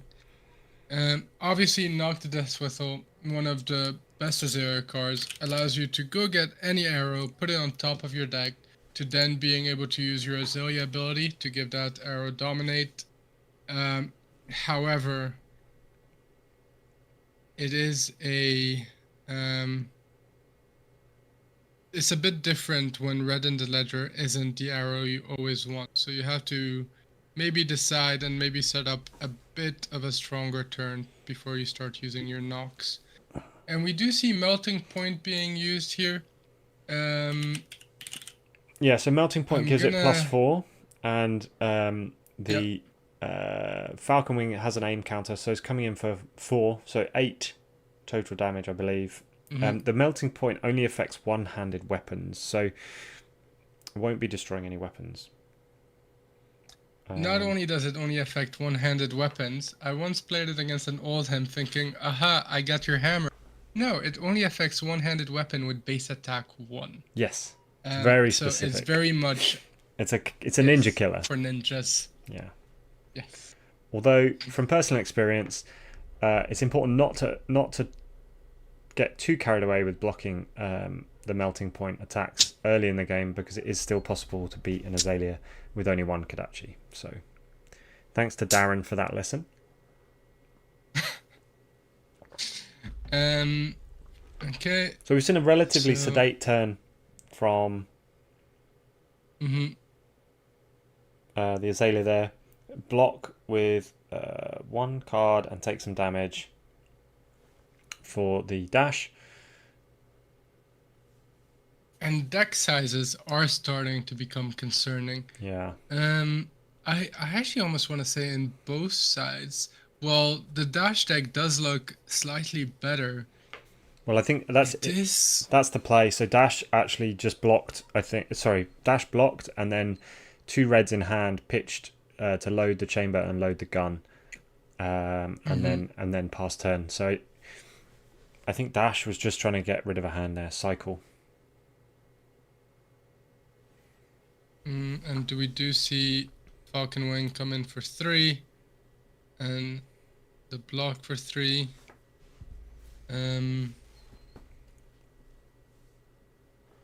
Azalea using her bow.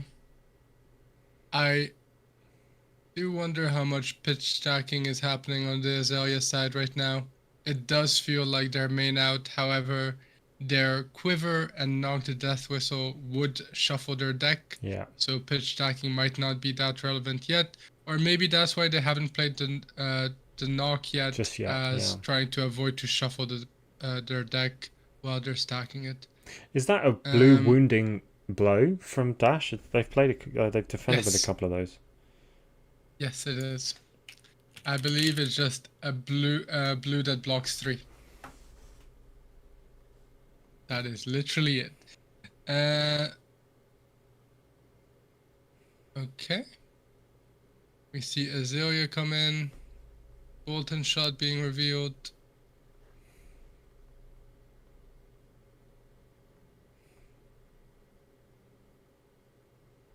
I mean, you know, when Azalea took their deck there, that still looked like a sizable deck.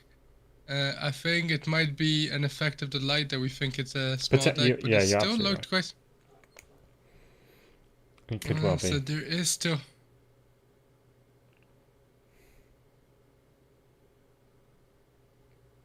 And, yeah.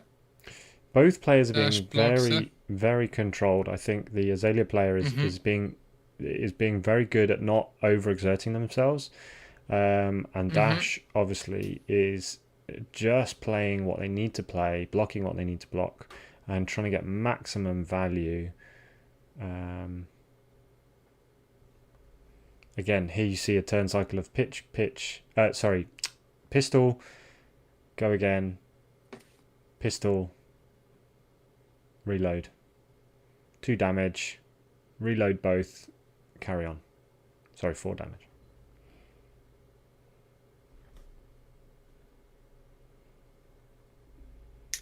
And then we see Premeditate come in, another buff, which will confirm the go again on the Bolton shot, if there are no other buffs in hand.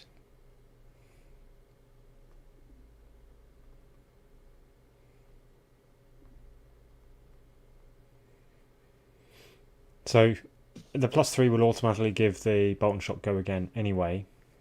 We don't know what's in the other arsenal slot there. That is a lot of That is buffs. +9 and the knock. And because so what arrow do you go? Because they're interesting.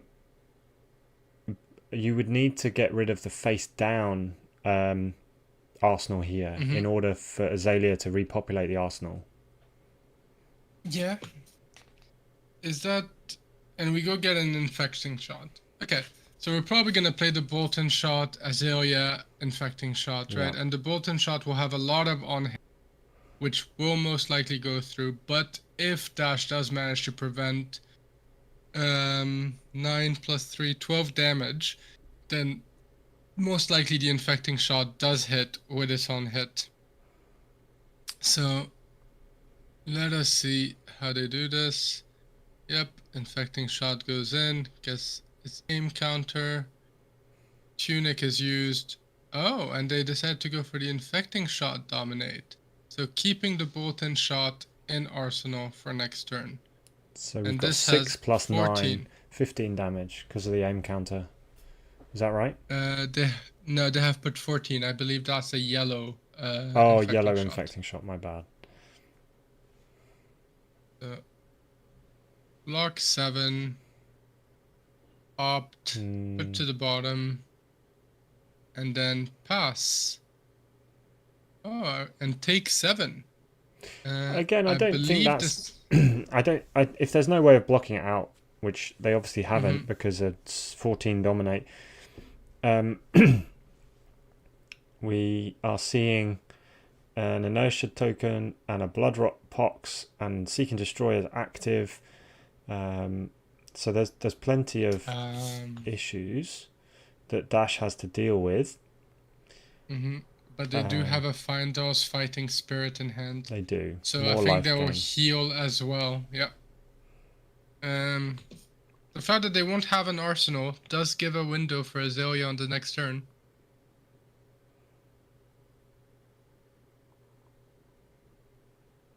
Oh, yeah, and they've not been able to use all 3 cards in the hand.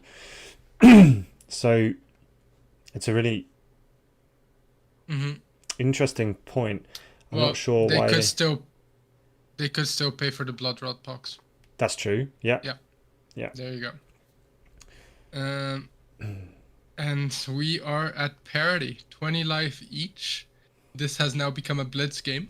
It would be interesting to know how much they each have in their deck now. But yeah. This game is going the distance. They still have about 18 minutes in the round. So that does still give them a lot of time to get to the end of this game. You say that, but I mean, I'm looking at the round timer and thinking, actually, this is slipping away from both players. I think they are at risk of drawing this round. That may be a bit early to call it, but their play hasn't been the quickest. And it strikes me as this being a matchup that you really need to go play solidly, play fast, and really make decisions while the other player is thinking about their turn. Well, we see a lace with, I believe, blood rot. It looks followed by a Bolton shot. Yep. So presenting, I think it's a blue Bolton shot. So 6 go again. With the blood rot on hit. And threatening actually the reload with the Rain Razor in our showing. So a lot of mind games happening here. I always like having the Rain Razor shown, and then you have to decide, do you block it, do you not? Sorry, it's for 7. So 7 go again.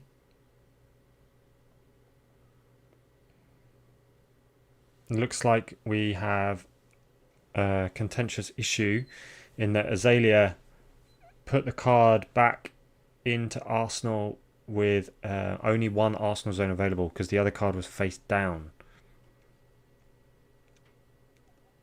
So this could be a potential misplay and a big one. Wasn't one of the cards face up? Yeah, the Bolton shot was face up. And then, let's see what they did. Sorry, I'm just rewinding through it. Fine. Yeah, the Bolton shot was face up. And I believe when they activate the ability, because it's face up, there's still 2 arsenal slots. So the ability doesn't see the fact that there's just 1 card that's gone at that time, if that makes sense. Well, no, so the ability reads that you put 1 on the bottom of the deck, and then if there's an arsenal space, you can put the top deck. Does it not? So, that's a good point. Yeah, Dash has taken damage here that I don't think would have been relevant if they hadn't have done that. If they had got that play correct.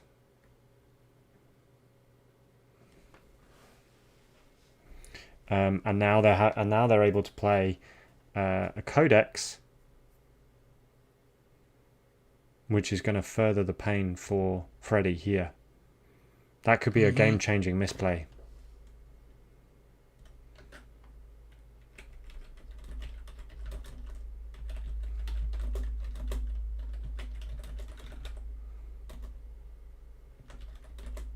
We see Sigil being discarded and getting the down and dirty. So just adding to the blocks. And Dash starting to get quite low on life now, being just chipped at constantly.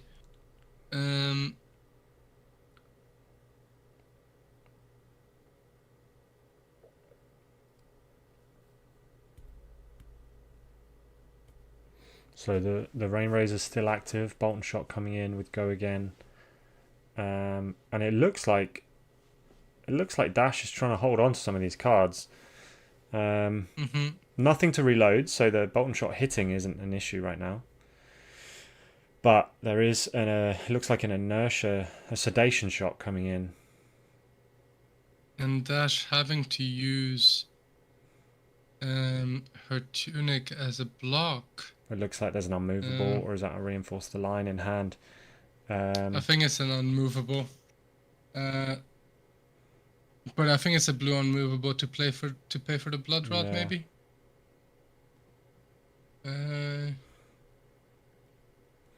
Now, obviously, again, very easy for us to pick up on these misplays.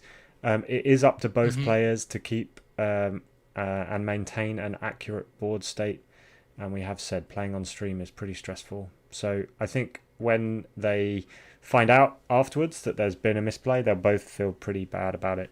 But in the moment, it's not really something that we can control or flag up. There will be judges nearby the table, but if it's not spotted, it's way too late to re-jig now. Indeed.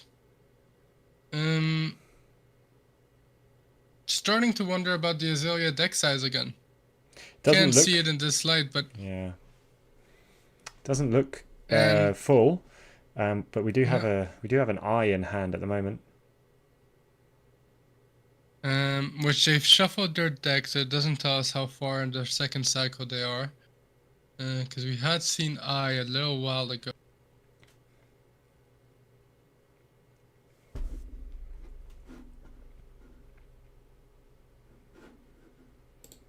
And we do see Azalea being used here, and red in the ledger showing up. Do we have... Oh, and we have the Deadeye. Deadeye, which is one of those great Dynasty buffs that hasn't seen that much play, just due to the fact that it does need an aim counter. But it's a personal favorite of mine, which is if you have an aim counter, when this hits, look at their hand and choose a card, they discard it. And so 8 Dominate here is normally quite impactful. However, Dash does have the perfect response with an unmovable in Arsenal, which will block a clean 8. It's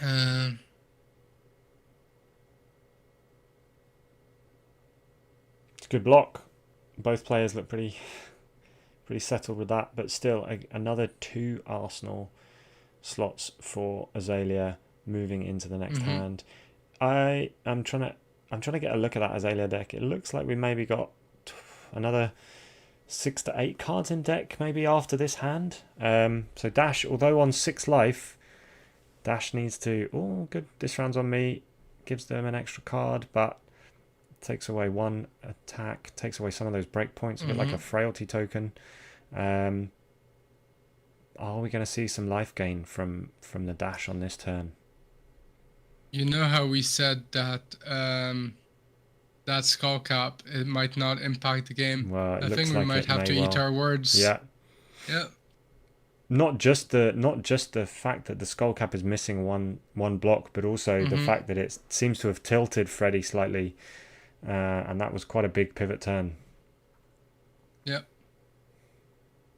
Ooh, Azalea revealing the defense reaction. Probably not a good thing here. See, chat is pointing out that Azalea might be just running out of threats at this stage. Yeah. Well, we're just trying to figure it out based on deck size. There is also the fact that Azalea has played a lot of buffs and a lot of arrows. If they are running out of threats where, you know, the cards in their deck are just defense reactions and things, Dash could still pull it through. Yeah, absolutely. I think the fact that a defense reaction just came on Azalea's turn here just cannot make Dominic happy. And he has to consider now how to proceed. I do think there's a Rain Razor in hand, so there's always that. And an Endless Arrow as well, I believe. But he's got to get it. He's got to get it there somehow. Mm-hmm. We see the Deadeye, right? But you cannot give an aim counter to any of these arrows. Neither of them are eligible. This might be a turn where you use your quiver to get a few more arrows in deck, if you're just gonna have a slow turn. I mean, we've both mentioned that having the D-React flip there is unfortunate for Dominic, but should he even have it in his deck? Like, is this a matchup where you would have a D-React? I don't think it is. I think maybe he had to hedge on whether Dash was aggressive or defensive. True. Right? Because now we obviously know how defensive Dash is with the life gain and everything, but there was a world where this was coming in as an aggressive Dash. And in that case, you would want the D-Reacts. And we do see Rain Razor come in. And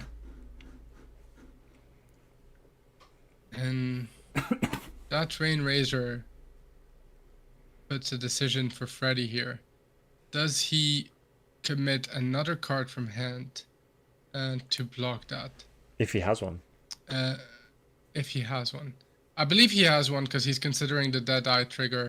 Oh, he might be thinking of playing his Sigil. Yeah. He does have it, and it heals, and then he has a Sigil to put in Arsenal. Oh, so Freddy actually did have more life gain. Yeah. He did have a lot more life gain to play around with. And they have 8 minutes left. Let's hope that they... Oh, sorry. We do have a different timer on stream. I was looking at our... Still only 11 timer. minutes They actually left. have 10 minutes. Yeah. That's 3 whole minutes more. Another unmovable in hand. And Dominic going through his graveyard, which is quite a chunky graveyard. And... But also a worrying sign. He's now looking for his own threats.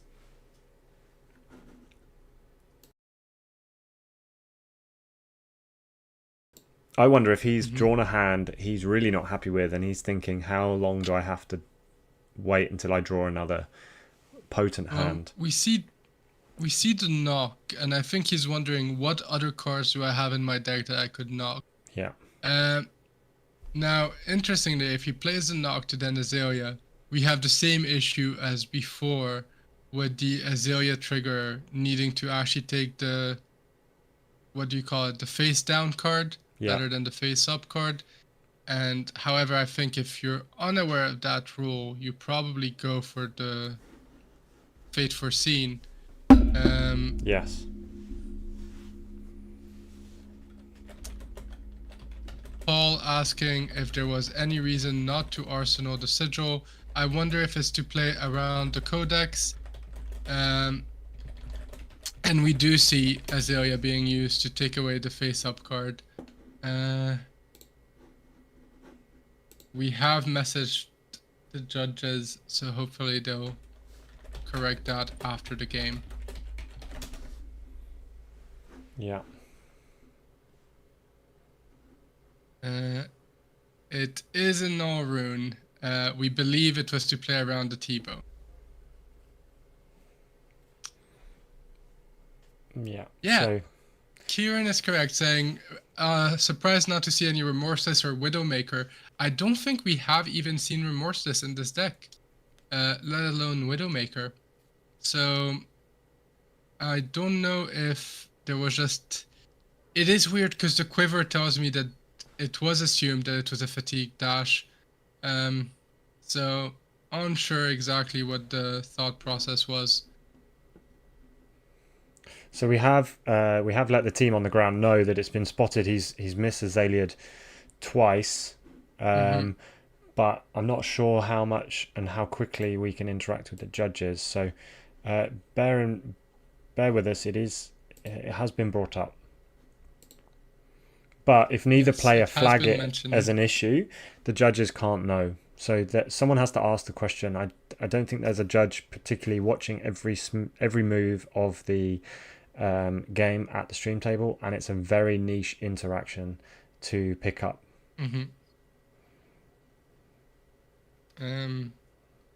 But we do see Heart being cycled a second time to get that extra life and to play an unmovable. So, you know, a lot of defensive play here, allowing... I mean, in the last few turns, Dash did heal a whole 6 life points. Yeah, 5 or 6. And the Azalea deck is looking a lot more healthy than we thought. And chat pointing out that Sandscour Azalea actually does run the Remembrance Quiver anyways to cycle good arrows, which is good to know. So maybe Dominic was just expecting an aggro dash, in which case I would still wonder why no Remorseless, as that feels like a really good card into aggro dash, but that would explain why no Widowmaker.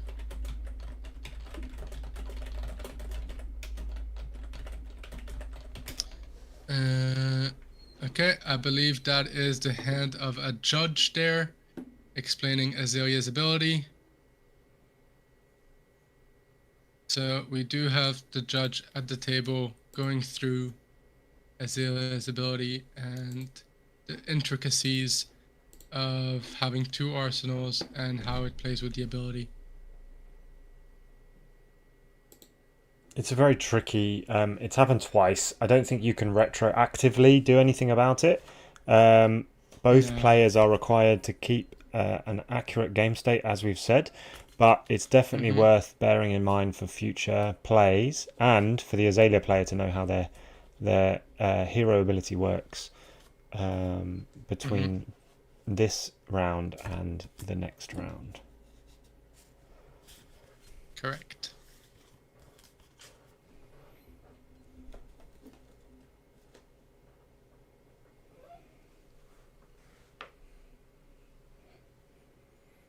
So good to see the judges taking an active role in the matchup, but it is tricky when you are playing on a streamed match. Like your match gets more attention than anyone else's.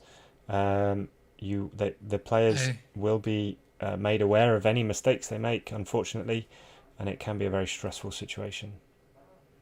I do have interesting news though. The results are in for table 2.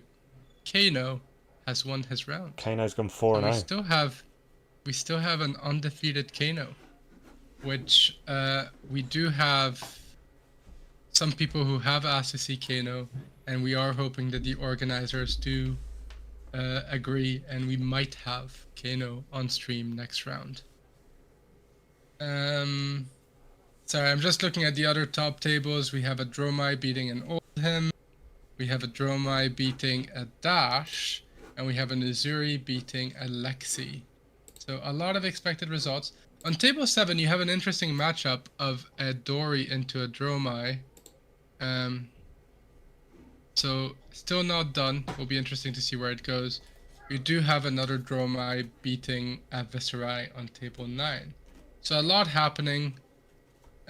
Sadly enough, one of our top Briars just lost on table 12. So might Struggling not be there. the LL Briar Day.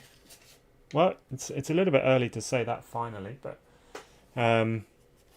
we are keeping an eye on some of these matchups. It's good to see some big heroes out there.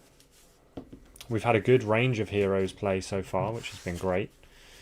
As we said, we may well see the Kano on after this with a table 1, which is we should see who's still undefeated.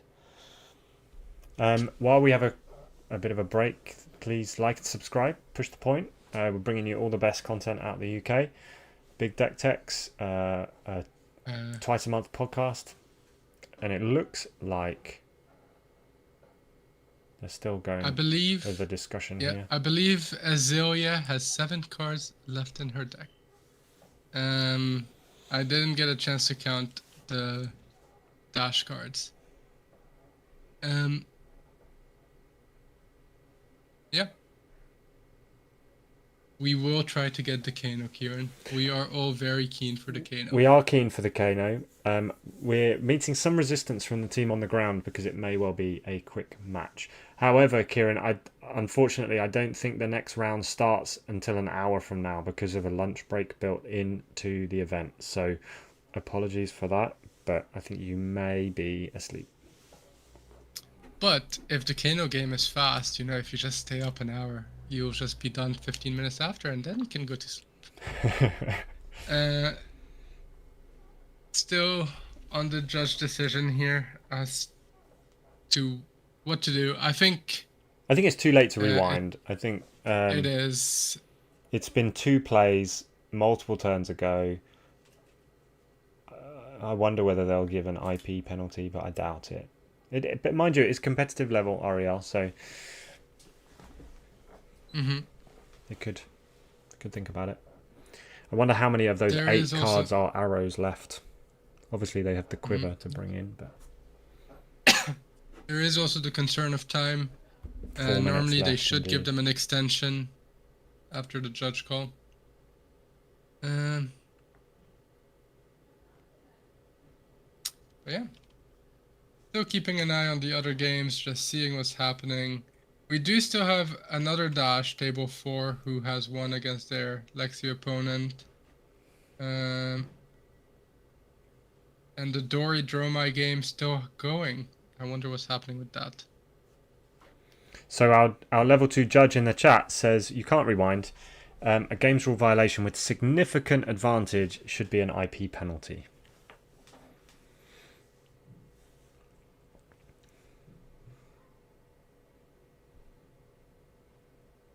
They've put a couple minutes back on the clock. Taking us back to a point before they started reviewing.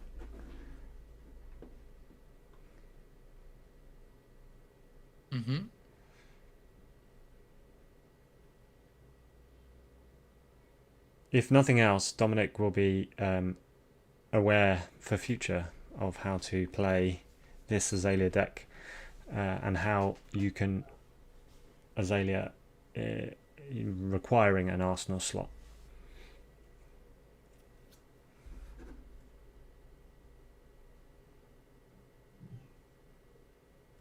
It looks like both players are having a discussion.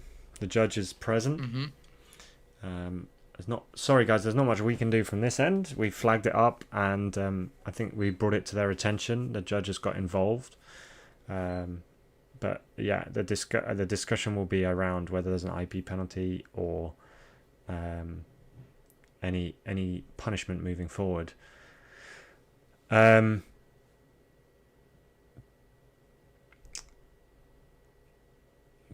only 6 minutes left on the game, I think both players are going to be struggling for a result.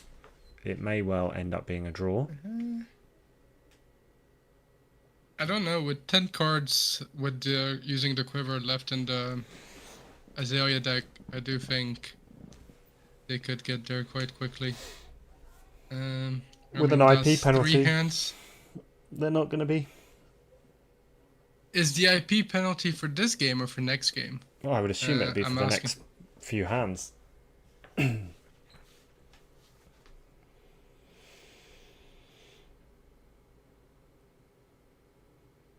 Have you ever been given a penalty in a competitive event, Shin? I have, even though I shouldn't have.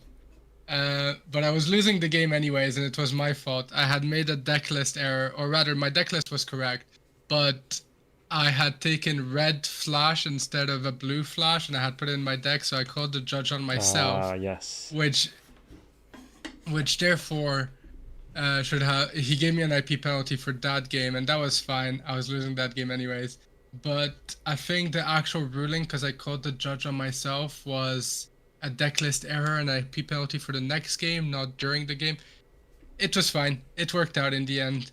I completely scrubbed out of that PTQ. So, and I learned, I have this PTSD now where I triple check every card I put in my deck with the values.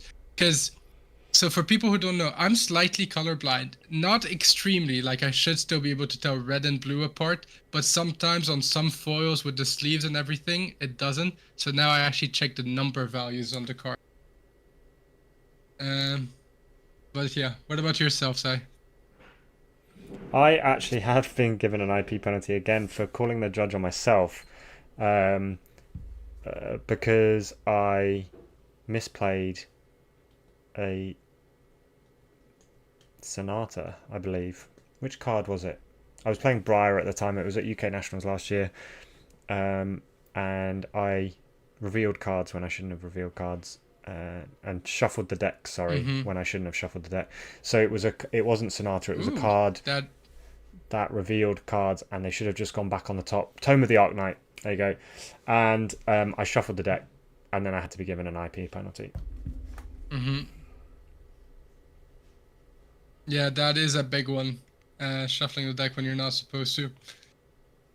But yeah, it happens. As we know, a lot of rounds, very easy to get distracted, very easy to be sloppy on one play and do something by accident. It's part of the game, honestly. I think we have had a few IP penalties at our RTNs recently. We had an RTN where 4 people, after being deck checked for the top 8, had to have an IP penalty for a myriad of different things, namely deck list errors being the big one.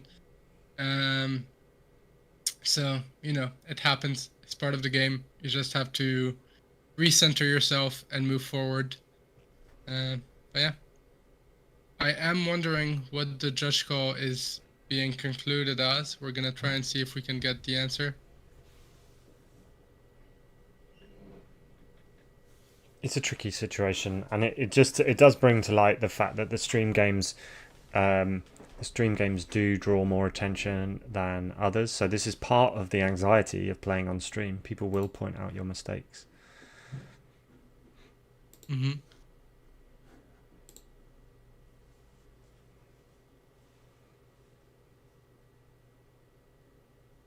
It is a difficult one, Paul. Well, it's just the fact that both players are responsible at the end of the day, and they need to be aware. And you can't have judges present at all times. So it is a difficult one to always make sure that everything goes according to plan.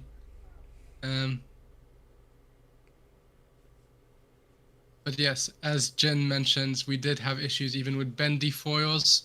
And as you know me, I'm also a fellow magpie. I do like my foils. So having to start moving towards non-foils hurt me at a core level.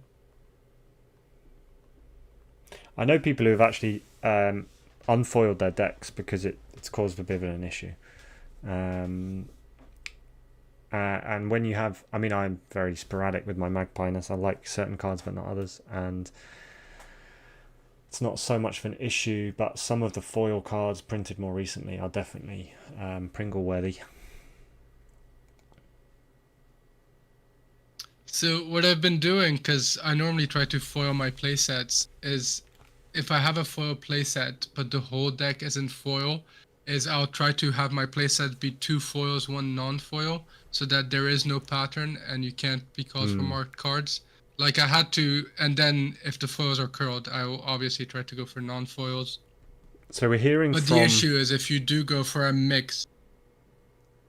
Go for it. We're hearing from the team on the ground in Germany that the Azalea player has been given an IP2 penalty. He is appealing that decision. So that will go to the appeals judge, and we will get more information as and when. You'll be glad to know we're not the only stream that noticed this one. Yorgos also picked it up in the Greek stream on his Twitch channel. But we are now waiting for the appeals judge to get involved. Anyway, it's a nice talking point for the morning, to finish the morning on. Hopefully, both players are taking this in good spirits and able to see the positives in this situation. Especially Dominic, who will need to be aware of this for future matchups. Mm-hmm. And it will be interesting to see how he deals with it later in other games as well, because you know how some actions become muscle memory, and you still need to play around it.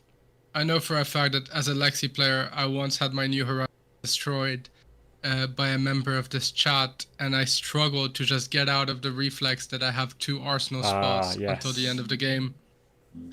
I was lucky in my case that the cards I was putting in Arsenal out of sheer luck were actually working out. But yeah, it is sometimes difficult to break out of those muscle memories if you have practiced a lot in a certain way. It's also tricky if you get dishonored as a Lexi when you've still got New Horizons available. The IP2 does seem sensible. I think that's a good way of penalising the player involved without obviously giving an automatic game loss. But I would agree with the chat. I think that likely he has been playing this wrong throughout the event, which again poses an interesting question. And although I agree in a way that the stream shouldn't add extra issues, that actually this player needs to be corrected on the way he plays the game. Go ahead, Shin. I think you've got some update on the appeal. Yeah, no, we have Gorgonian Tome in chat, who is also on the floor at the event, saying that the IP2 is actually being appealed by the Dash player, saying it wasn't strong enough. And we're also hearing that the Azalea player might be offering to concede.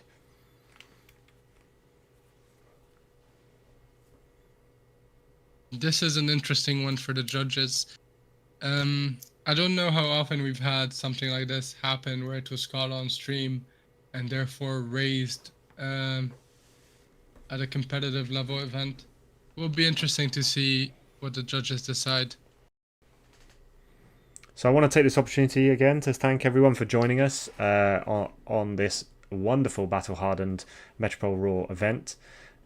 We are coming towards the end of round 4, which means we are shortly going to be taking a lunch break. Azalea player has conceded. Mm-hmm. The Dash player had plenty left in deck, plenty of life gain. Yeah. And instant blocks to go around the dominates.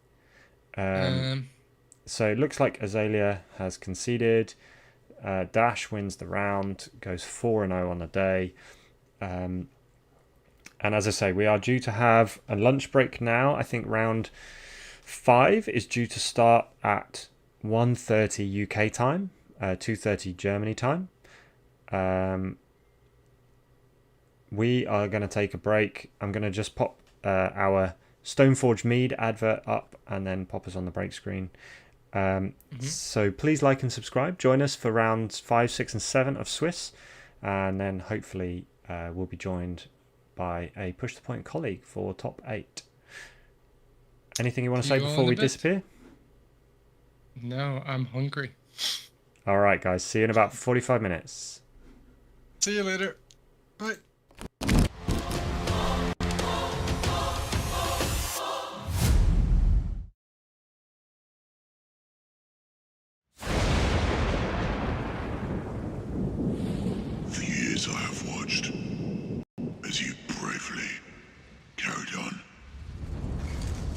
heroes and warriors. I say, enough.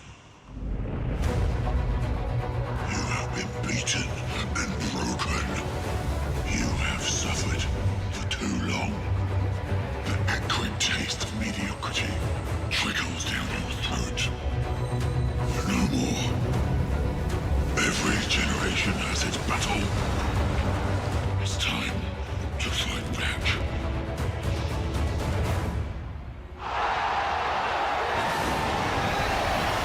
Marshmallow flavored cider, passion fruit rum. This swill. I'd rather drink bull piss. You deserve better. You demand more. You were searching for something new, but I am ancient. I am 7,000 years old. I ran in your ancestors' blood, and I run in yours still. My name has been on the tip of your tongue for centuries. So step forward and speak. Now, you find yourselves at the gates of Stoneforge, with your brothers and sisters at your side, and we welcome you home.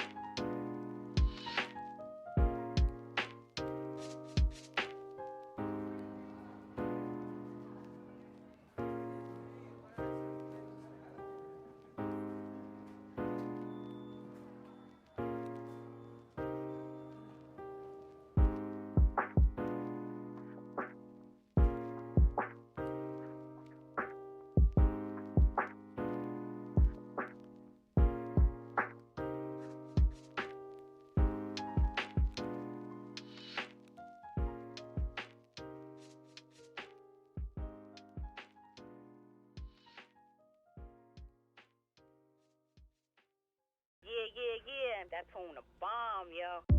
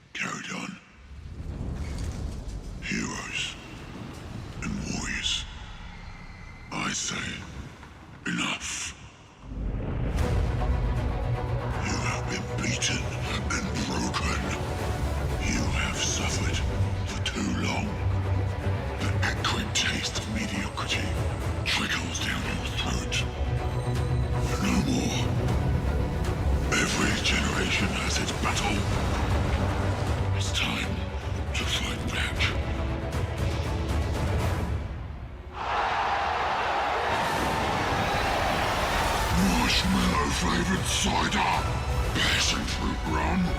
This swill. I'd rather drink bull piss. You deserve better. You demand more. You were searching for something new, but I am ancient. I am 7,000 years old. I ran in your ancestors' blood, and I run in yours still. My name has been on the tip of your tongue for centuries. So step forward and speak. Now, you find yourselves at the gates of Stoneforge, with your brothers and sisters at your side, and we welcome you home.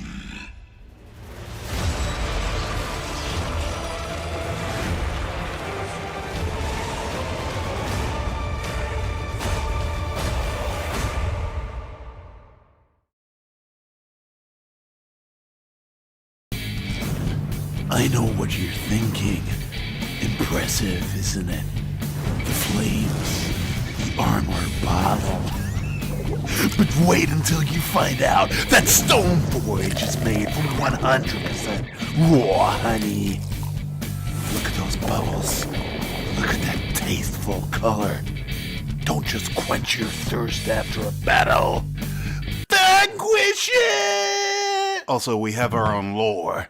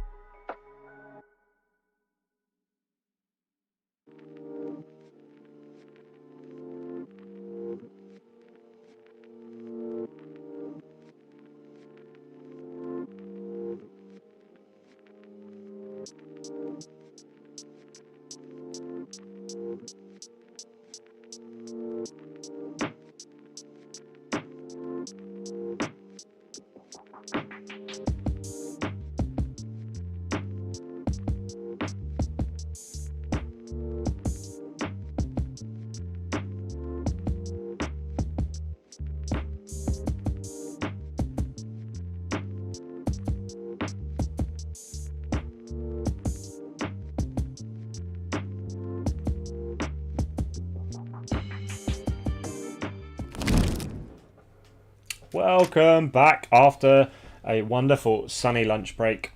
We've heard the players in Germany are enjoying the sunshine. I think they've all managed to get fed and watered. Shin and I have managed to have some lunch. I've enjoyed a bacon sandwich and an ice lolly and a cup of tea. I have enjoyed a Red Bull, a can of Coke, and dumplings, which were good. Oh, interesting. Nice choice. And I'm really on my healthy diet today. It's sunny here. I managed to get some sunshine over the break, and we are back and raring to go for the afternoon. We have one hell of a matchup coming up for you in round 5. We have 3 more rounds of Swiss to go.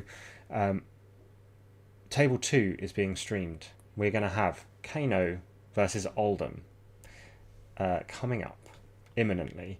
I think the players are just being collected, found by the judges, and sat down. So we're gonna just move to the stream and have a look at the top standings, top table, should I say, as they're scrolling by, and then we will start commentary for the next round when we're ready to go.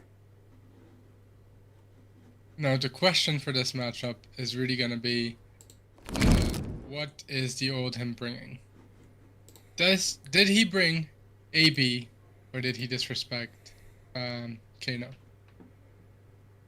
I've heard of a lot of Oldhims just rocking AB1 these days, right? Yeah, I've seen it.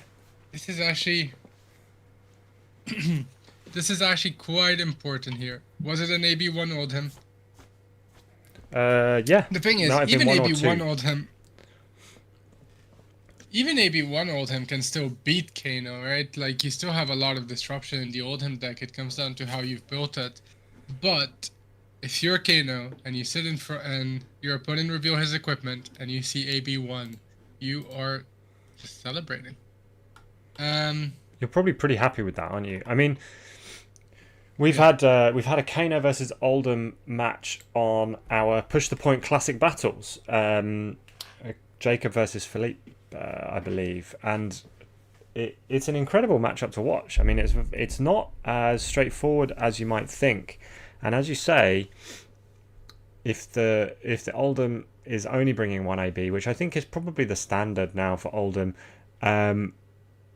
you are trying to crush them before they get their combo off, and vice versa. So it's a pretty good matchup. This could be a quick game. It might go on a few turns. It could go either way. Well, we do have a great Kano player and a great Oldhim player in chat, so it'd be interesting to hear Kieran and Liam's opinions on what are the key cards, what they hope to see early on, and what might actually make the difference in their opinion. Because I have to admit, I haven't played Kano since like Prism was still a thing. Just as we're waiting for the chat to come in, though, we have undefeated players still in there are... Table 1 is Uzuri versus Dash, the Uzuri we saw play earlier. Table 2 we're about to watch is Oldhim versus Kano. Table 3 is a Dromai mirror. And the last undefeated player is Freddy Friedrich, who we've just seen play Dash. So undefeated, 1 Uzuri, 2 Dash, 2 Dromai, an Oldhim and a Kano. The top tables are rounded out with some Lexi, some Vis, some Dorinthia, Azalea. It's a really good looking meta today. I know that we're all rooting for Dorinthia to make it to the end, but we'll see what happens. So we're hearing from our Kano resident that AB1, AB3 roughly the same. You either land the wildfire, lessen blazing, or you stack double wildfire. So Kano energy potion early is needed, and Oldhim says it has to be a race without leaking damage. Kano's probably favoured. I think that's a good start on the matchup. Oh, we have Fab Celebrity in the house. DM Armada has joined the chat. Thank you very much, DM Armada. Nice to see you here. For once, you're not having to do the commentary, so please sit back, enjoy. And we have we have a wonderful matchup. Tobias Renke on Oldhim versus Maximilian Schmidt on Kano. Look at that Marvel Kano there. He's just rolling out for us to see. Bit of shuffling going on.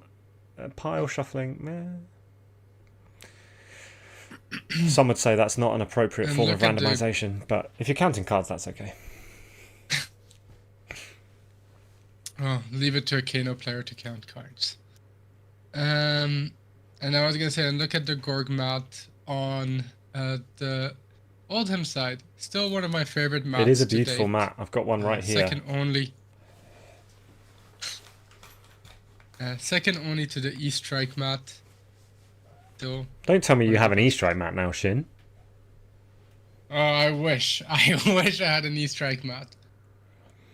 I don't know about anyone else in the chat, but I am being... I have too many mats, and my wife is aware that I have too many mats. So whenever I win a new mat, she definitely questions, what are you doing? Why have you got another mat? Get rid of some. But they're all so good looking.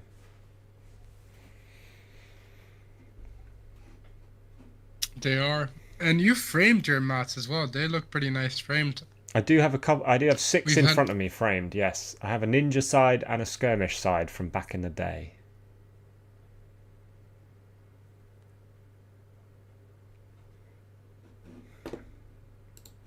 Okay, the players are setting up. High rolling to see who gets to go first. Oldhim gets to decide. I suspect he is gonna go first. Oh. I guess it depends how he built the deck. Apologies for the disruption in the stream. Kano goes first. There we go, we're back.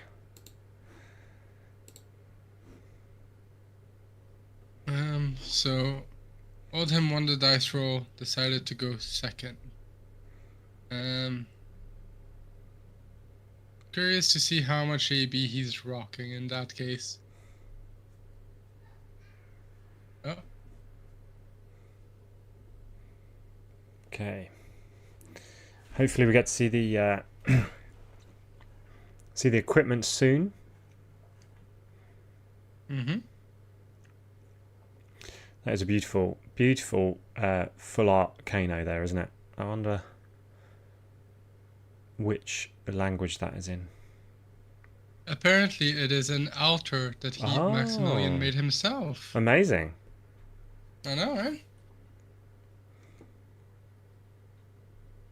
That does look and pretty again, cool. someone else using sleeves that I have to wonder if they are a nod to something. Kano rocking the Prism sleeves. Prism, very known, terrible matchup for Kano. So I wonder if it's just an homage to the days of Prism.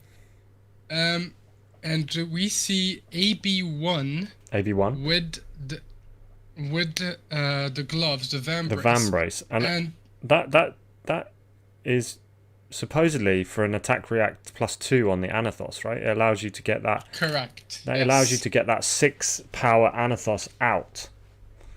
Yes.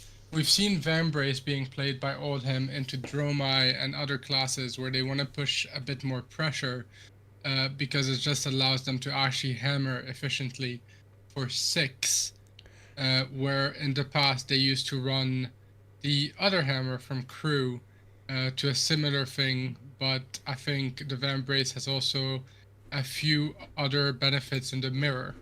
Okay. So yeah. So we see Kano start with a couple of Kano activations. Getting is that a Singe? And a Tome of Ether Wind, which is played out to draw 2 cards. I think we're going to see a little bit more Kano activation right now. Let's see if we can get some cards off the top. I think that's a Snapback in hand and a Lessons in Lava in hand. I expect one of those to make it an arsenal. Probably play the Snapback at the end of your turn, since you have or will have played a wizard action. You will be able to play Snapback as an instant, even though at this stage he hasn't played anything from hand. It's always Has he played the tome from hand? He played the tome from Kano. From Kano. So he hasn't played anything from hand Not yet. yet. So. No. It's always a fun game, isn't it? See how many cards Kano can get in their pitch zone. I think seeing 6+ cards, you've got to enjoy that. Do we think? And Lesson in Lava yeah. is one of those cards that Kieran was mentioning being very important for Kano to get going here. Lesson in Lava being one of the main tutors for Kano, where if they deal damage, they're able to go tutor a card of that cost or less to the top of their deck, which obviously then they can use either the Kano effect or Ragamuffins Hat, which we see right now as one of the key Kano equipment to get.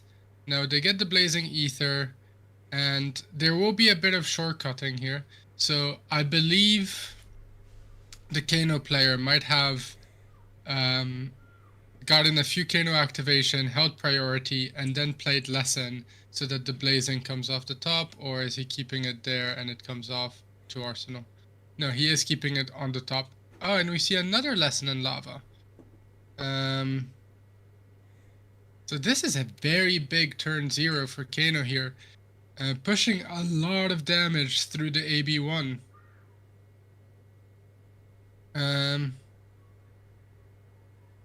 And just setting it up. Yeah, we're just waiting to see life totals to come through.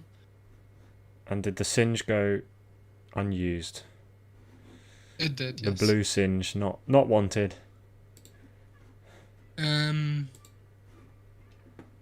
Oh, there we go. They're updating life totals. Let's see what's the... I think he took 8 damage. 5 damage. So he blocked more than I thought. Lessons came in for 4, then 3. He would have taken 3, then 2. Oh, yes, it was 4 and 3. For some reason, I thought it was 5 and 4. Yes, that makes sense. And there we see Anathos. Anathos for 4, sorry, 4. But with the possibility of making it 6 by using Vambrace as an instant speed reaction. And we see Kano respecting this and blocking 6 from the get-go. And we see Oldhim reacting to that, making it 6 anyways. Block is good. Oldhim arsenals and cycles a card. I think 2 lessons on the first hand is pretty unfortunate in a way. I mean, he's got 5 damage through, but it means he can't go and rely on double lesson stacks later on in the game, right? And he's having to pitch the blazing away. I believe he's stacking now. Yeah, I think he have used a double. He did have blues and a wildfire pitched on the last turn. Yeah. I think he's just stacking the bottom of his deck. But this is giving Maybe Oldhim, that's why. This is giving Oldhim time to set up now, right? So he's coming in. He found a hand where he's got rousing for 7, and he's got a Matcha Grande and a Thunderquake maybe in hand.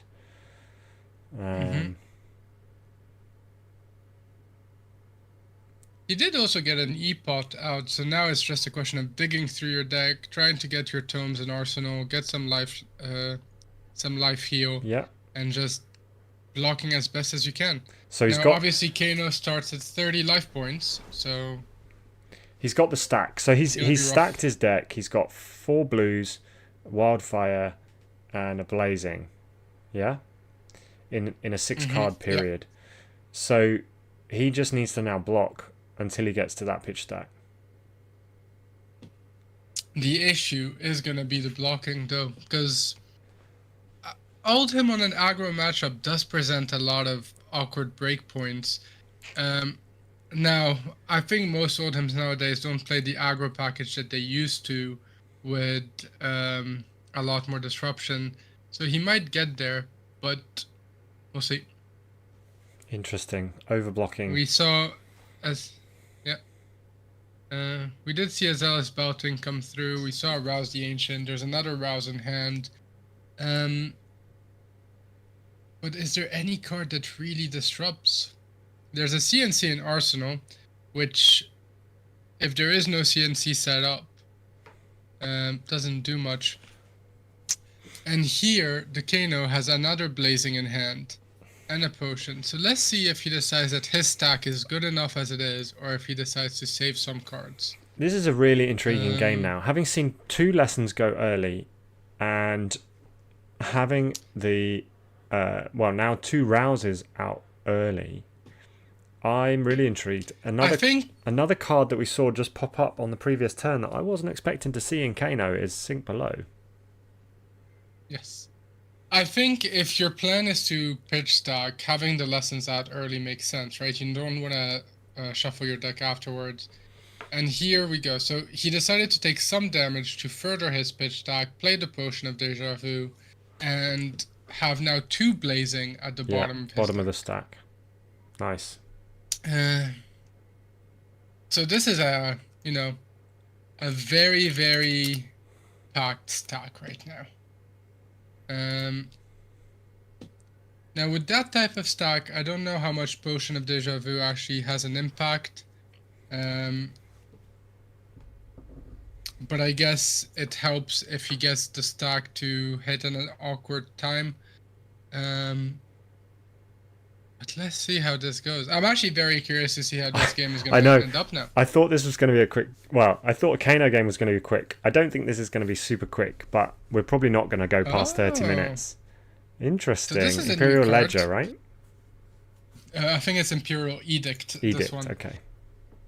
So this one is name a card. The named cards can't be played until the start of your next turn. If you are royal, instead each opponent reveal their hand, then name a card. Okay. So I guess the question is, what card do you name with this? Is this just to name, what do you call it? Oasis Respite. Yeah, I think so. It's probably the only card that could ruin your turn, right? It's gonna pummel, right? Yeah. But he can't play any defense reacts, so he's lost his arsenal. What does he have in Arsenal right now? We'll find out in a second. Let's see. I missed that. Yeah. But he couldn't have got around the pummel anyway. He had it was the other ether. Wildfire. Yeah. But he couldn't have got around that because he had a Sink Below in hand, so he could have only blocked 9. Mm-hmm. And then he's just going to stack the next one. We're talking about how fire the stack is, but he needs to get there. 16. He needs to get there. Yeah. He's going to go through 4 cards a turn. Like he's going to make sure he's drawing 4 every turn. But that's still going to require more than 10 turns to get there, isn't it? If it was a neat 60, he got rid of 2 off the top early, and then he's just going to have to get through. And another another CNC. one. And I believe there's the pommel in hand again. And Is he this gonna- time again, once more, the sink is in Sink hand. is in hand. Block 6. Make Does him he do the have- pommel. Yeah, he plays the Yeah. pommel. Yeah. The head nod of course you had it. Yep. Of course. How could he not? Now, do you get rid of your second sink? Oof. And it's Another the second one. wildfire. Yeah. That's greedy. That is rough now. Yeah.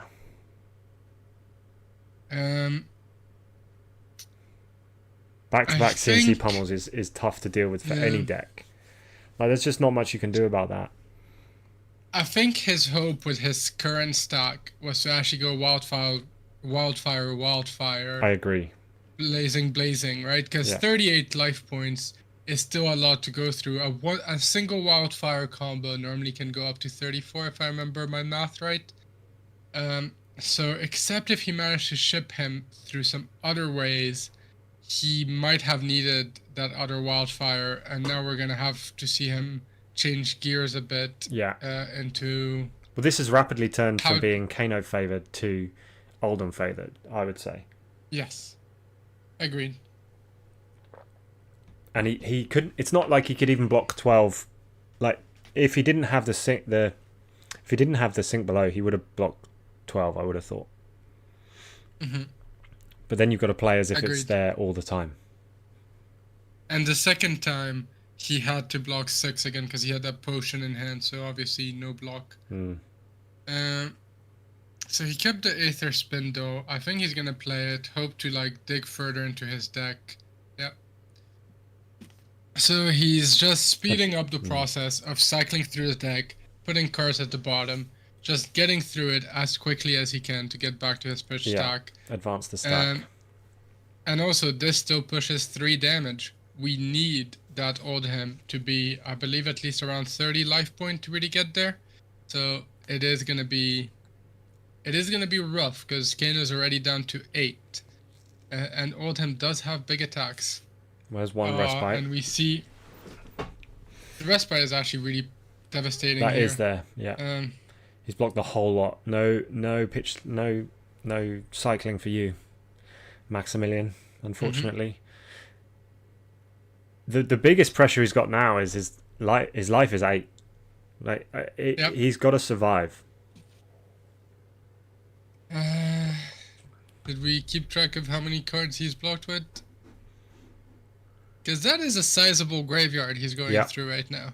They have been playing very fast. They have. These are 2 players who really know their matchup and who are quite familiar with this.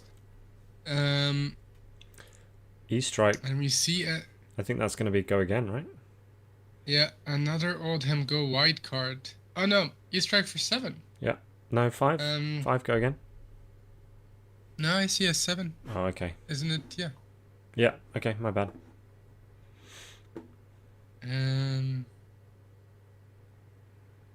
And here we have a other lesson in lava. Oh. Interesting. Does he is have lesson to? in He doesn't May? have to search. Yeah, that's what I'm checking. You may search. So Okay, lesson fine. is a may, so he won't need to search it. Which he chooses to search. This is interesting. Oh no, he's counting his deck. No, he's counting his deck. Right, that makes more sense. I guess they are counting how far from the bottom of his pitch stack he is. We did not get to see on camera how far. But the Oldhim player This has is asked tense. for a deck Everyone's on a timer now.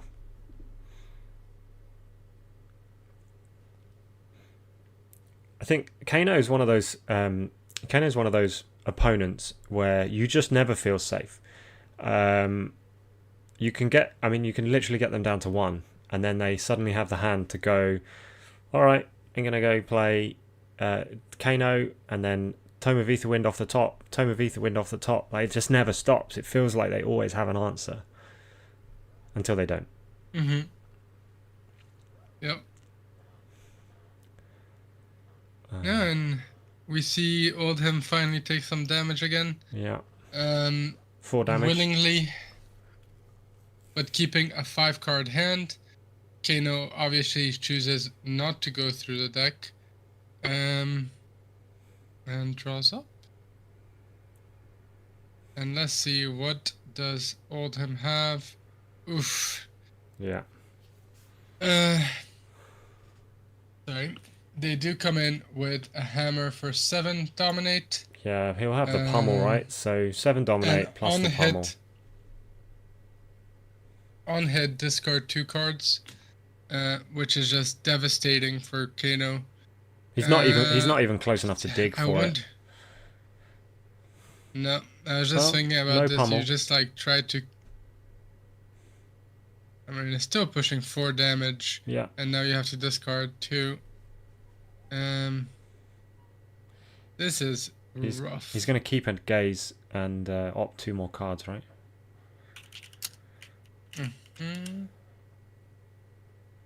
I'm not sure this is winnable now. I just too low. Oh, it's going to Kano.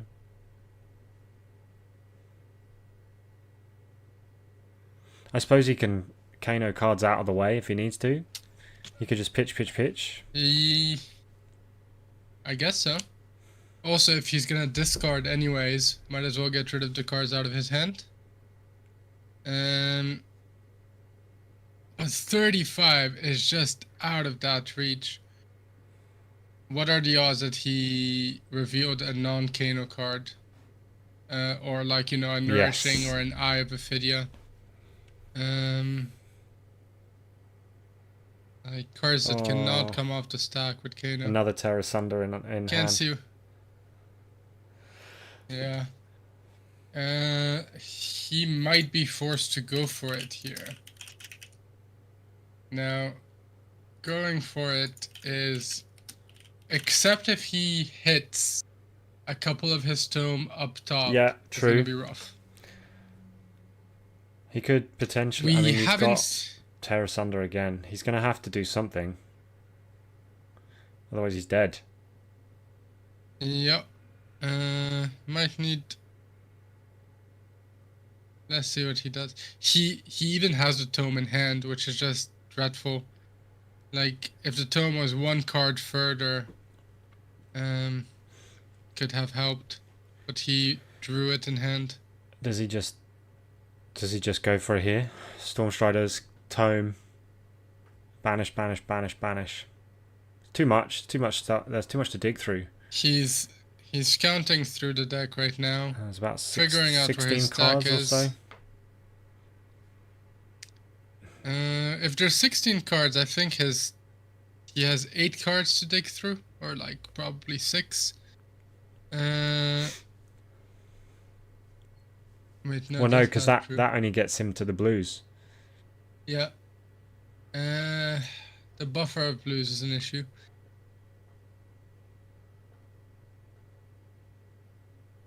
So he decides to triple Kano. Yeah, that makes sense.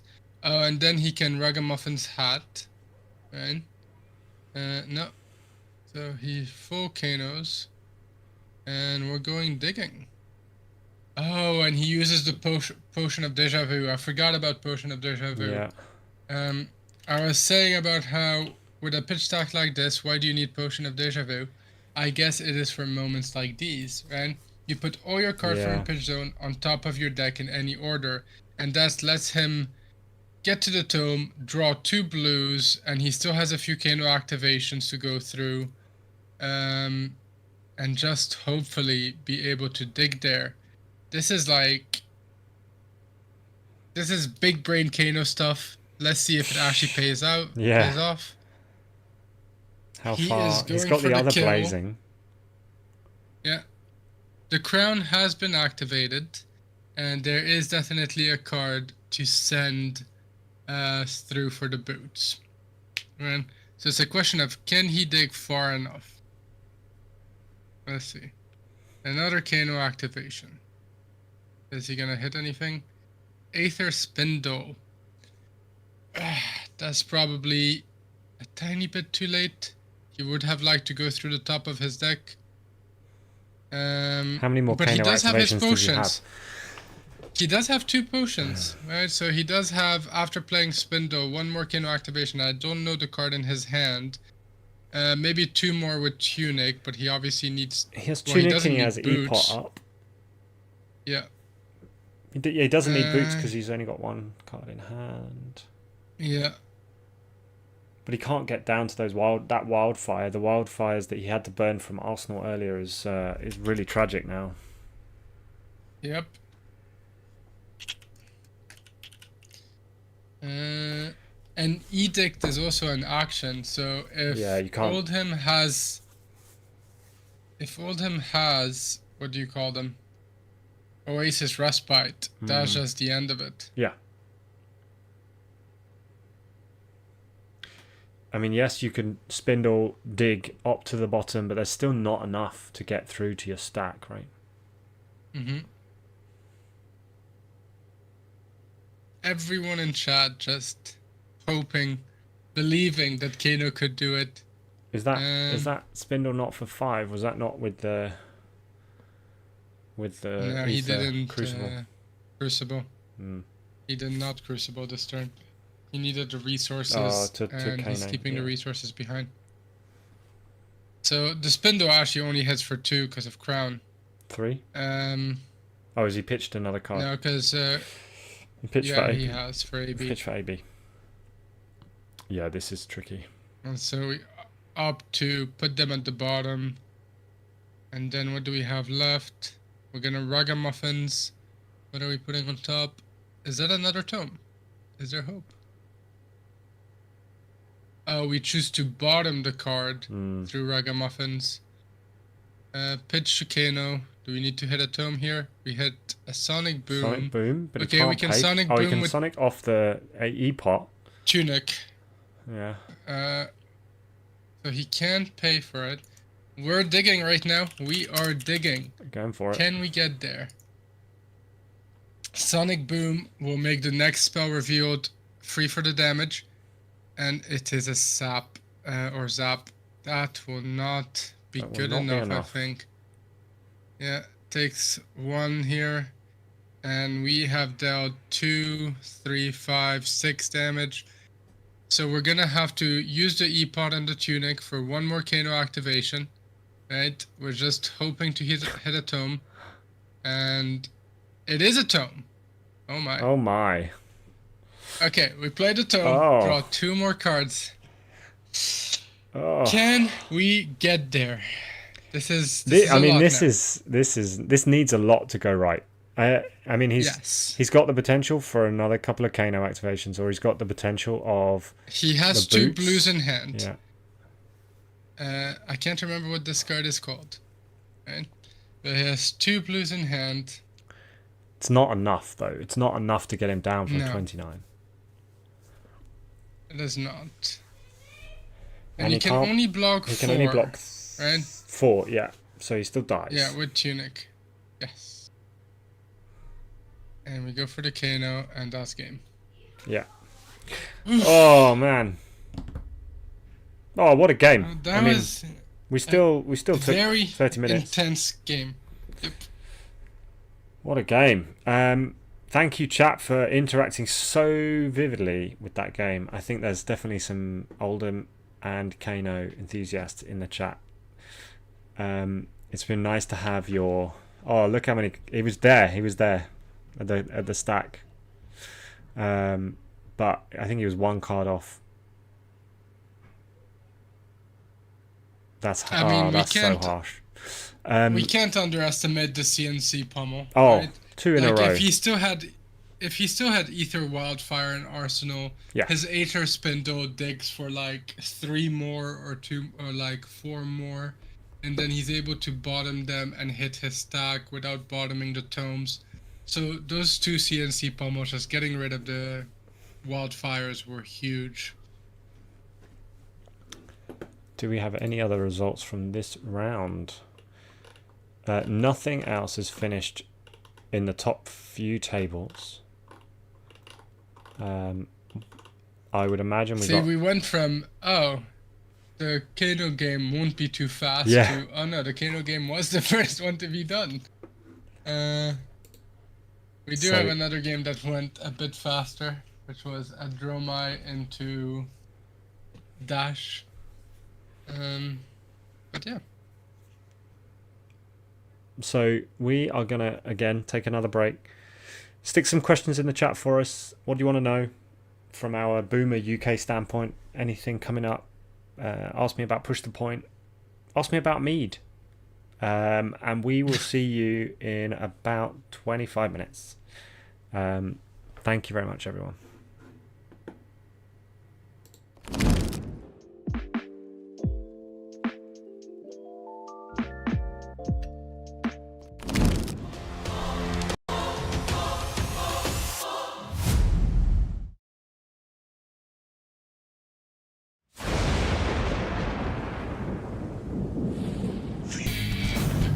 I know what you're thinking. Impressive, isn't it? The flames, the armor bottle. But wait until you find out that Stone Forge is made from 100% raw honey. Look at those bubbles. Look at that tasteful color. Don't just quench your thirst after a battle. Vanquish it! Also, we have our own lore.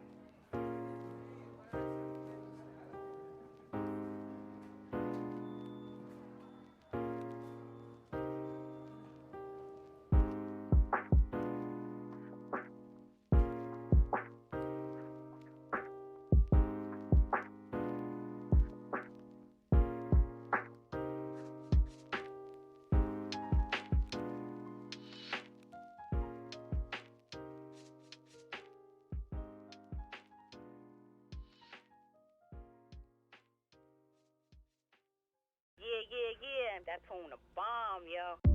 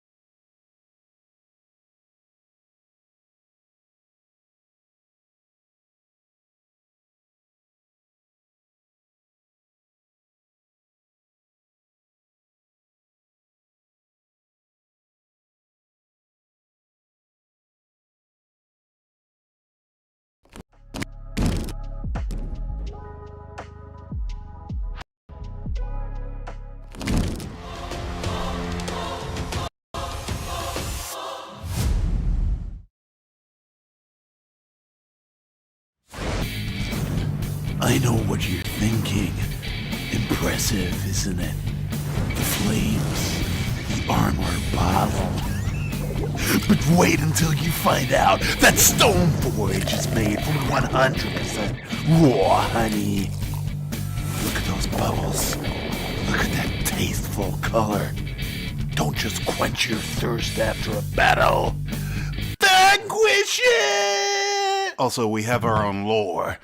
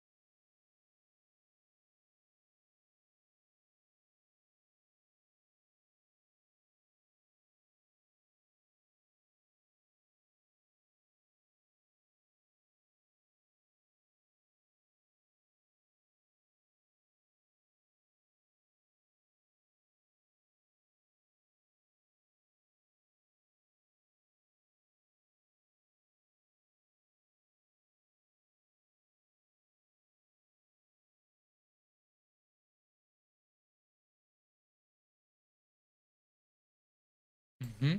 I just realised I've been talking And with we're my mics off. So, we're just saying. No. Yeah. Oh. Yeah. Only I could hear you. Yes, Okay, cool. only you. Well, you gave a great introduction to I this. thought so. Yeah, no, it was amazing. So, two of the top tables, table 1 and table 3. Table 1 was a dash Uzuri, and table 3 was Dromai versus Dromai. In the mirror match, they have both drawn. So, 4 of the XO players are now living with a draw, which really opens up the top 8 for this event. Up next, It does. we have a Dromai mirror between Rene Henschel and Simon Rezian Kwiatkowski. These two, I don't know how long Simon's been on Dromai, but he's part of Team Poland, I believe, isn't he? We are going to pass it over and see if we can get this game started. Yep. Just waiting for players to come and sit down. Just to tell people how open the top 8 now is, 5-2s should make the top 8 because of these draws, right? And right now the 3-2 player goes all the way to table 32, right? So table 32 also has X2 players. So right now, anyone from table 1 to table 32 could still make top 8 because of those draws. Which is really interesting. I mean, it's so wide open now. It gives people a chance that really weren't expecting to be in with a chance still. I wonder if the news has gone through, and I wonder how that will affect people on the way up. We had been fighting, by the way, to get a Dorinthia versus Azalea matchup, but unfortunately, even though they're both X2, we've gone for X and 1s on the stream. So we were fighting for a bit of a difference. The Dory matchup would have been fun. Prevail, and we will see Dorinthia in the top 8, and we'll be able to discuss that game. Okay, feature table is just about to start. Gonna be a Dromai mirror. All I remember from the Dromai mirror is that it's a board state game. It's all about setting up your board state and making sure your board state stays alive while you're killing off your opponent's board state. Absolutely. There's a lot of dragons hitting dragons, and there's a lot of trying to get your attacks to hit the other person's dragons. So hopefully this won't go to time and they won't draw. But what it does mean is elsewhere, the top table is a Dash versus Oldhim. Both of those players we've seen on stream already today, Freddie Friedrich and Tobias Renke. They are both locked for top 8 as things stand. So we know we will have a Dash, and we know we will have an Oldhim for top 8. Now it's going to be a fight, a bit of a bun fight between both of these Dromais, obviously. Interesting using the heart and the eye sleeves for the equipment there on the Rene's side. But yeah, we're going to have an interesting top 8. I think it's going to be very varied. We've not seen a crazy load of Lexis at the top tables, more Dromais. Kano is still in the hunt for top 8 place. Azalea is still in the hunt for a top 8 place. Henry Schluter on Uzuri is still in the hunt for a top 8 place. So we are seeing a lot of variety at the top tables, and I think that's great to see.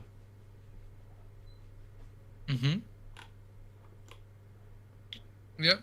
It'll be interesting to see how the top 8 shakes out. Lexi's not performing nearly as well today as they have been in the last couple of weeks. And I do think that is a trend we had noticed recently, with Lexi being very high powered at the PT, but also a very easy deck to target. And we had seen her falling out of favor recently. And I still expected her to perform at least slightly better. But there are still a couple of Lexis who are X and 1, so I might be speaking too quickly, and we will still have a few Lexis in top 8. It's just that compared to her other performances, it is definitely on the lower end. I'm still in awe of those mats. They just look so good on the stream. So, I mean, there's a lot of fire, but I think it suits well for a Dromai mirror to be playing on these mats. It does. Now, there are questions about what type of Dromai list we have. We've discussed a Dromai matchup coming from a background of big dragon Dromai, right? But for all we know, one of these Dromais could be a more redline Dromai with a lot more attack actions. In which case, I don't even know if that deck is favored. I actually think Big Dragon might be favored into a redline Dromai. But I don't know enough about the Dromai mirror. I wonder if we're going to see someone flip over a crown of Dominion. I haven't seen any Empress Dromais yet, but today at least. But it does seem to be, especially with Oldhim on the way out, it does seem that maybe people are looking for a more redline aggressive Dromai deck. So it'd be interesting to see the equipment loadouts once these players get settled. Obviously some fantastic card randomization going on right now. Hopefully both players will shuffle each other's decks as well, and soon we will get started on our round 6 matchup of Dromai versus Dromai.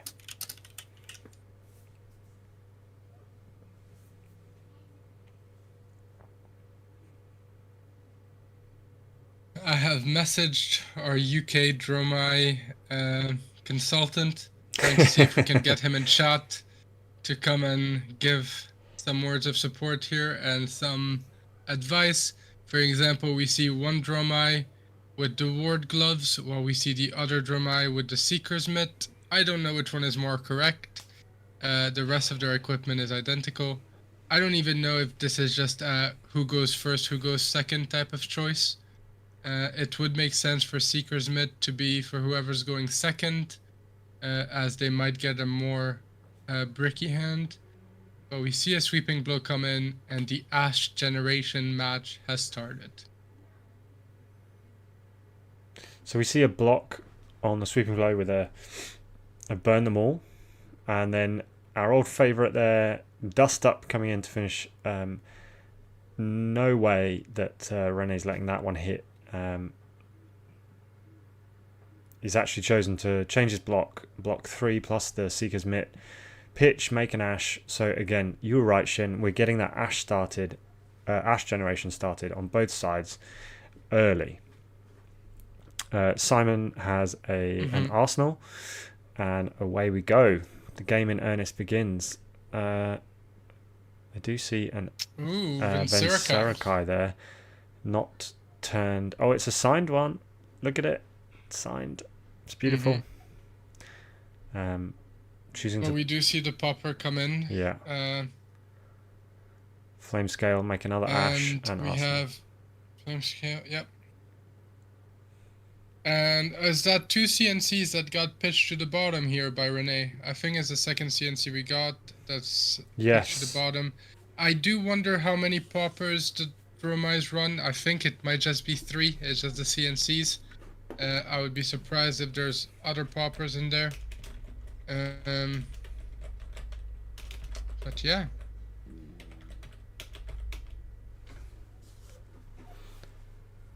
So we're just speaking to our friends on the White Rabbit team, and these mats were actually designed by Mateus, who also designed Push the Point mats. So no wonder they're absolute fire.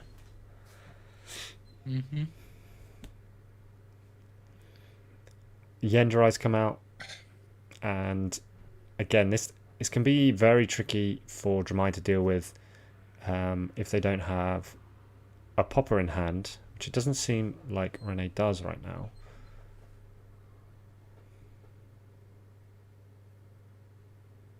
And then we have a blue Ember Moss and a Pie, which is actually the least of the concern. Does just damage, I think, as we've discussed. Dromai really wants board state.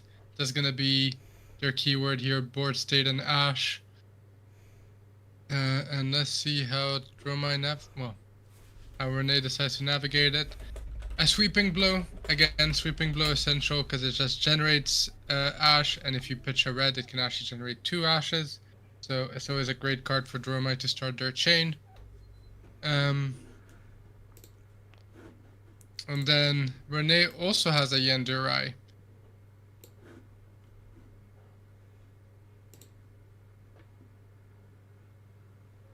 And we see the sweeping blow pop the gloves. Renee plays Yendurai. The board state is now in equilibrium.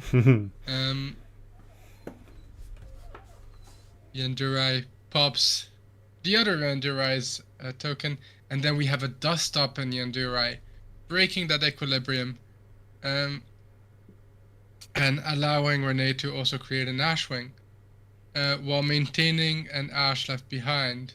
Now Simon does keep a full grip on this one, 5 cards, and a Spectral Shield, so...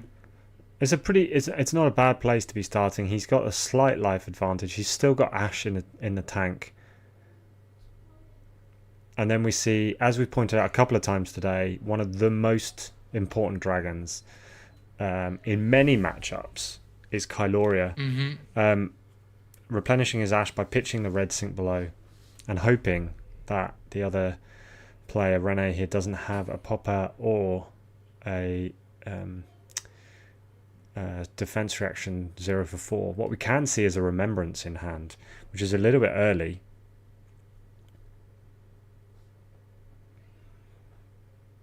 Not necessarily what he wanted to see this early on. Oh. And chooses not to attack with the Kyloria, but instead send the CNC into the Yendurai, which is a very efficient way to clean out the Yendurai, right? Send 6 damage straight out, not having to worry about that pesky endurance token. And we see Renee play his own Kyloria. Yeah. Yeah. And attacking Simon's Kyloria. Sorry, I'm just gonna try to get used to naming different people's Kylorias and stuff like that. And then generating some Ash and passing. So both really, yeah, feeling things out at the moment. Now, there is one card in Simon's hand that is very interesting, which is Dominia. Yeah. However, he's decided to go with the Kyloria play, pitch the Dominia to the bottom, which is probably the safer play, but it would have been interesting to see a Dominia play here to push that, to push this to further. And then we have the Kyloria swing. Sink below, blocks it efficiently. And then Mirror Guy is gonna go into Kyloria, clear that board, yep. And we see a Sigil in Renee's hand, and we see a Sand. Okay, so Sand isn't a card that we're used to seeing too often these days.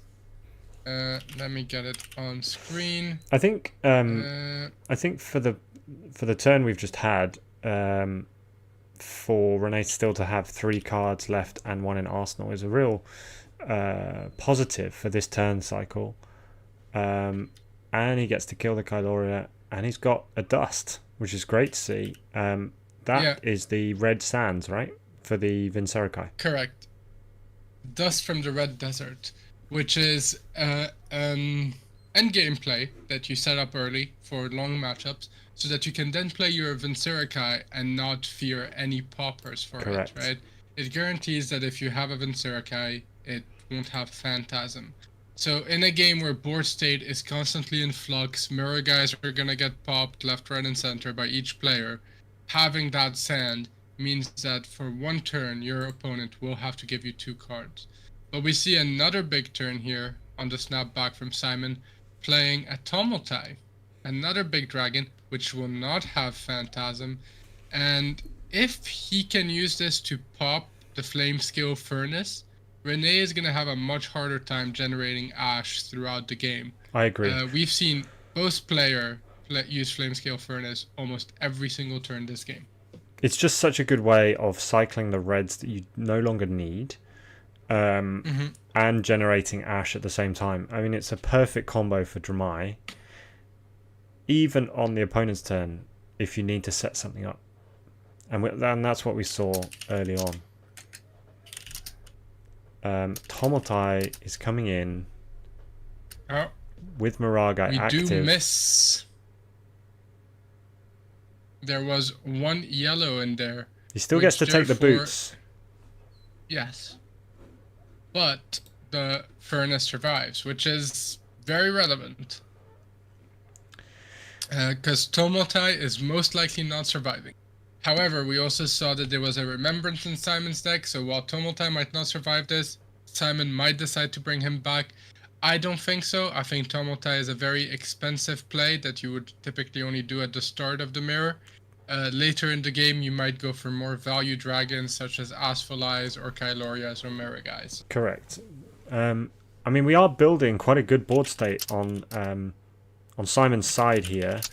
Rene has a handful of dragons.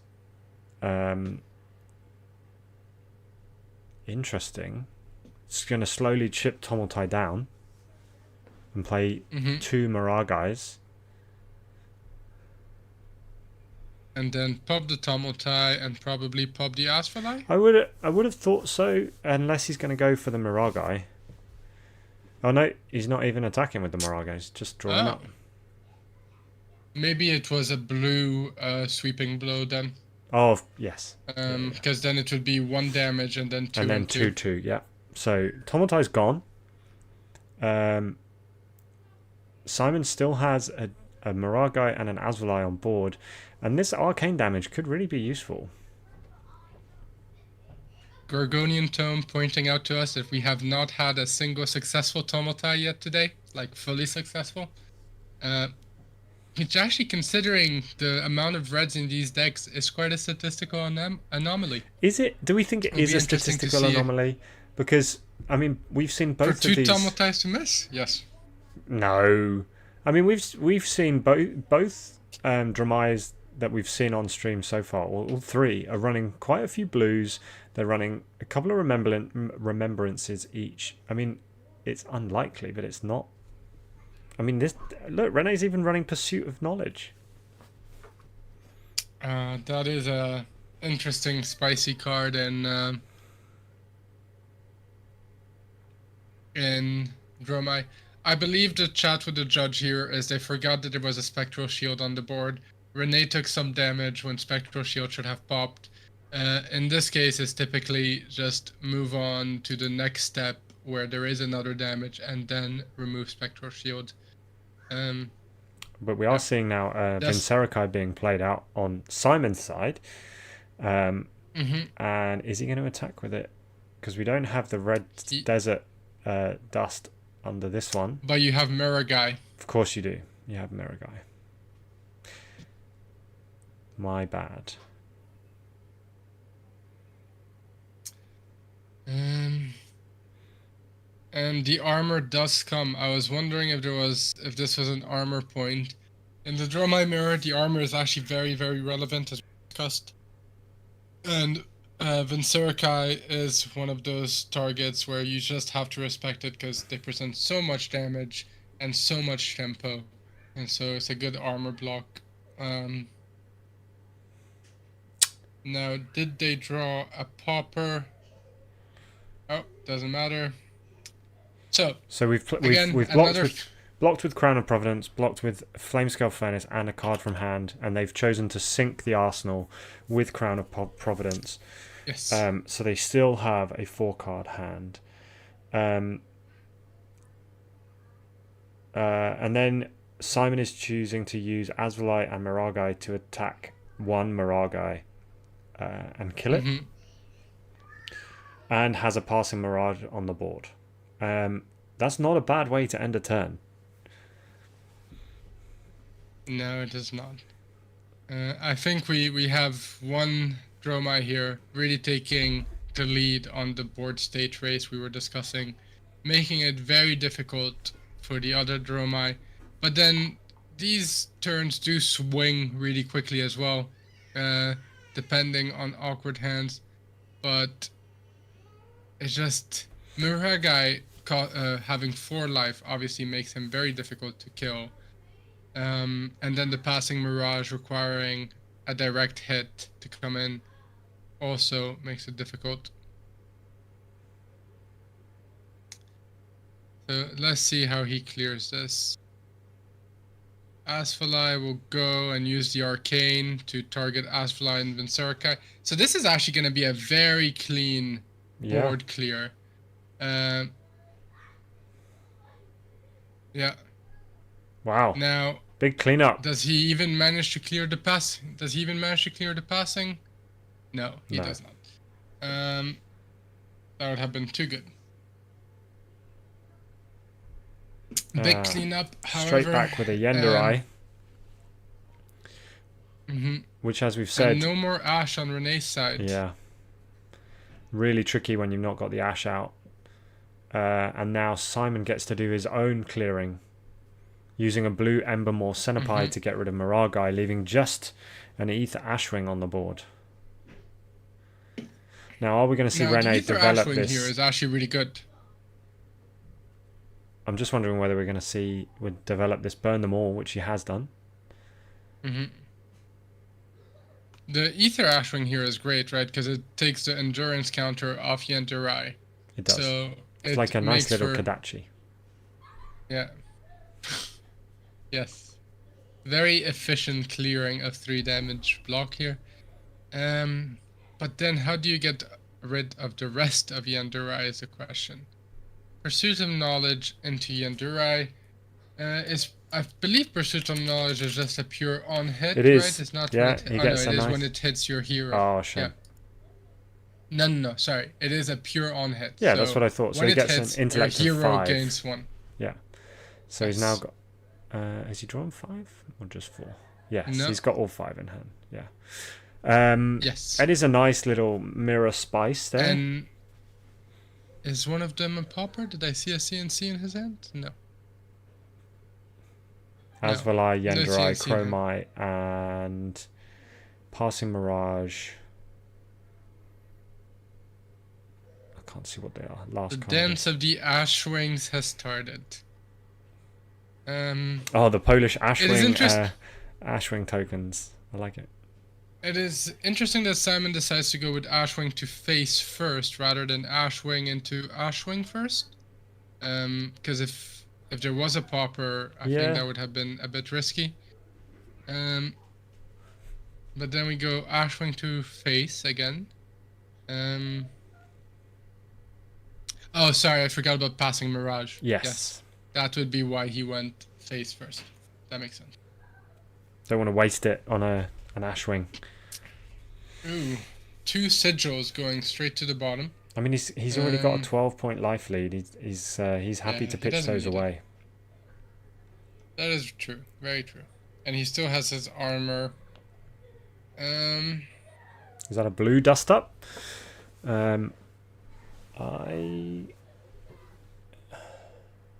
Oof. Wow, that's the trouble with no Ash and 3 dragons in hand, right? You've got to try and develop those somehow. Yeah, you know, for a turn where you had a 5-card hand, or a 6-card hand with Arsenal, really that is unfortunate. really disappointing. Yeah. Yeah.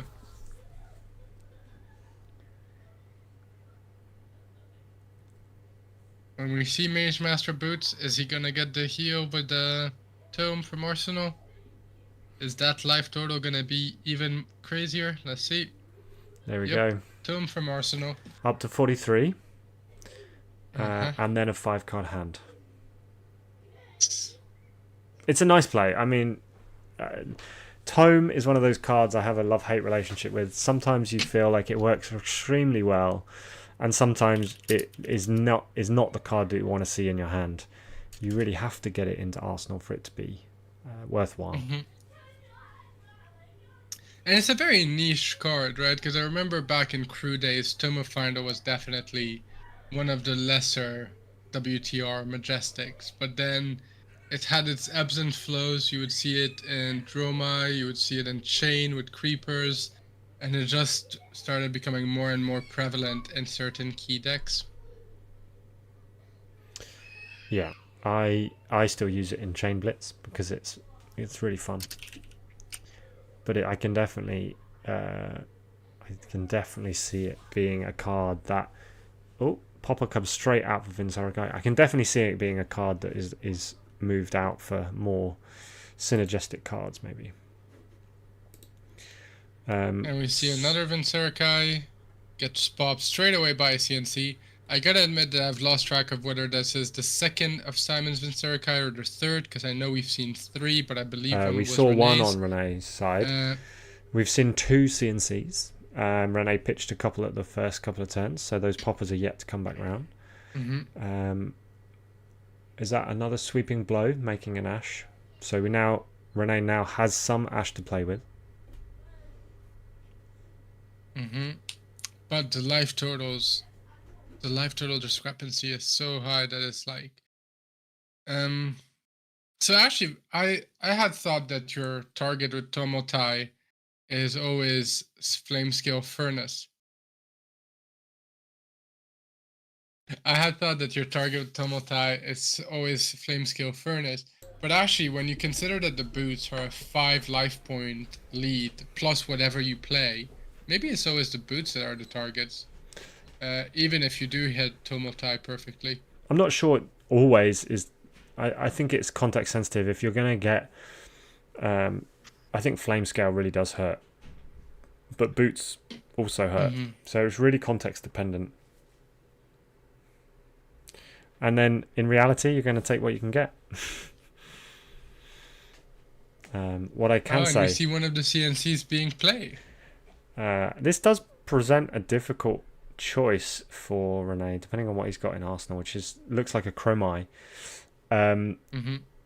But 6 damage is never fun to take, especially when you're 39 to 26 down. Although he takes it. See what he's coming to hit back with. He's got 2 Ash and some Rake. So that's always nice. Simon is definitely winning the Ash war right now with 6 full Ashes, while Renee goes back down to 0 Ashes. Or 1, maybe I was wrong. Yeah, so he pitched a red to play the Rake to make 3. Oh yeah, and he was on 2. Yes, correct. And we have a Kyloria in hand. Interesting. And we played the Kyloria.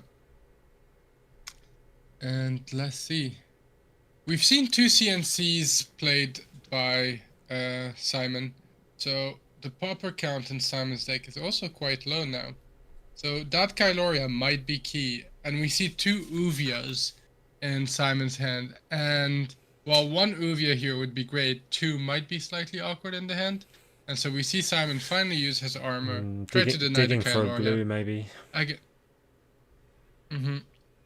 If he gets to play both Uvias with so much Ash, well, that's what I mean. Will be a big issue for Renee. Especially seeing as they're so hard to kill. And he's got a Mirage in hand as well. So he's now got a 5-card hand, 6 Ash. He's not... Is that a Kyloria as well? He's not starved for Ash by any means. And both of these Dromai players are playing pretty quickly. I think we're going to see a result here. We are seeing some good play, some really thoughtful plays. The Uvia is amazing to get out, especially with that many Ash. Speaking of playing quickly, the Kano match is already done. Just saying, they were one of the faster matches again. So yes. So Simon's pitched a Mirage and a Necria and a Remembrance to play out both Uvia, making 2 Ashwings and attacking all of the Ashwings. Oh, no, attacking 2 of the Ashwings on the other side. So again, board state clearance, and now Renee has to work back towards killing off those Uvia, which have 6 health. And the other thing to notice is this is the second Remembrance we see go. I think most Dromai lists these days play 2 Remembrances, but again, there were some that played fewer. 2 remembrances means that you can bring back your dragons, and with the life differential where it is, I think Renee has to be concerned here that he might not have enough steam to get over Simon. But we see one example where that will come in handy, which is Viscerai. Very clean clearing of one of the Uvias.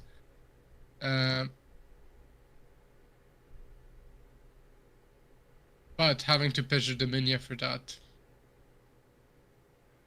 I would like to say we hope we'd see it come around a bit later on, but I don't know how quickly we're going to get through the rest of that deck. Burn them all wasn't able to banish enough cards, so that disappears. You can still see a very healthy deck size in Renee's hand. Yeah. Just must have been having to show the judge there something to do with the pitch. Back to Simon with a full hand. Looks like we've got a sweeping blow, a dust up, a Miragai. He's already developed another Ashwing at the beginning of turn from Uvia. Yeah. And he has the Ashwings to just clear out Viscerai. I think this would be a very easy cleanup turn, while pushing damage as well. Renee having to use... Is that a Rake the Embers there to block? Yes. That's unfortunate. Although I'm not sure he has enough Ash to make the most of it either. So potentially not a bad move. We have a Miragai played. And then go in with an Ashwing for 1.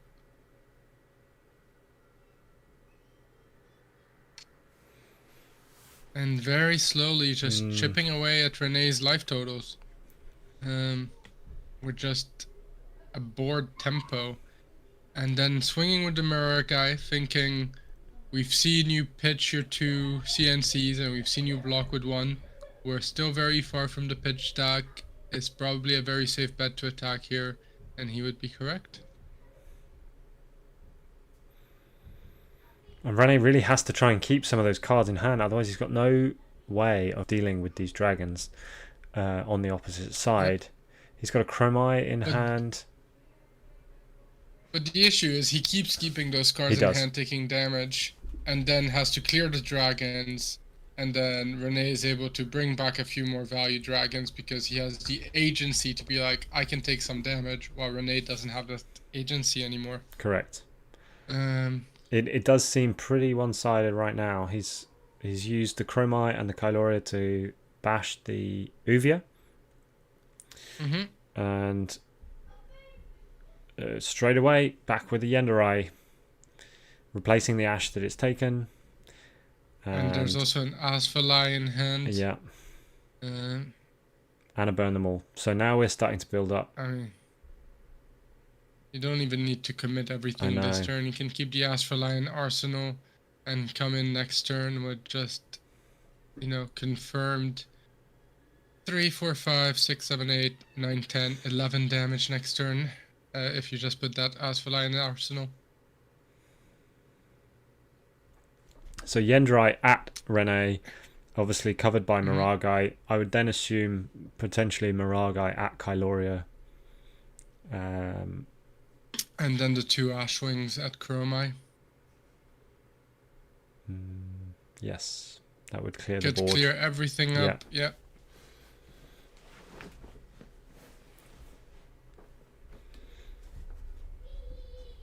Very slowly going through it.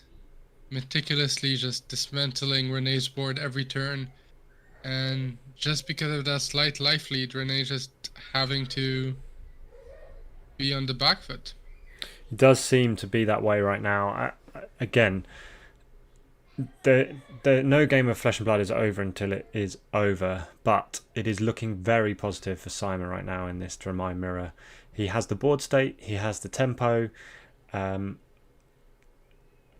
We will see where this goes, but we've got a sweeping blow from Renee taking 1 life, chipping down the Miragai. And then Uvia developing an Ashwing. Interesting choices. Taking away the Miragai and an Ashwing, but Simon still has the Yenderai and another Ashwing and a 5-card hand. I think the most interesting part about this matchup is I don't even think Rene could have played anything differently. I can't think of any play that Rene made where I'm not like, that makes sense, that's probably the right play. I agree. Yet you see the... And as you're about to say, it's just been the way that Simon's hands have come in. He's played very, very, very well controlled. And it just continues, you know. We also see a pattern of Dromai players really liking their bling and just being blinged out with all these Marvel Dragons. They do like, I mean, I think in a similar sense to the Prism players, they like their bling. The illusionists like their bling.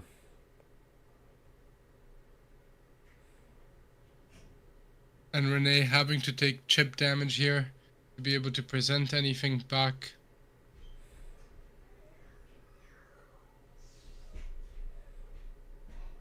And if I'm not wrong, I believe Simon is still keeping a sneaky Asphalite in his arsenal in case of a rainy day. So, yeah.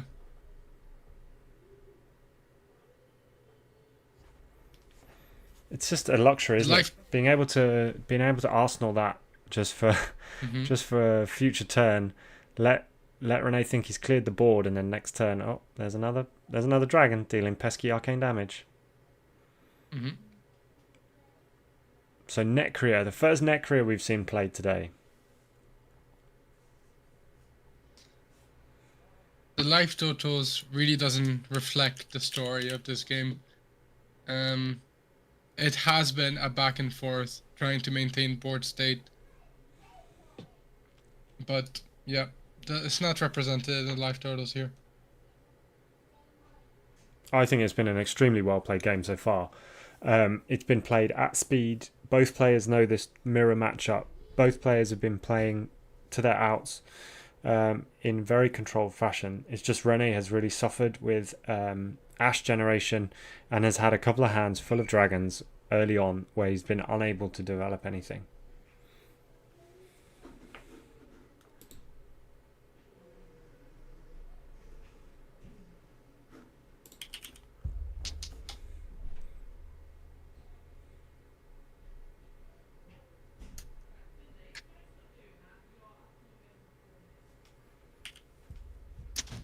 Are we on Simon's turn? Yeah, so we've cleared that. Coming with is that a sweeping blow again? Or are they billowing mirages? Yep. Yeah. Hitting the sweeping blow into the Necria, making Necria damage itself afterwards as well, which allows you to have a very clean clearing of Necria using Uvia and the Ashwing, while also generating... Well, no, just using Uvia. While letting your opponent generate a... Yeah. Because every time... your opponent generate a decent amount of Ash.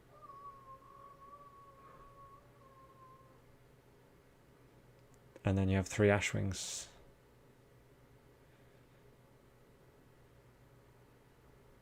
And an Asvalai in Arsenal.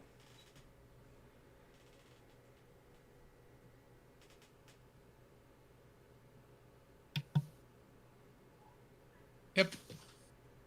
And we see the first Remembrance played. And is he going to go and get dragons or poppers? Dragons. A Rake, an Uvia, and a Dromai.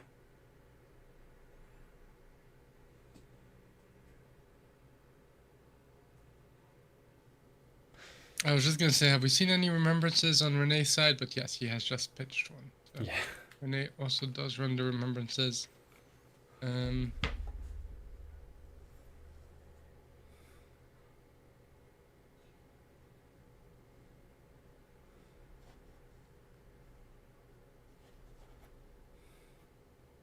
2 burn them all on the stack.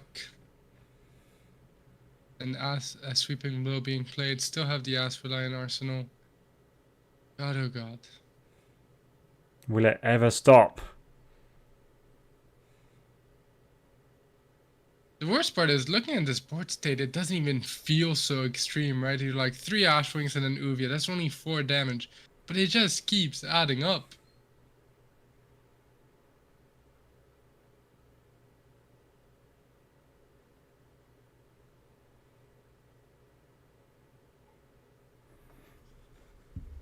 To burn them all on the board. There's a lot of arcane damage coming over the next few turns, and he has the reds in graveyard to keep them up for a couple more turns. Yep. Viscerai being used to clear some Ashwings, and then Senepai to clear some Uvia. So the board has been fully cleared here, but there's no more card left behind, and there is just an Viscerai. And you're leaving 5 cards in the hand of Simon, who is going to start with a Rake, regenerate all these Ashwings that you just cleared.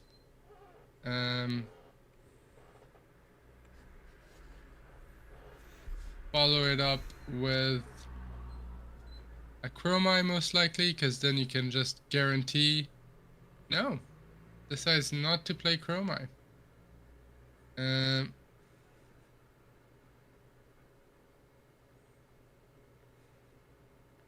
I guess he's attacking Viscerai first anyways.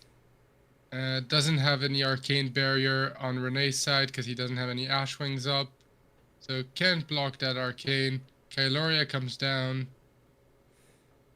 And Renee just showing, I'm popping that Kailoria, don't worry about it. Which means that Renee should have another popper coming up soon. Oh, it's already in his hand. So Renee is on his second stack right now. He's got his has already CNC the stack. second popper in hand. Yeah. Has already the second popper in hand. And let's see what he can do though. Because I don't see any other dragons in his hand right now. I think we're also back to Simon's... Oh no, we shuffled, didn't we, with the Remembrance. I was going to say, they've just seen those sigils come back, but there's no need for those right now. Renee's actually playing the CNC out. Try and threaten... I think we've still got an Viscerai in Arsenal, is that right? Yes. Gotta present something here. Or else, Simon still has 5 card hands coming in. And Simon just blocks. Keeps a few cards behind. Still got the Ash. Still got the Ashwings. Uvia, third Uvia is out. In fact, I think that might be the fourth because he brought one back with Remembrance. So we've got another Ashwing. It's really hard to kill. Know that now Renee has played all his CNCs now. He has used them up. And so you just start the dance of the Ashwings again with the burn them all triggers. I think we might lose one of the burn them alls this turn. But we are looking pretty good on Simon's side. It's a very healthy life lead of 32 points, and I don't think there's much Renee can do at this point. No. Again, not very representative of the game we saw, but yeah. It's just been very As you much... said, we see one Burnham. Very much in Simon's court all the way through. He did go first. He did wrestle the tempo. And he managed to make enough Ash to make it through.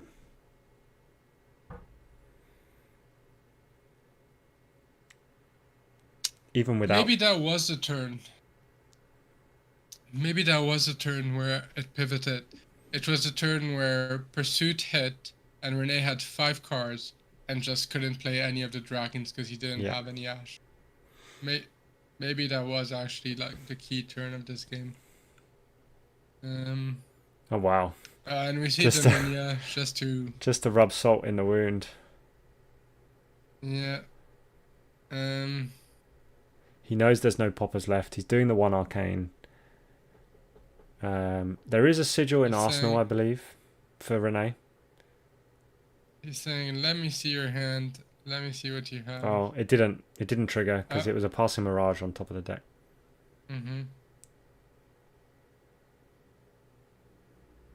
Interesting. He's playing the Viscerai. I mean, obviously he's got the red desert out, but he's just in survival mode now, I think, right? Yeah. Gonna get presented with 4 damage. I'm gonna assume that Astralight is not in Arsenal, as it would present lethal. Yeah. Dust Up is a problem for Renee, because he has to give his 2 other cards that aren't Remembrance. Yeah, and there we go. Otherwise he dies, and yeah, that's game. Good game. That was as you say, I don't think the life totals were representative of how intricate that game was. But I am pinning it on that one turn. The Pursuit of Knowledge hits. He gets 5 cards, 3 or 4 of which were dragons, which he couldn't play. Really hard slog from then on. But what a great game to watch. What a fantastic back and forth. Dromai mirror. It didn't nearly go down. It didn't go to time at all. 2 good players who know their matchups, and I believe Shin that our team on the ground at White Rabbit are working on getting both of these players for an interview afterwards. Correct. In the meantime, other tables, Dash beat Oldhim on table 1, even though they're most likely both locked in for top 8. We have Kano beating Uzuri on table 3, which means that we should probably see Kano in the top 8, I think. We have a Dromai beating an Azalea on table 4. And we have a Lexi beating Azalea on table 7. And an Icelander beating an Azalea on table 8. So we still have a lot of different heroes that have a shot for a top 8. We also have a Dorinthia who's 4-2, Shin. The dream is alive. Just one more game. We also have a Katsu who is 5-1 now, after beating a Dash on table 12. So, the dreams live on. Good representation from Katsu there, looking for a top 8. Although Oldhim could be a slog. I believe they are going to move to an interview, so I'll let you unmute the stream. All right, I will say goodbye for now, and we'll be back after the interview and a short break. See you in a bit.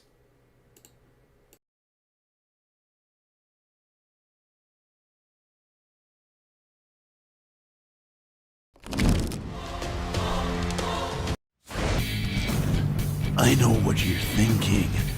Impressive, isn't it? The flames, the armor bottle. But wait until you find out that Stone Forge is made from 100% raw honey. Look at those bubbles. Look at that tasteful color. Don't just quench your thirst after a battle. Vanquish it! Also, we have our own lore.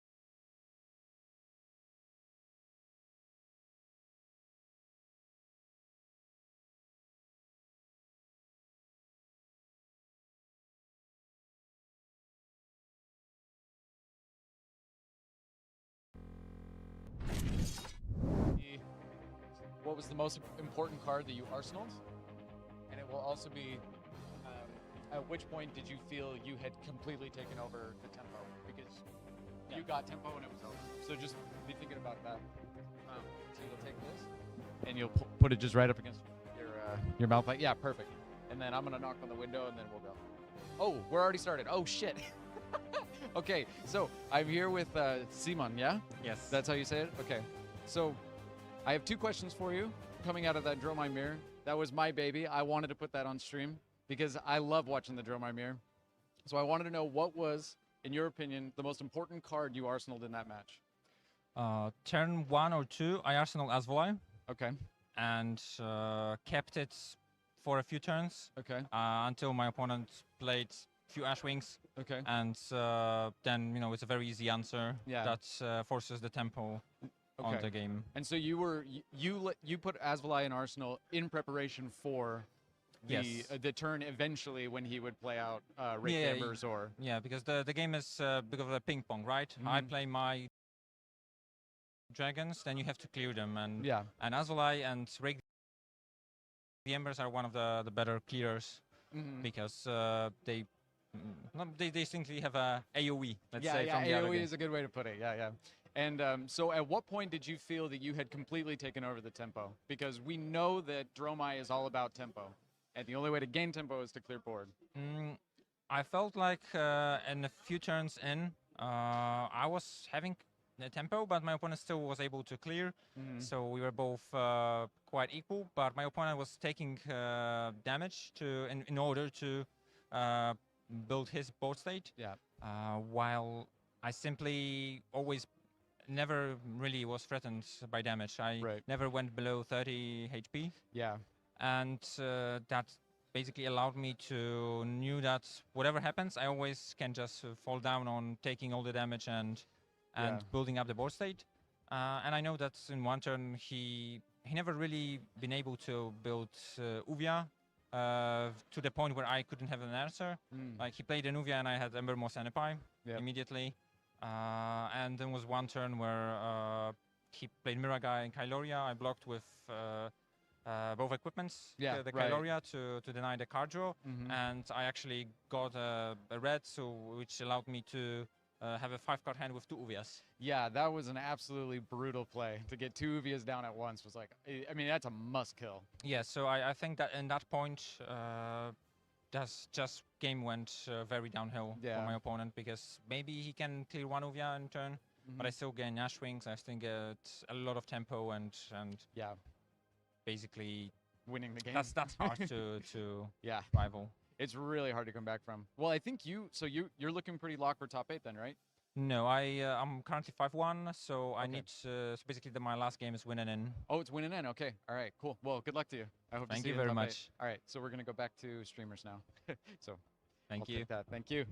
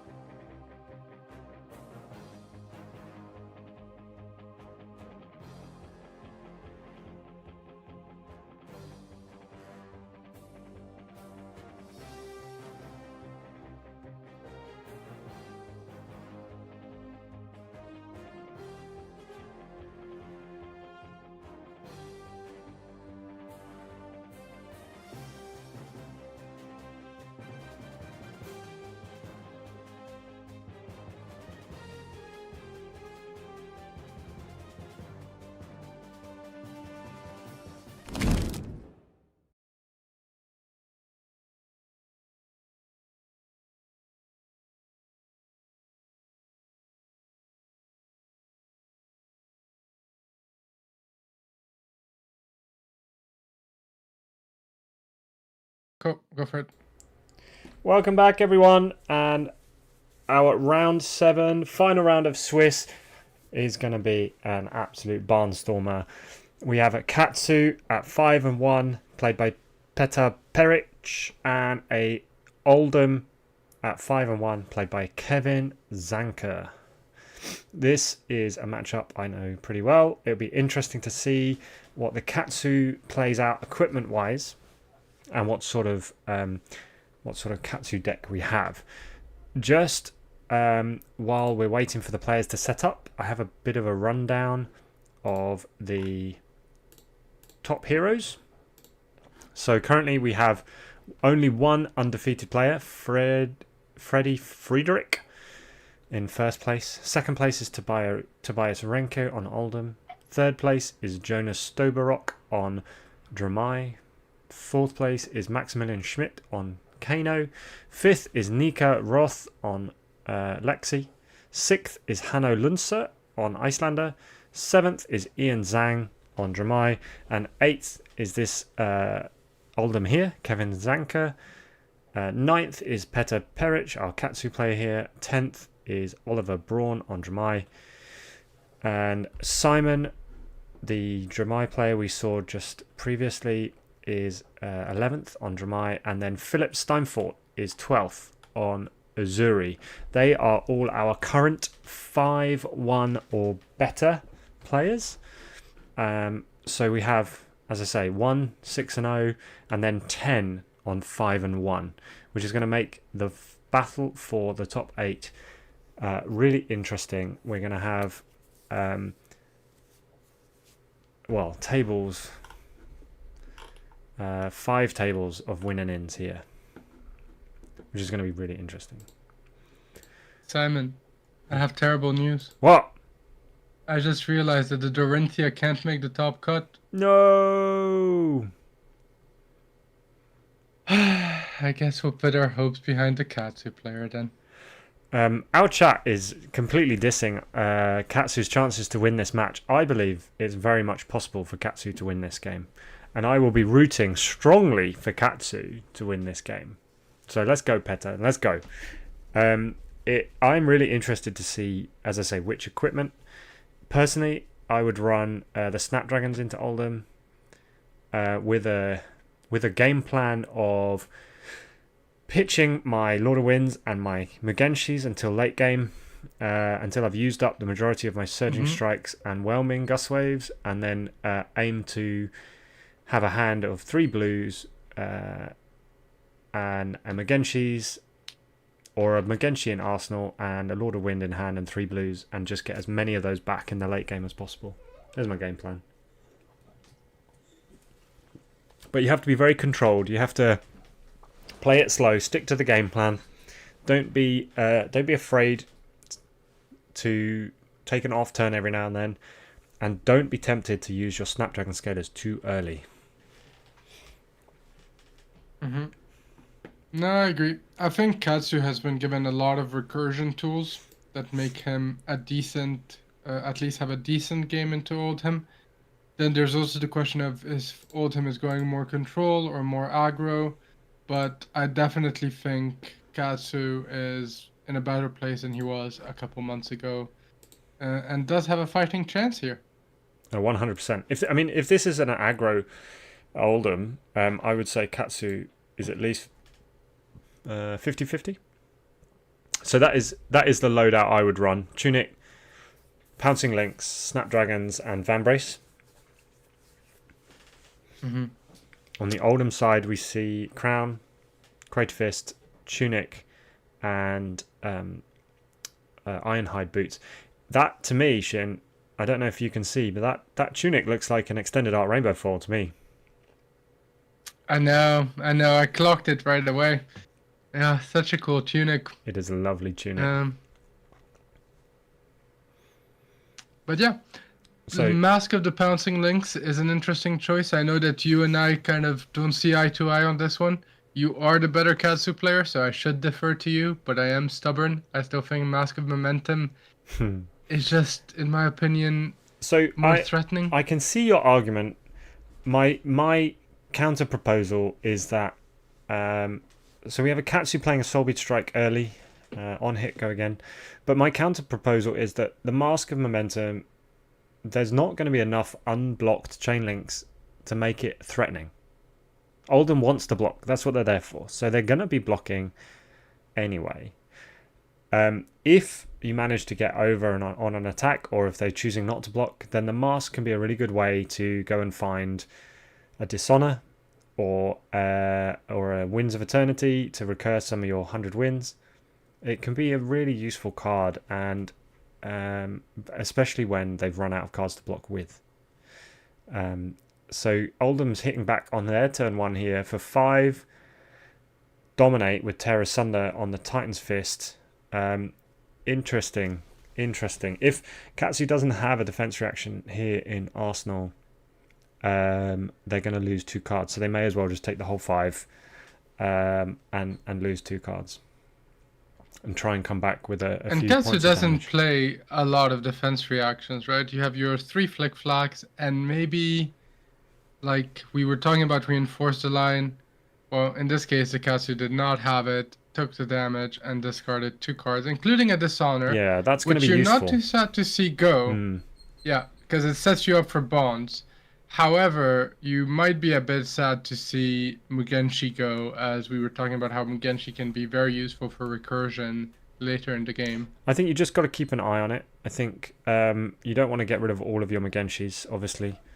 So I was wondering why the Katsu reacted so strongly at one point. I have now realized why.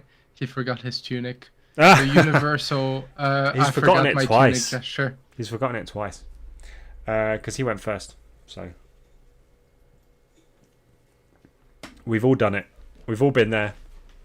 That could It's be... gonna be a long game, though. You know, it's gonna could be be a long relevant. game, so don't get tilted. Just keep going. So interestingly, I mean, that is a good card to play out. 1 for 4, go again. It's not a bad way to go.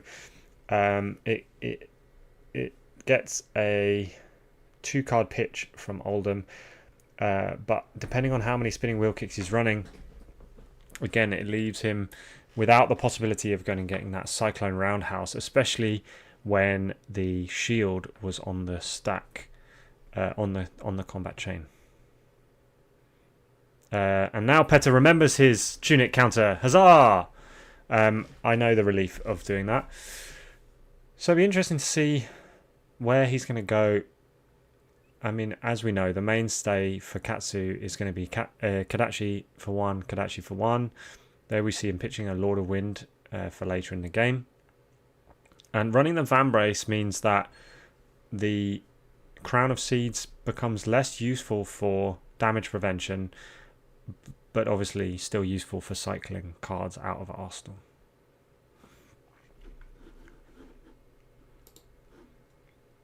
Okay. Yeah, even without damage prevention, because you have shield, you're happy just pitching, using that efficient resources to like use your crown, use your shield. If you have a Brothers in Armor, your armor, you can use that too, and then it's just Oldham's bread and butter efficiency. Exactly. Now, with this Surging Strike, he's fully blocking it with a Brothers in Arms and a shield, but I would have thought Peta needed that. I thought he may have something in Arsenal, a middle link in Arsenal, but not to be on this occasion. So he's going to use that Vambrace to prevent the Crown of Seeds, and then come in for that 4 go again with another spinning wheel kick,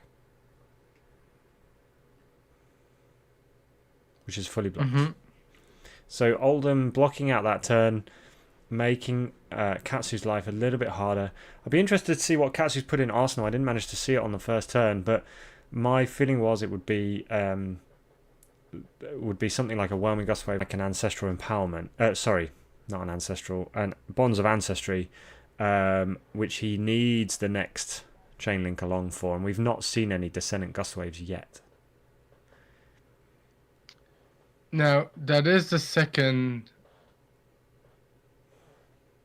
Sorry. We do see... Sorry, we're just having this... What? Yeah. I was going to say, that was the second spinning kick we saw, and we were talking about spinning kick with Cyclone Roundhouse to banish the shield. Seeing 2 spinning kick gone so early is slightly concerning, especially because the Cyclone Roundhouse chain does require a lot of resources. There is no reduction for it, so you need a blue to actually play it through. You do. So it is concerning to see it gone so early. Oh, Be Like Water red. It's always a nice card, especially if you've got an Ancestral Empowerment. There is a lot of blocking potential in Oldham's hand, though, with the Brothers in Arms and an Oasis Respite.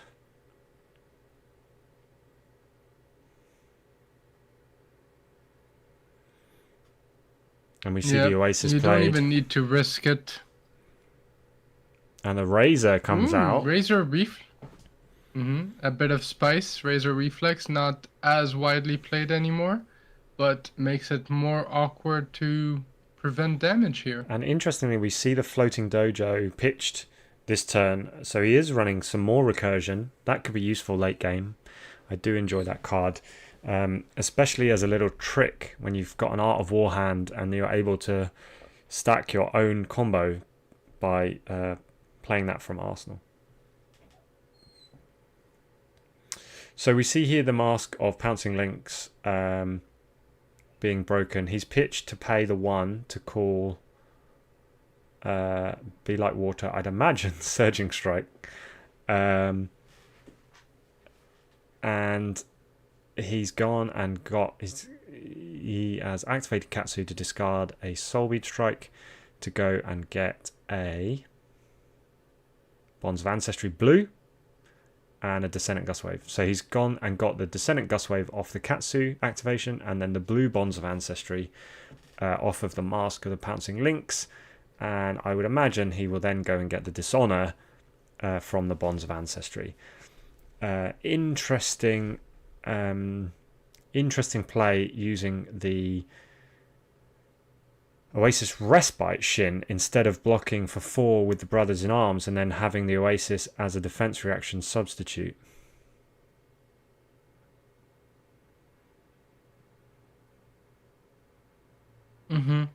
So I'm just thinking why blue bonds here. Because it's 2 because it's a 2 attack and he's gone and got it off of the Pouncing Lynx. But do you not have yellow descending in the deck? Would that not be the better 2 attack? He may not have it in the deck. Yeah. I do wonder if this is enough on a Lynx turn, as Jack is saying, because that is a lot of resources being committed to Oldhim just blocking it out. Even losing all his hero power, I don't think like the Dishonor hitting actually affects Oldhim a great amount. But more importantly, he still has his armor. Or even just a Fate Foreseen in Arsenal. Yeah. Even cleaner. It's a nice blocking turn. I agree. I don't think it's necessarily the biggest turn. I think it was a little bit too early to use the mask. But so hey ho, he wanted to get some tempo. He's got some life away from Oldhim, and he now has tempo. No Crown of Seeds to activate this turn, and a hand of blocking for the Oldhim here. So now we see the Tunic ticked up to 3 on the Katsu side, and we wonder, 2 Bonds of Ancestry is not a good start. He may have bricked his hand on the time when he needed to push tempo.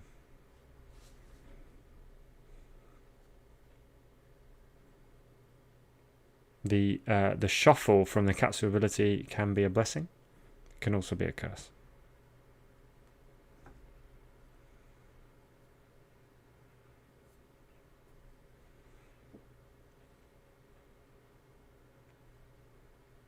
So standard, Kadachi, he's pitched another blue 0 cost.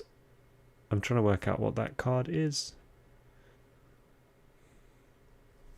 Is it Concealed Blade? I think it might be Concealed Blade. Could be. Blue 0 cost. So plenty of attack reactions in this deck.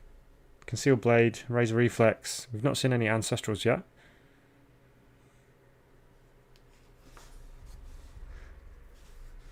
But he's had to, unfortunately, had to keep those 2 Ancestral Bonds.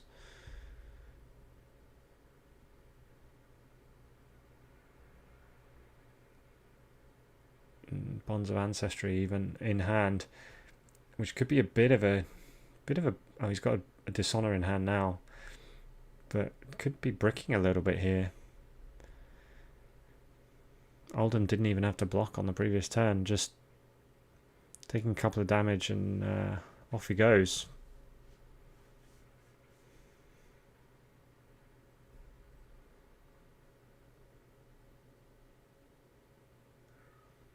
Yeah, it is gonna be a long game for Katsu at this stage.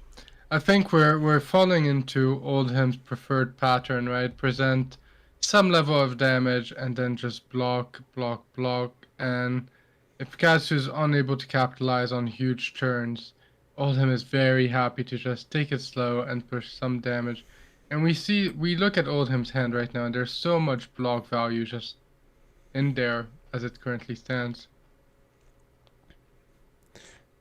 It's not even a question. He's happy to just block 3, block 3, block 4, you know. It's down to this Katsu to make his own opportunities. Don't waste the Kodachis. Use the Vambrace to good effect. Just a couple of cards out of hand each time. Chip a couple of damage. As I say, stick to the game plan. Work to the end game. And you see how here the Oldhim is happy to take those Kodachis. If a certain other mask was being played, you know, it would be a lot more threatening. It's not. It's really not. I know, he could have thrown the shield in there, but I still maintain Mask of Momentum does put them in a more awkward space at times, giving them less agency. But we are going to just see Oldhim do what he wants to do here. Push a hammer for 4 and just keep his arsenal, keep going slow, and Katsu just being chipped away, trying to get his hand to unbreak right now.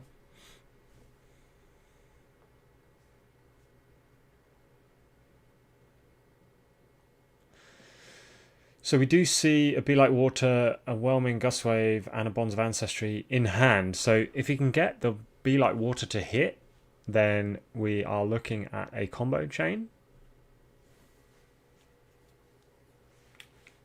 But this will... he's got a defense reaction in hand, so I feel like this is on a hiding to nothing.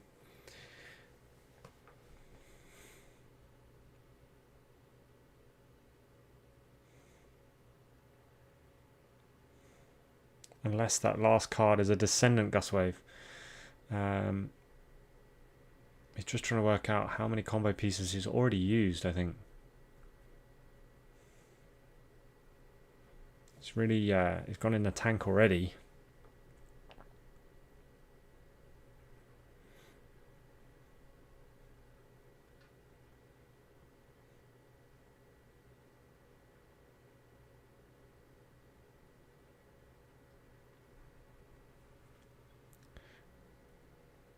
I wonder what he's thinking. I feel like he's got he's not had a natural combo line just yet, and I think it's hurting him. Okay, so we see the Descendant. We know we've got a Bonds of Ancestry in hand, but the Dishonor is going to be pretty useless here because it doesn't threaten, and he's only got the last Dishonor in deck now. He's banished one. He's got one in graveyard. He's gone to get another Bonds of Ancestry. I wonder if he has enough to do a double turn. Is he thinking he can get the Whelming Gustwave off as well? It might be a little bit... Does he have a resource floating anywhere? No resources floating. He doesn't need any at the moment. If he has a Whelming in hand, he could use the Snapdragons I think that look, though, may have suggested he's failed to find. No, he's got one. Got it. Good point. That would suggest a whelming in arsenal then. I think he's got a whelming in hand. Oh, he still has one card in hand. Sorry, I missed that part. Although I think it was way too early to be using a Snapdragons and not enough damage coming through here.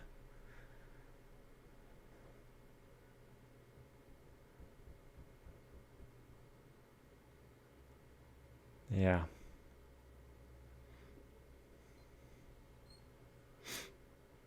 Yeah, I think yeah, this is too early. I think he's got excited here. He's trying to push damage, which is fine, but Oldhim still has cards, still has tempo. He can't play the Magenshi because he's not got enough resources. And the Dishonor does 4 damage, but nothing else. So he's gone to get 100 wins.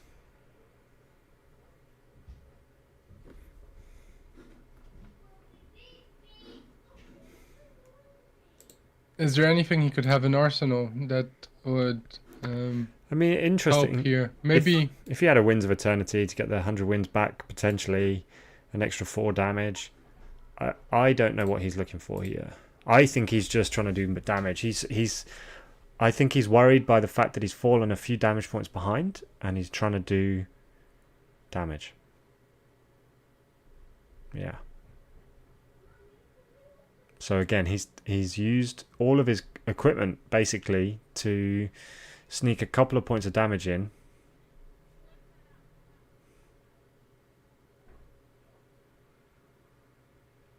And now he needs a big hand.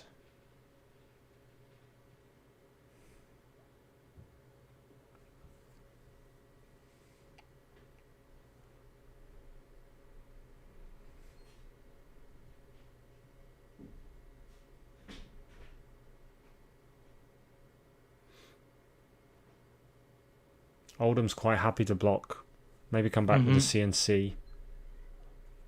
And Oldhim is playing it very conservatively to not put his shield in front of the first attack, just to avoid a Cyclone Roundhouse kick. And we see Shuriken being played, which just enters the field and becomes an attack reaction, right? It does. It becomes basically an extra breaking scales. So cards with the combo can gain +1 in the attack reaction window.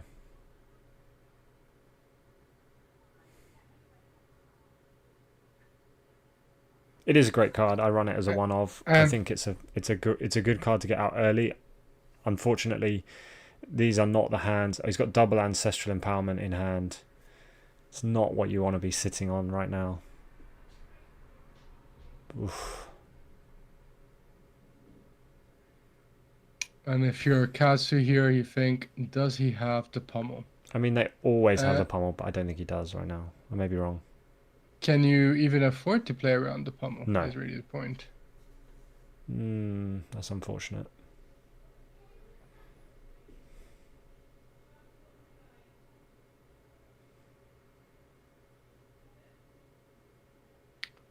The sneaky reinforced the line. Not a defense reaction, but good against CNC and Arsenal. But he had to play out he had to get rid of the Surging Strike to make it work. Although he's now going to draw 2 cards off the Ancestrals, so it could be good.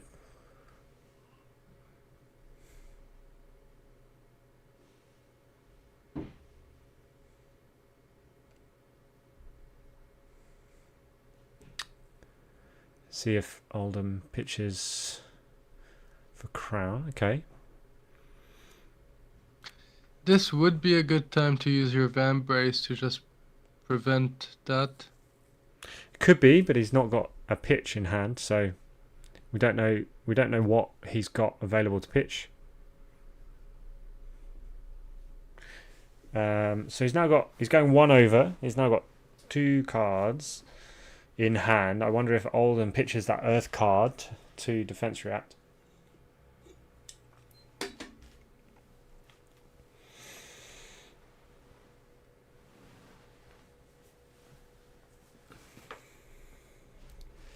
And he has a staunch in hand as well.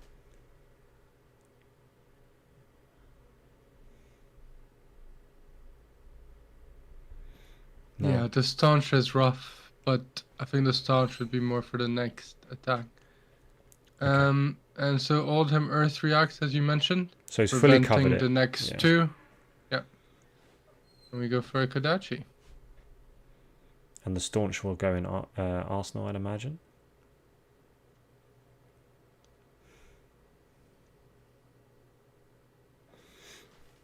One damage through on that turn. It's unfortunate.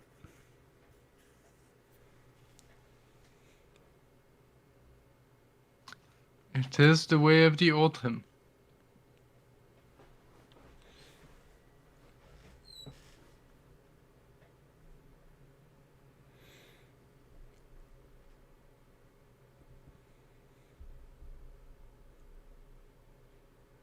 So now we see a bit of a better hand for the Katsu.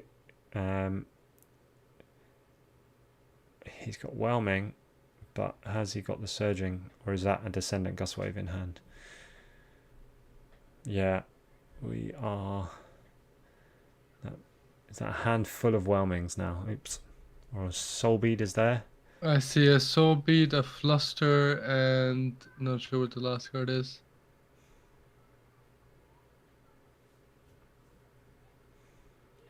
There has been a resurgence of Soul Bead Strike in recent Katsu list, which is interesting. But then you get a 0-for-4 Defense React or a Oasis Respite, and it's fully blocked with one card, and you're just like, well, that's annoying. Oh, he's just gone Staunch. Why not?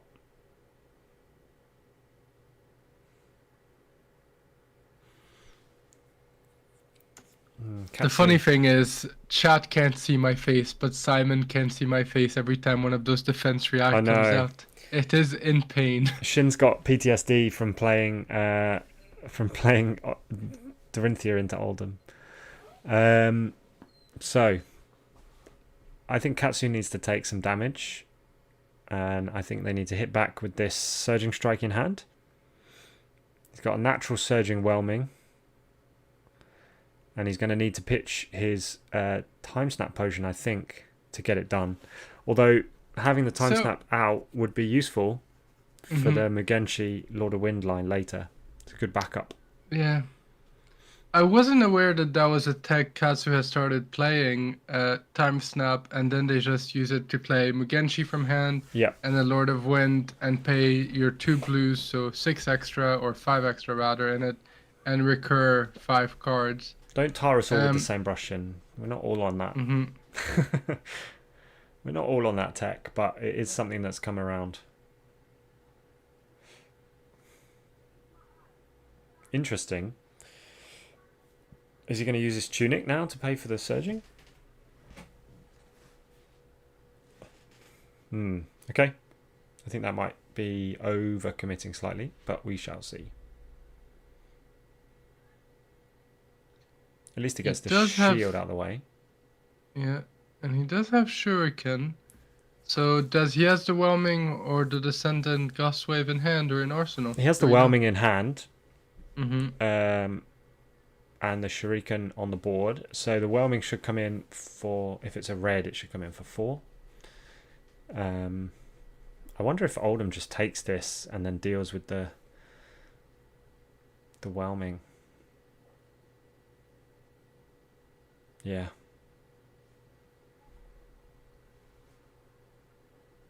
The chance of him having a D-react is an attack react for the Surging at 2 cost is unlikely, so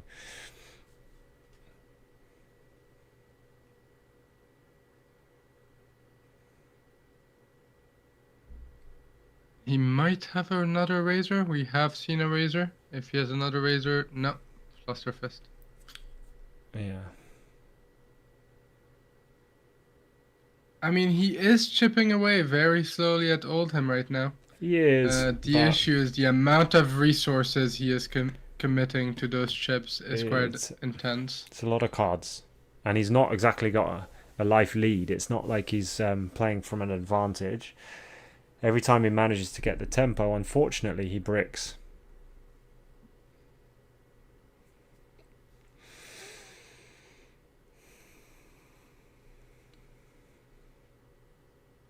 He does have another go now, so let's see. A small head shake, that's not good, but I can relate to the feeling. We see Lord of Wind pitched for the Kodachi, takes the first Kodachi, second Kodachi puts the shield in front. Yep, that's the pattern we've been seeing. Just playing a very value game here from the Oldhim. Yeah, and why not? Probably tempted to just keep that hand, to be honest. Has the Terra Sunder, has the Raz for the Ancient, but is going to be very meticulous and actually use it to block.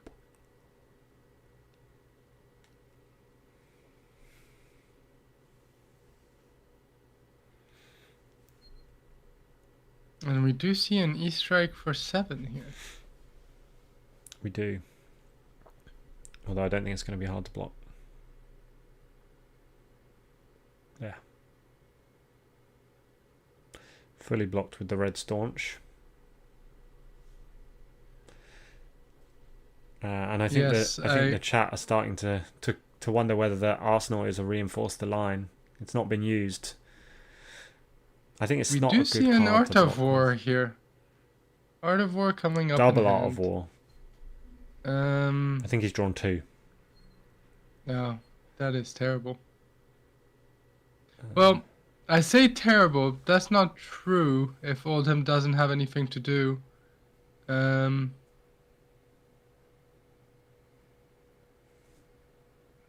now he's probably going to double Art of War and see what happens.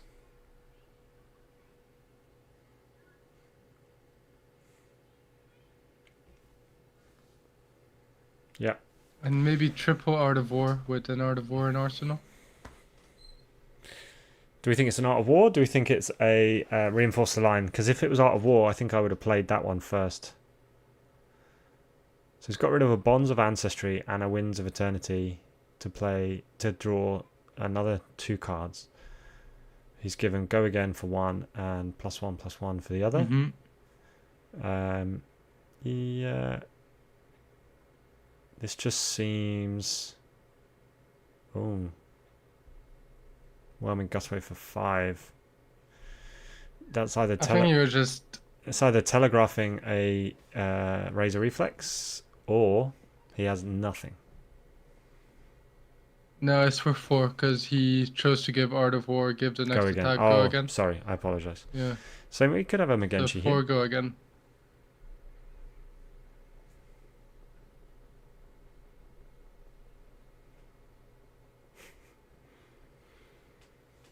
This is what we were talking about at the beginning of the game, right? You have to be...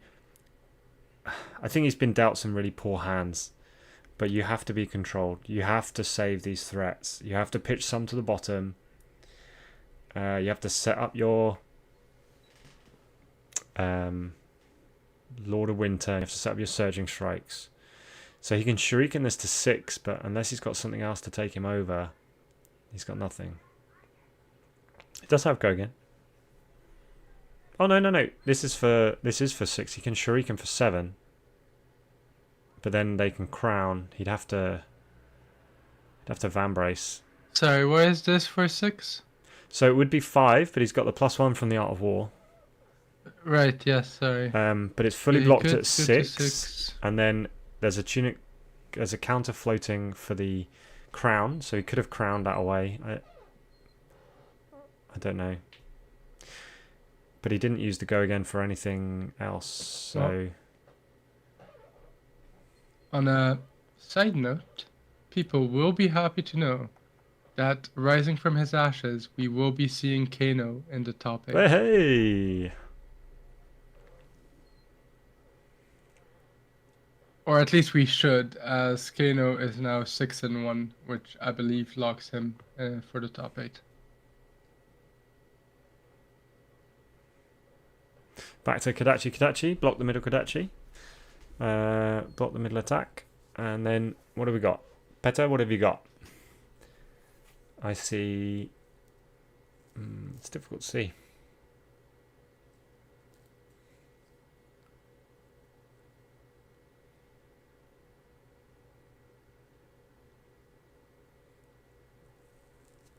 We have the Descended Gust Wave. Yeah.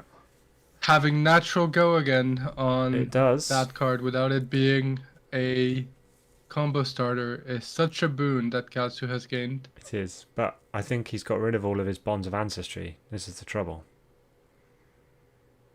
I think he's used them all or banished them all. We have an E-Strike for 7 though.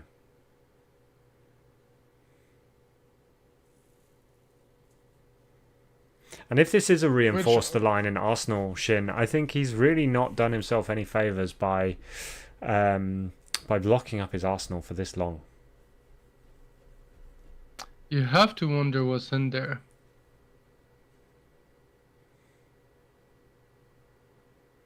I mean, a defense reaction, I can see why you'd put that in Arsenal against Oldhim, because you can then block the hammer if you need to. But there it is, flick flack. It was a flick flack. Yeah. Get it gone. Because I was gonna say if it was reinforce the line, you could have actually even played it on one of Oldhim's cards to just clear out your arsenal ages ago. Yeah. And the chat are asking why not go for the Shuriken, I guess, on the Magenshi turn. And I think it would have forced the crown. But he could have stopped the damage, and then you've wasted your Shuriken and got no benefit. Because he didn't have anything to pitch for the Vambrace and discard for the Lord of Wind. Oh, would have hit though, so he could have pitched it anyway. Yeah, you're right. Talking it through. And then he would have been able to go and get all of the Lord of Winds and recur some cards.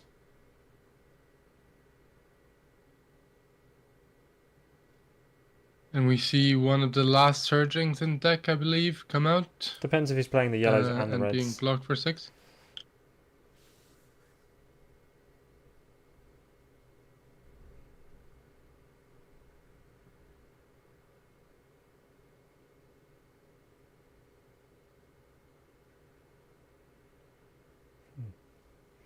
So Katsu's deck looking considerably thinner than Oldham's.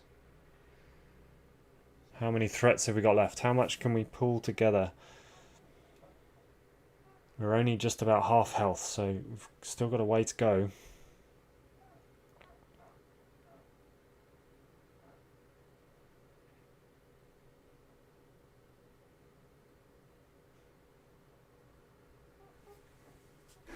Another consideration is starting to become time right now. Yes. Both players on 5 and 1, a draw would be devastating. 17 minutes to go. It is... yeah. Katsu is running out of cards, but time is also starting to run low.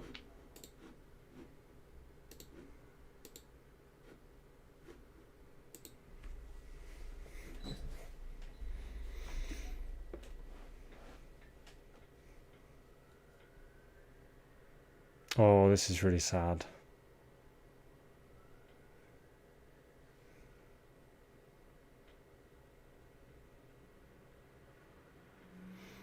I do feel for the Katsu here. I think it's probably hit him a short while ago that he's got very little in the way of options now, especially with all of his bonds of ancestry in the graveyard. As you say, most of the Surging Strike in the graveyard. Yeah, because well, can you remind me the text on Lord of Wind? Does it also bring back Surging Strikes, or is it just Whelmings and Mugenshis? It's Surging, Whelming, and Mugenshis. Okay. But you have to pay one per card. So unless you've got a full hand of blues, or you can go and get all 3 Lord of Winds, it can be tricky. So, you know, if you play this slowly, where you play your time snap and then set one of the Lord or one of the Mugenshis in your arsenal and keep a full tunic, you could actually get a decent amount of cards back, right? Yeah, you could either with time snap or with snap 9 dragons. cards back. Yeah. Yeah, you could get 9 cards back, which is 3 combo lines back. Yeah. And in the late game, that's devastating against the Oldhim. Like that's really hard to deal with. He's also got floating dojos, which he's pitched to the bottom, so they should be coming back round at any time. So that's another 4 cards, 2 surgings and 2 combos. Another flick flack, taking 3, down to 14. So, we might be just writing off this Katsu a bit too quick. There might just still be a lot of healing, recursion to do here.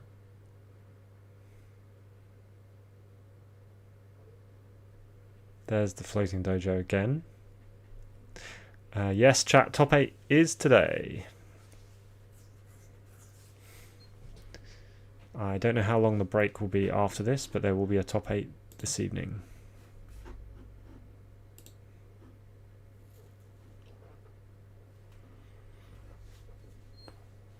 So he goes 1 over, draws a card. This could be it. He needs a 0 cost to get rid of. He keeps forgetting that tunic counter, doesn't he? I say this now and I'll go and forget it umpteenth times tomorrow.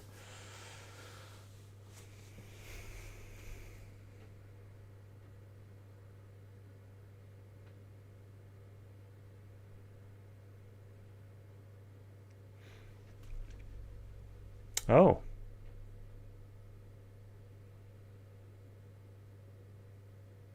Nothing to Katsu away, I take it.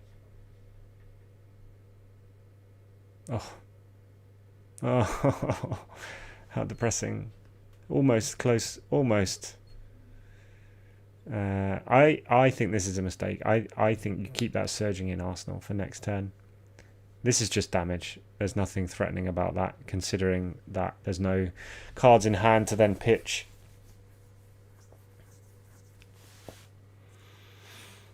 That's very unfortunate. I think if you're going down the recursion plan, damage is the way to go if you believe that Oldhim is just never going to swing anything. I mean, at least but it Oldhim gets being left with 2 cards behind. Yeah. At least it gets the Mugenshis at the bottom of the deck. We've seen the 3rd Art of War in hand now.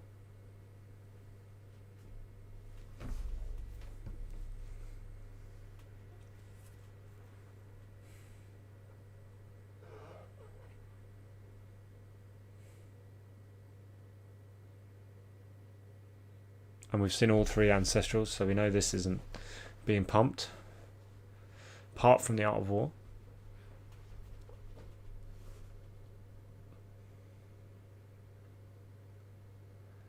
Unfortunately, Oldhim has another defense reaction, and he can also pitch to Crown. I believe on the draw there was 1 0 cost, but there will be the Crown. Fist at least. However, you could Vambrace that Crown. You could. Yep. And does he have the Earth React? No Earth React, so you can now Katsu, get rid of the Flusterfist, and go get one of the Gust Waves. Not sure which. Paying 1 to call it surging.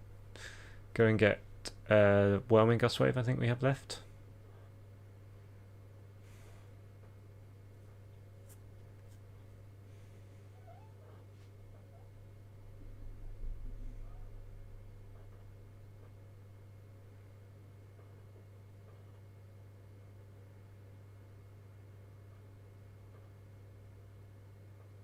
I believe that might be a blue Whelming Gust Wave based on facial expressions. It is indeed a blue.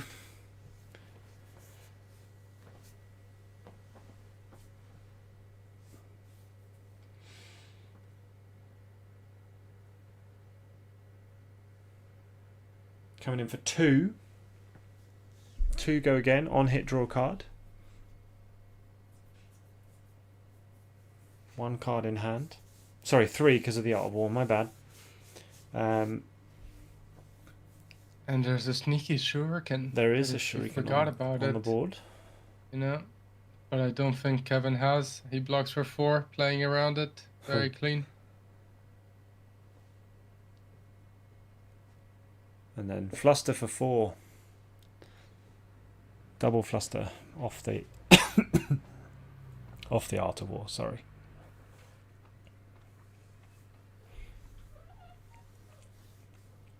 So another couple of damage done at the end of the turn there on the Fluster Fist for 5 because of the Art of War.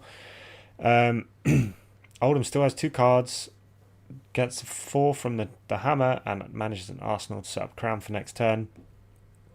And repeat.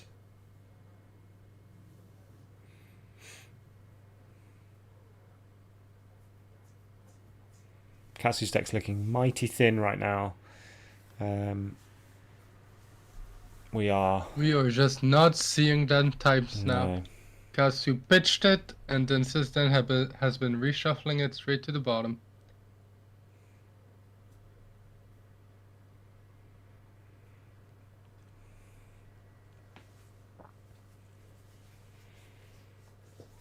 And there's the last spinning wheel kick.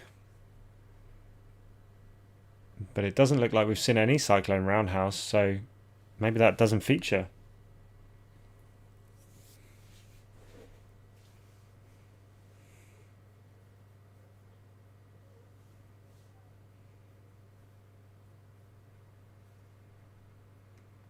And even if it did, at this stage, banishing the shield might not be... No. Oh, I shouldn't say this. Again, there is a huge amount of recursion Yeah. possible with the deck right now.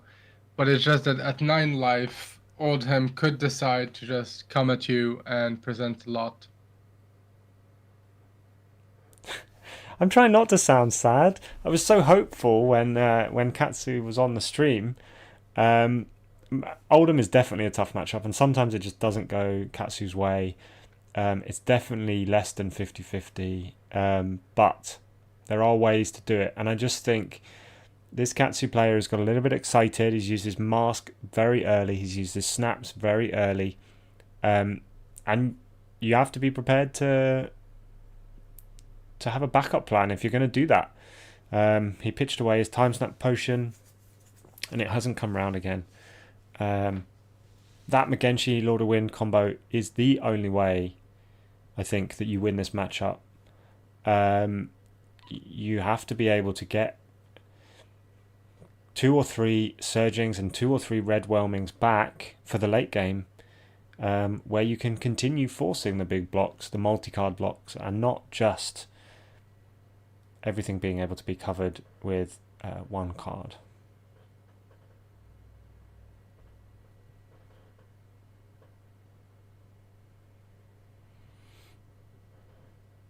And the Katsu player's gone in the tank a bit here. I feel like he doesn't want to block. He's taking 1 damage a turn, and he's had to use a key card there to stop that damage. And he pitches the other one as well, which is just... He's delaying the recursion, but there is a stage where your deck becomes so thin that actually taking the turn off to recur card... It's not possible, yeah. It just does more harm than good.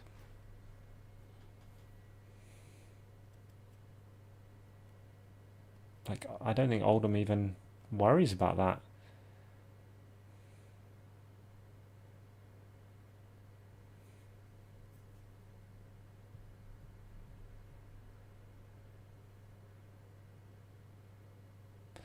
So he plays the Floating Dojo. We do see the Floating Dojo. And we see the Magenshis in hand, I think. So he's going to Arsenal the Magenshi, put the Surging and the Whelming on top. So he does have a full combo line coming up. This is good. This is a start.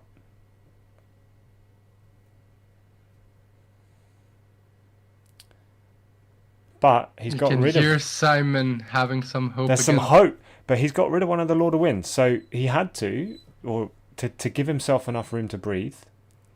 The time snap is back.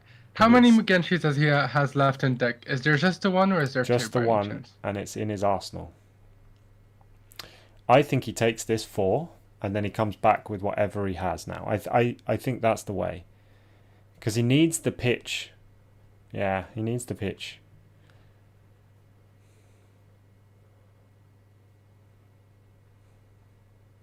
But the crown is still there. The shield is still there.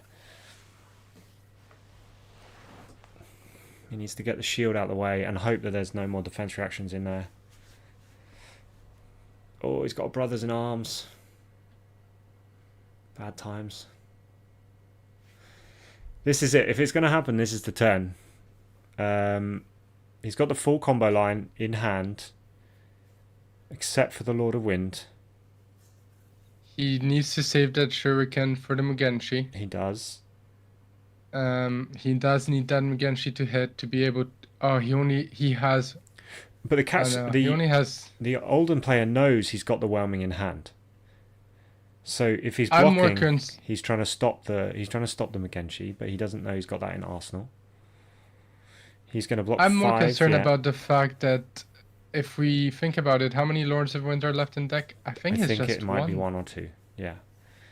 If there's 2, there's actual hope. If it's just 1, that doesn't actually recur anything because you don't have the resources to pay into it. So he potentially crowns here. Oh, he's got the sink. Is he going to go for the Shuriken and get the card draw?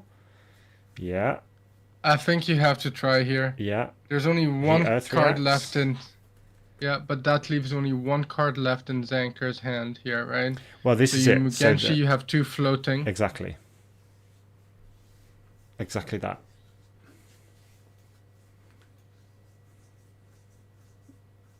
If that Mugenshi is in Arsenal, he's okay here, I think. If it's a staunch response, he has the tunic and 1 floating. Yeah. I don't think it was a staunch. Let us see, what is it? What's happening? Oldhim looks upset by that. This could be it. This could be good. If he gets 2 Lord of Winds here, he's got 5. He can do 7 damage plus whatever leaks here. I think he might have it. This has turned my whole world around. I think it depends how many Lords of Winds are left in the deck, though. Quite. Because if there's only one, if there's only 1 left, you get 2 cards back, and I don't think that's enough. If there is 2 left, it also depends. I do think you push too much damage. I think it's a 3 block, so he would get 2 through on this, takes him down to 7.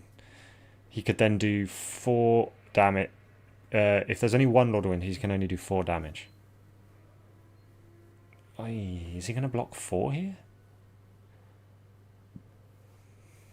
So we see 1 Lord of Wind in Graveyard. Yeah. Reading Lord of Wind, double checking what it does. I'm getting excited here. This could be lethal. I think the issue is the recursion of it is not enough. This could be lethal. It could be lethal if he has 2 left. Does he have 2 left? Show us what you have in deck. He's Come blocking on. 4.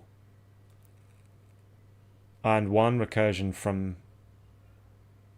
Yeah. Wait, okay. Why did he... Because there's 1 of the defense reaction, Oldhim, from floating, yeah. And he did have 2. And he's got 2, so it goes down to 8. He can do 7 damage now. Sorry, he can do 6 damage.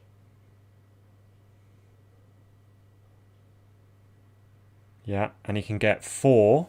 So 2 Surgings, 2 Whelmings back.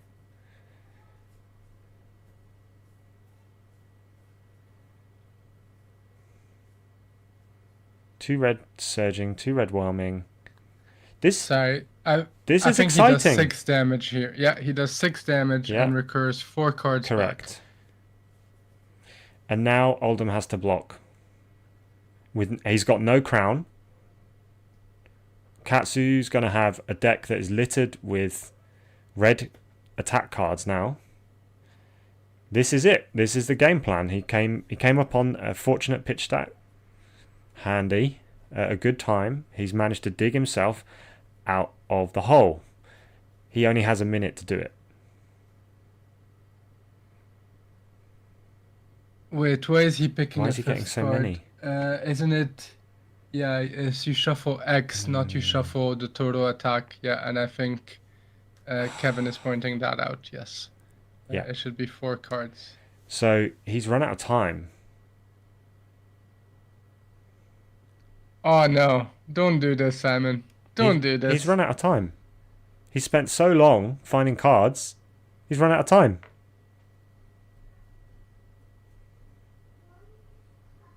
So unless he can go 2 over... We need to know. We need to know. Yeah, they need to go on the bottom. And then Oldhim passes. Katsu gets a turn. And there's an E-strike. If it's a blue, if he has the blue here, like one of those, the blue whelming. Oh, they're both red whelmings. Oh, man. Oof.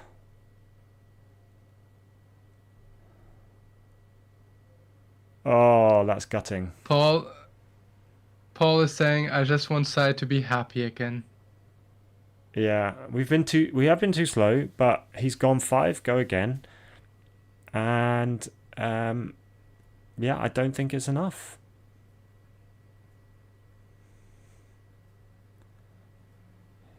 He can't kill him. Oh man. An all red hand at that Kodachis point. will come. Oh god. The worst part is you could just Kodachi pitching the well. Oh, you only have one whelming left. Yeah. Oh man, this is... Oh, it's disgusting. Oh, what a roller coaster. And then he presents lethal and has the crown. Have they given them extra time? I don't know if our stream time that we have here is okay. accurate. So I'm hoping that they do have a bit more time and our clock is just slightly ahead. All right, so 1-1.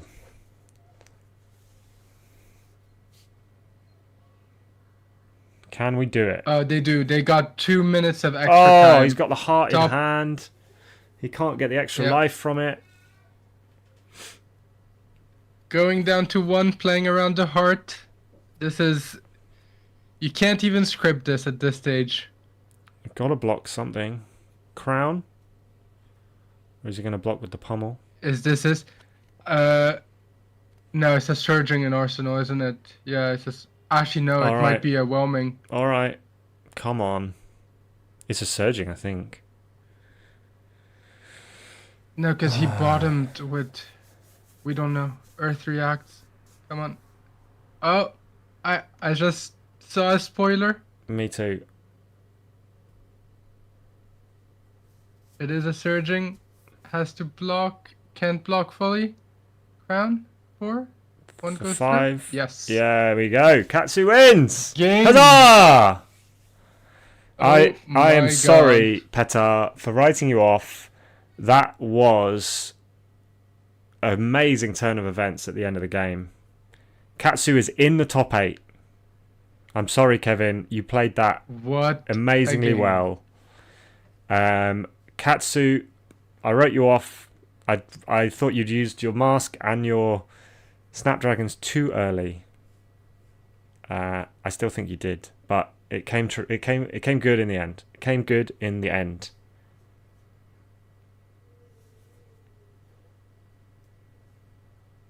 How you finishing? That was an amazing final game in the round, right? This is you're winning in, you're on the edge of your seat. Yeah. And you get it. And it was like in the last second as well. It will be interesting to see top 8. I don't know what Kevin's ranking was. If his tiebreakers are good here, he could still be in the top 8. But what a game. What a game. What a game. Now, that was brilliant. The end of that game was perfect. Getting some card recursion, he was able to go 1 over. The Shuriken was pivotal. The Vambrace was pivotal. It was everything you want from the end of that game. We are going to see Katsu again in the top 8. Hopefully, we're going to be able to stream Katsu in the top 8. We shall see. We are just waiting to hear whether there's going to be an interview with one of these players.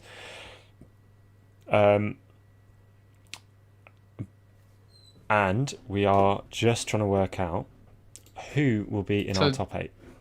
Yes. They will also be doing deck checks before top 8, so top 8 will be starting in 25 to 35 minutes. So I believe we're going to have Freddie Friedrich on Dash.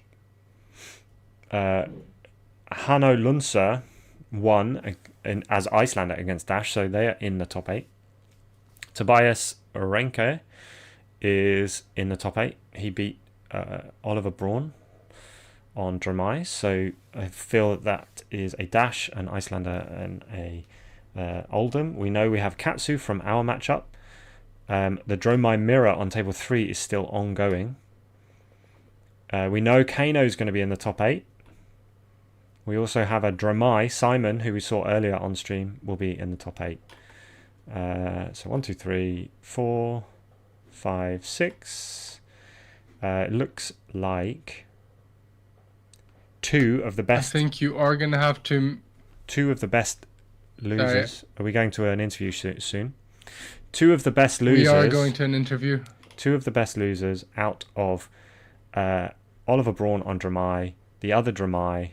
I'll let you listen to this. I was watching the stream and my heart was racing.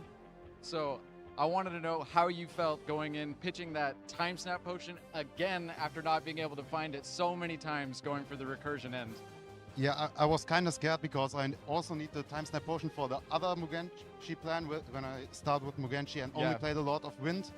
But at this moment I had to keep the momentum. Yeah. And therefore I just pitched it for the Kodachis, and somehow it worked out that I could play the whole Mugenshi line later. Okay, and so how did you feel going into the matchup against Oldhim before it started? Especially against Kevin Senko. Pretty bad, because I always lost against him. Okay. I always lose to Oldhim. Yeah, therefore I'm even more happy right now that I won. Yeah. Okay, so you are now locked for top 8, yeah? Yes. Okay, who do you want to see in the first round? Who else is in top 8? Not my friends from Aachen. Because none of your friends from Aachen, okay. I don't want to see them. And I don't want to play Freddy again. Okay. Because he's the one I lost to to today. Okay, and final question. When you put that second searching strike down on the combat chain, and Kevin Senko put his fist across the table, what was the first word that entered your mind? I finally won against an Oldhim. that was the only thought. And then a second thought was, wow, I'm in the top 8. Yeah, okay, good. So Oldhim first, and then top 8. Yeah. Okay, cool. Well, congratulations. Good.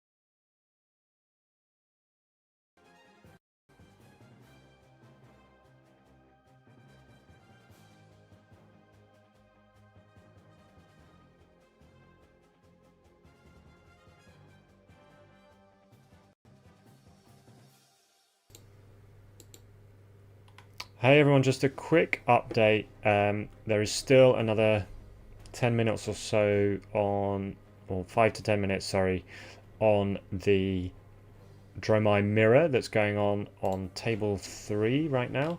They were given extra time. It looks like at the moment we have a Dash, an Icelander, an Oldhim, a Kano, a Katsu, a Dromai, and then 2 of the one Dromai, probably if there's a result in the mirror, and then the best 5 and 2 record coming from either 2 Dromais, a Lexi, an Oldhim, or a Uzuri. So we are just waiting on that match to finish. We will come and give you an update as soon as we can. In the meantime, please like and subscribe if you've enjoyed the stream today. I know Shin and I have definitely been enjoying streaming and casting for you. It's been an absolute joyous day with some great matches, some really good variety of heroes that we've seen. Please take a look at our partners, MetalFABtokens and Living Realms, an LGS here in the UK. And just hang around for a second and you will see an amazing ad from one of our partners making mead.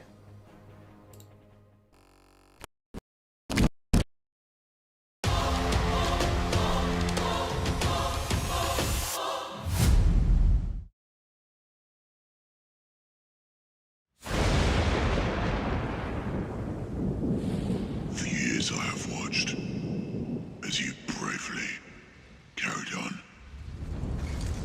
Heroes and warriors. I say, enough. You have been beaten and broken. You have suffered for too long. The acrid taste of mediocrity trickles down your throat. No more. Every generation has its battle. It's time to fight back.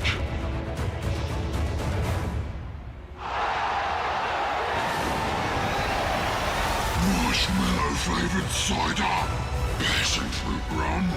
This swill. I'd rather drink bull piss. You deserve better. You demand more. You were searching for something new, but I am ancient. I am 7,000 years old. I ran in your ancestors' blood, and I run in yours still. My name has been on the tip of your tongue for centuries. So step forward and speak. Now, you find yourselves at the gates of Stoneforge, with your brothers and sisters at your side, and we welcome you home.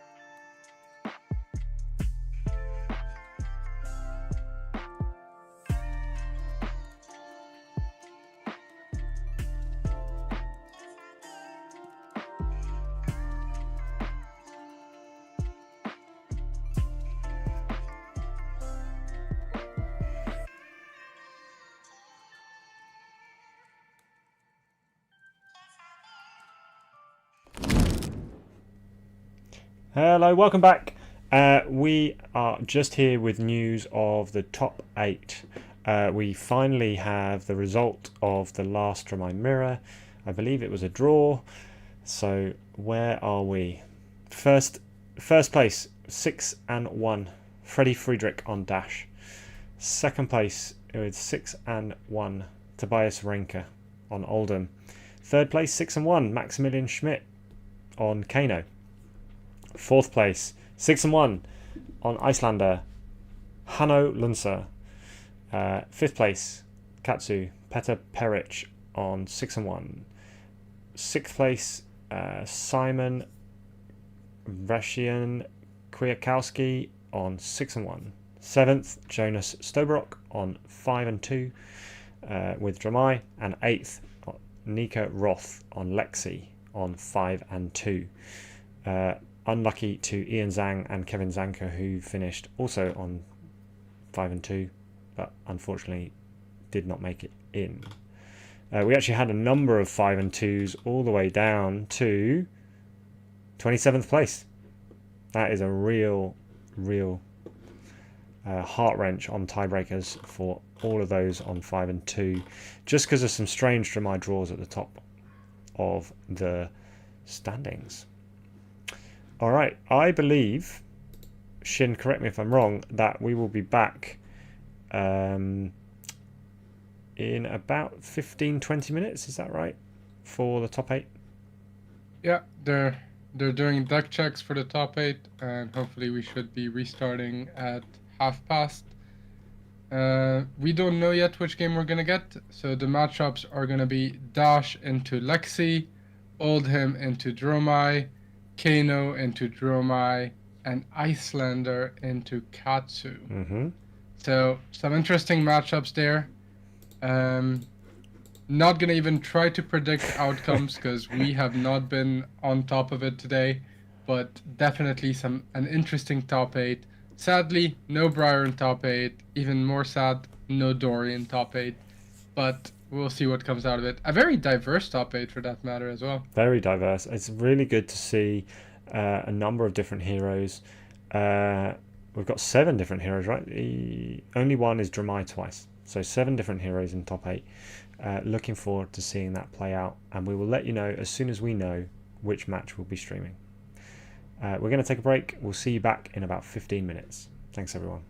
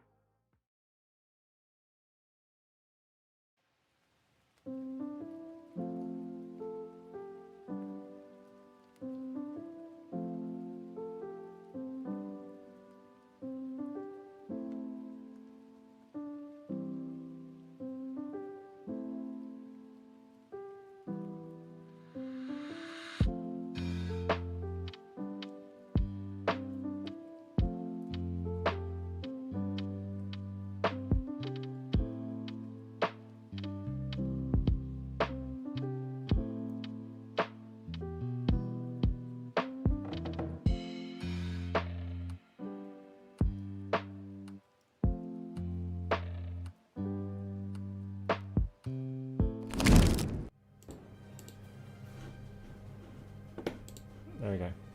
You're muted.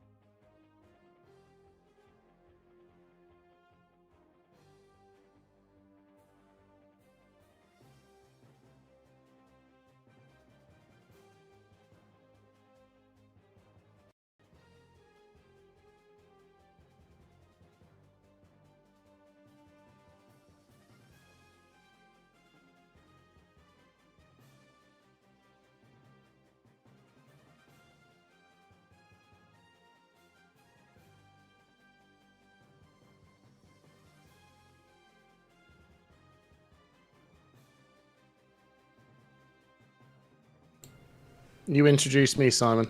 Hey everyone, we are back. You may have just heard him there. We have I say special guest, but he's one of us. Hamish has arrived to help with the top 8. Welcome back. We are just about ready to start the top 8, and we have a fantastic matchup for you, which we haven't seen yet today. Dash versus Lexi. And that should be popping up on your screen anytime now. Hamish, say hello. Hello, everyone. I've just decided to jump in now. I wasn't actually meant to be here because I thought that I was going to be back from my holiday today, but it turns out I was back yesterday. So I'm here to help out the lads with the top 8 part. I've now got all my holiday bits put away, but enough about my holiday. So we have Nika Roth, who came 8th on Lexi, and we have Freddie Friedrich, who is setting up. He came first, top of Swiss, king of Swiss on Dash. And they will be duking it out. In a very short moment, I will be disappearing and Shin will replace me. You'll have Hamish and Shingo to take you through this wonderful top 8 quarterfinal match, and then you will see me again for the top 4. But how do you feel about this matchup, Hamish? Have you been watching the day as we've gone through? I've been jumping in watching the games, periodically throughout the day, and a Dash versus Lexi matchup is going to be really interesting. I feel that the Dash player has to kind of play the control build, I believe. I don't know whether that's what Freddie was doing throughout the whole time, but I feel like if he's going to have to approach this matchup, it's going to be a little bit more control, I believe, because the Lexi, we all know that Lexi at the minute is the powerhouse of aggression. So that's my personal thoughts on it. Shingo is back. Hello. Hello. Hey. I am back. I am going to leave you to it, Shin, and just catch up with Hamish here on your thoughts on this matchup. Okay.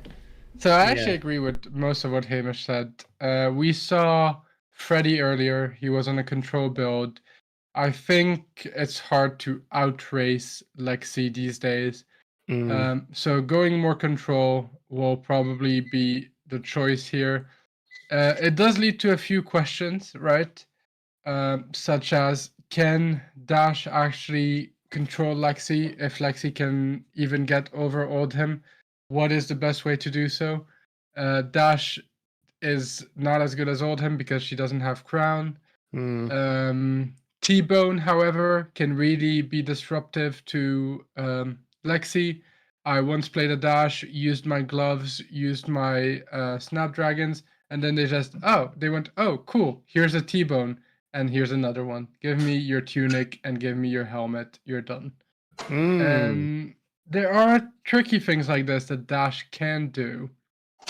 So it's not written off yet, but I am very curious what equipment or what item Freddie will bring and how this game will go.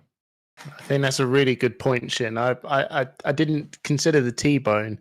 I think there may be an opening window, isn't where he can actually maximize and use his health as the resource if he feels he can pull that combination off to really shut down that turn. But I think there's a finite point of when it gets to that really hard moment of where he actually starts to go, my health can't be used that much anymore. So I might have to dig in as much as I can and try and pull this through. It's going to be really, really interesting. I am in the camp at the minute that I think Lexi is in a pretty good spot, but there's no way that Freddie has not played some Lexis on his way to becoming the king of Swiss. So he's definitely got a strategy somewhere up his sleeve. And if you bring a Dash deck in any field these days, you are expecting a lot of Lexis. You are ready for the matchup. You probably did some reps into it. But Lexi can set up big turns. Anyways, we will see shortly what it's like.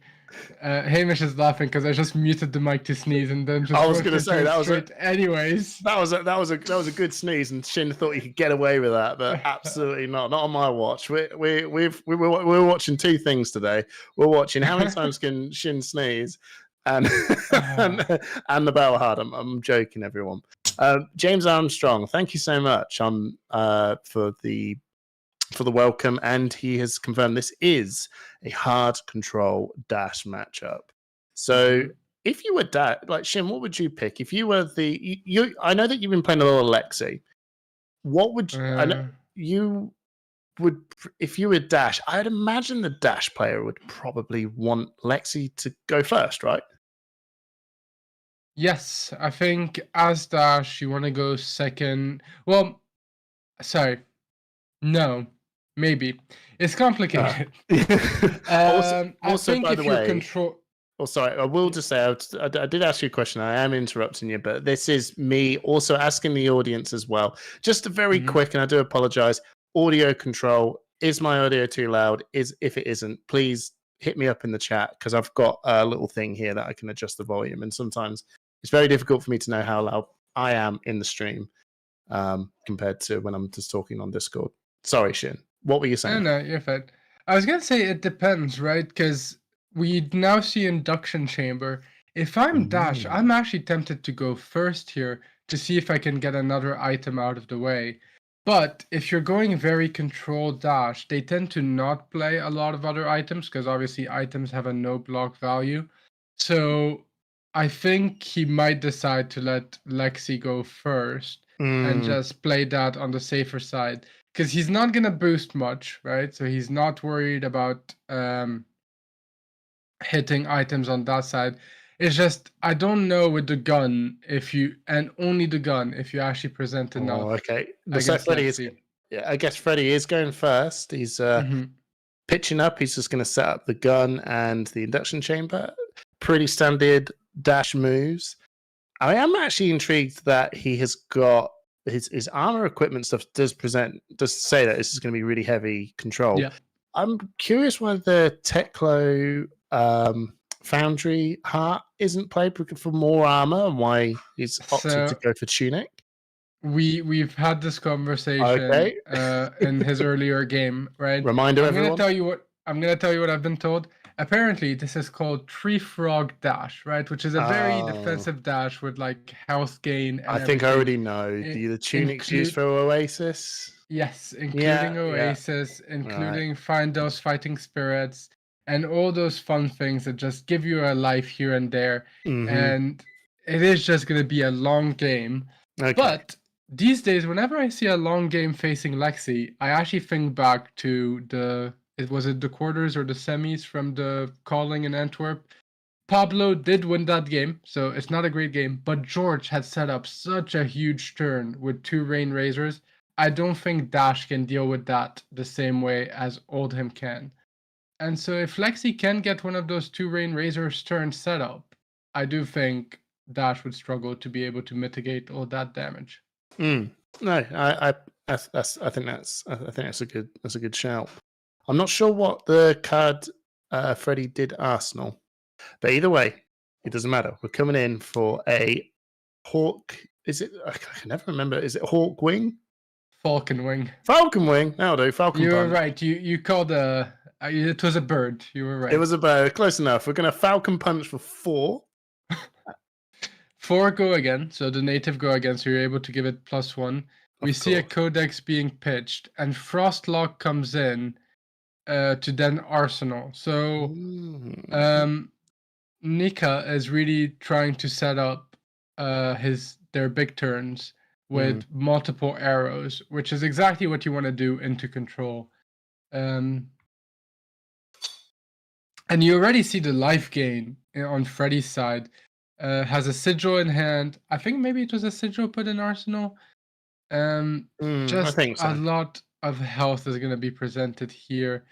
And the thing with Lexi, you don't have a weapon that does damage, right? So you have a limited amount of damage you can push through, and there's a cap to it. And now the cap with 3 of a kind, Rain Razors, and Codex has been increased but with all the life gain Dash is going to present, is it going to be enough? And you already see why Freddy decided to go lower life. He had the Find Those Spring Tunic. Find Those Fighting what's it called? Spirits. See, Thank you. That's all right. Thank You know, I know the Dash cards, and you can name the and you can name the Lexi cards. But this is I think this is a really fascinating turn. It's still presenting that a lot of damage and just getting that health. And then And we he's have got the his double two. sigils. There we Yeah. go. There we go. That's a huge life swing. Really, really cool Yep. to see. And then he's got Uh, and then we've got 2 blocks as well from Nika. So that tells me that I don't think he's really got a big turn coming up unless he's got the 3 of a kind stored away somewhere. I do think though that might actually be a little bit too early.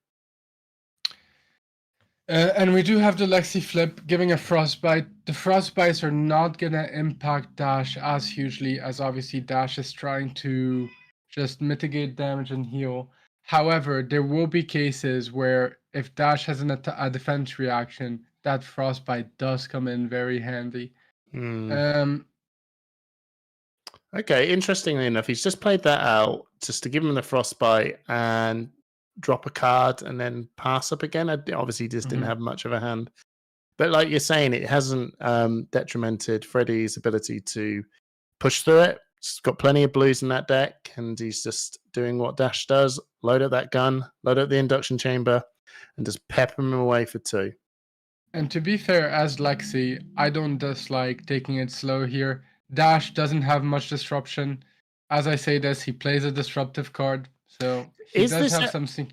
Is this going to disrupt him, Amnesia, though? Is Amnesia really going... Like, is there... If it was Katsu, I mean, that's a worry, right? But in Lexi, it's just a 6 damage, right? In Lexi, not as much. The fact that Frostlock is in Arsenal makes it a bit more awkward. I don't believe Frostlock actually has anything named.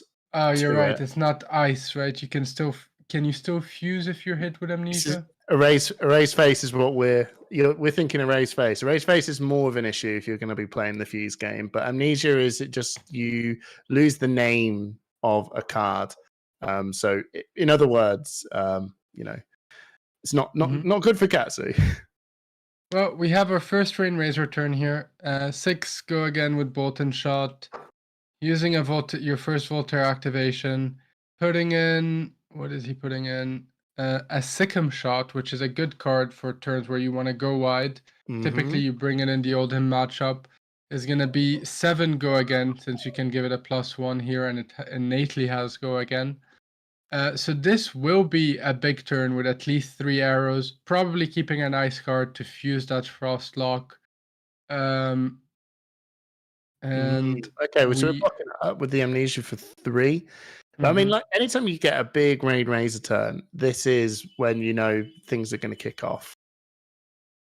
Oh, and we actually have a Drill Shot, which, considering the amount of armor that Dash is presenting here, is a very powerful arrow.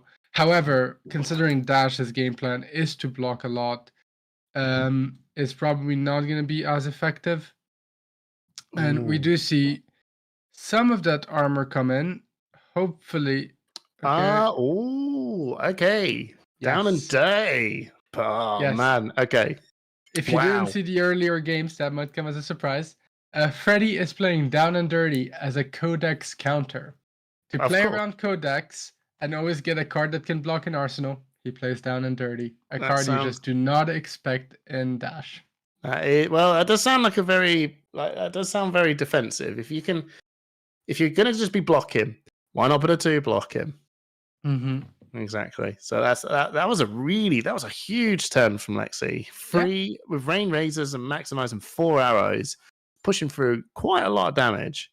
That's impressive. And I do think that Dash got caught a bit unlucky there because they kept 2 cards in hand, which one is a talisman. You know your talisman. Which one is it? Talisman. Was it Talisman of Warfare, the one that targets arsenals? Yeah, Talisman of Warfare is That's a really good card. But I know this as a guy that plays a lot of Rosetta, right? So that's interesting. Well, Talisman of Warfare also works with gun, right? It does? Gun does exactly 2 damage. It does. But Talisman of Warfare does not block, right? And I think that was unlucky of Freddy to be caught into that big turn with a non-blocking card in hand.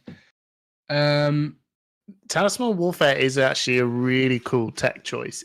But I have to say that once it's on the board, the Lexi player can.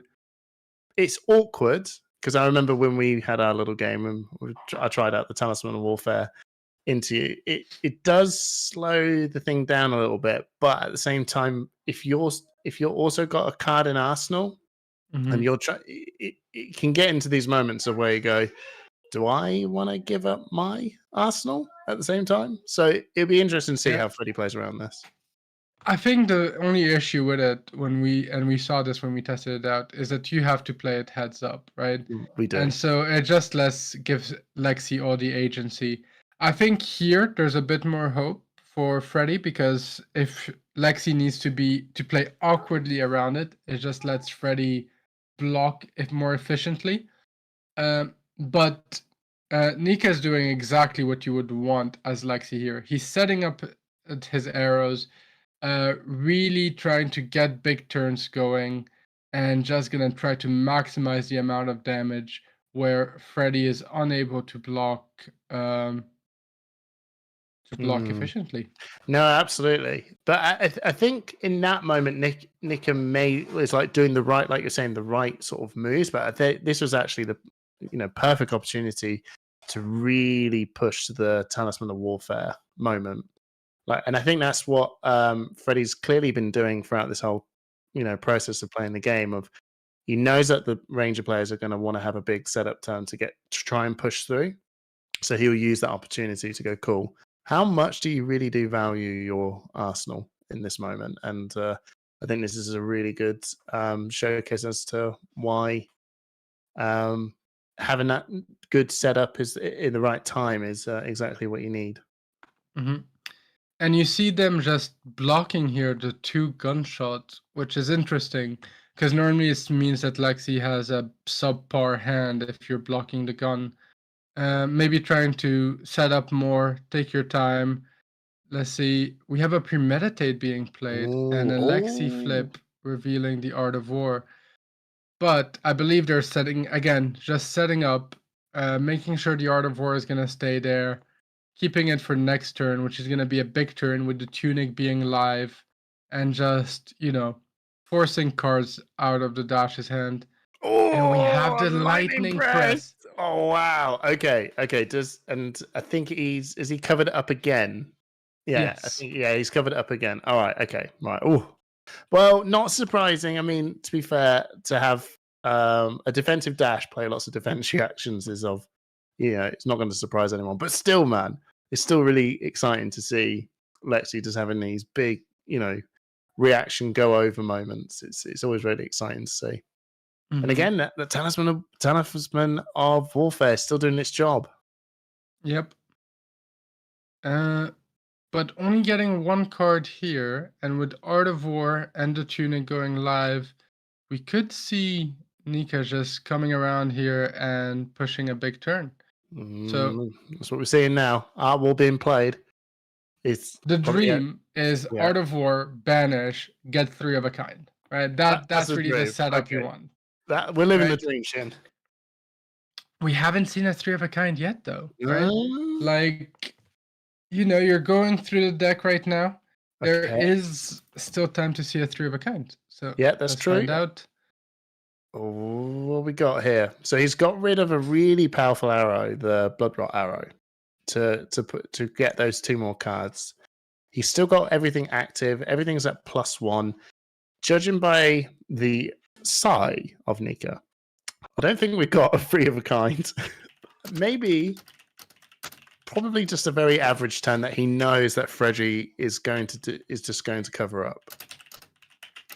So we've got a bolt and shot coming out. I think that is a bolt and shot. It is a red. It would be a bolt and shot red. Yeah. And so Hamish. Yeah. we are being told by the chat that our stream is 10 to 15 seconds ahead, right? So we are slightly spoiling the game. We will wait then. Yes, I do exactly. apologize for that. We will see stuff and we will try to keep it behind. Or another option is we can literally rewind the stream that we're restreaming by one click. There we go. So now, for example, we see them load the endless arrow, giving it +1, and then shooting the endless arrow. And we see a block here for 3, and a defense reaction. Yeah, defense reaction from Arsenal, fully blocking that endless arrow, which is obviously a bit of a pain. You want to be able to Arsenal that endless arrow at the end of your turn. But Nika is still doing quite well. It does feel like Freddy has stabilized right now, right? And obviously chooses not to shoot his gun when Nika doesn't have an arsenal to keep that talisman up. I think we're saying that we're still ahead. Okay.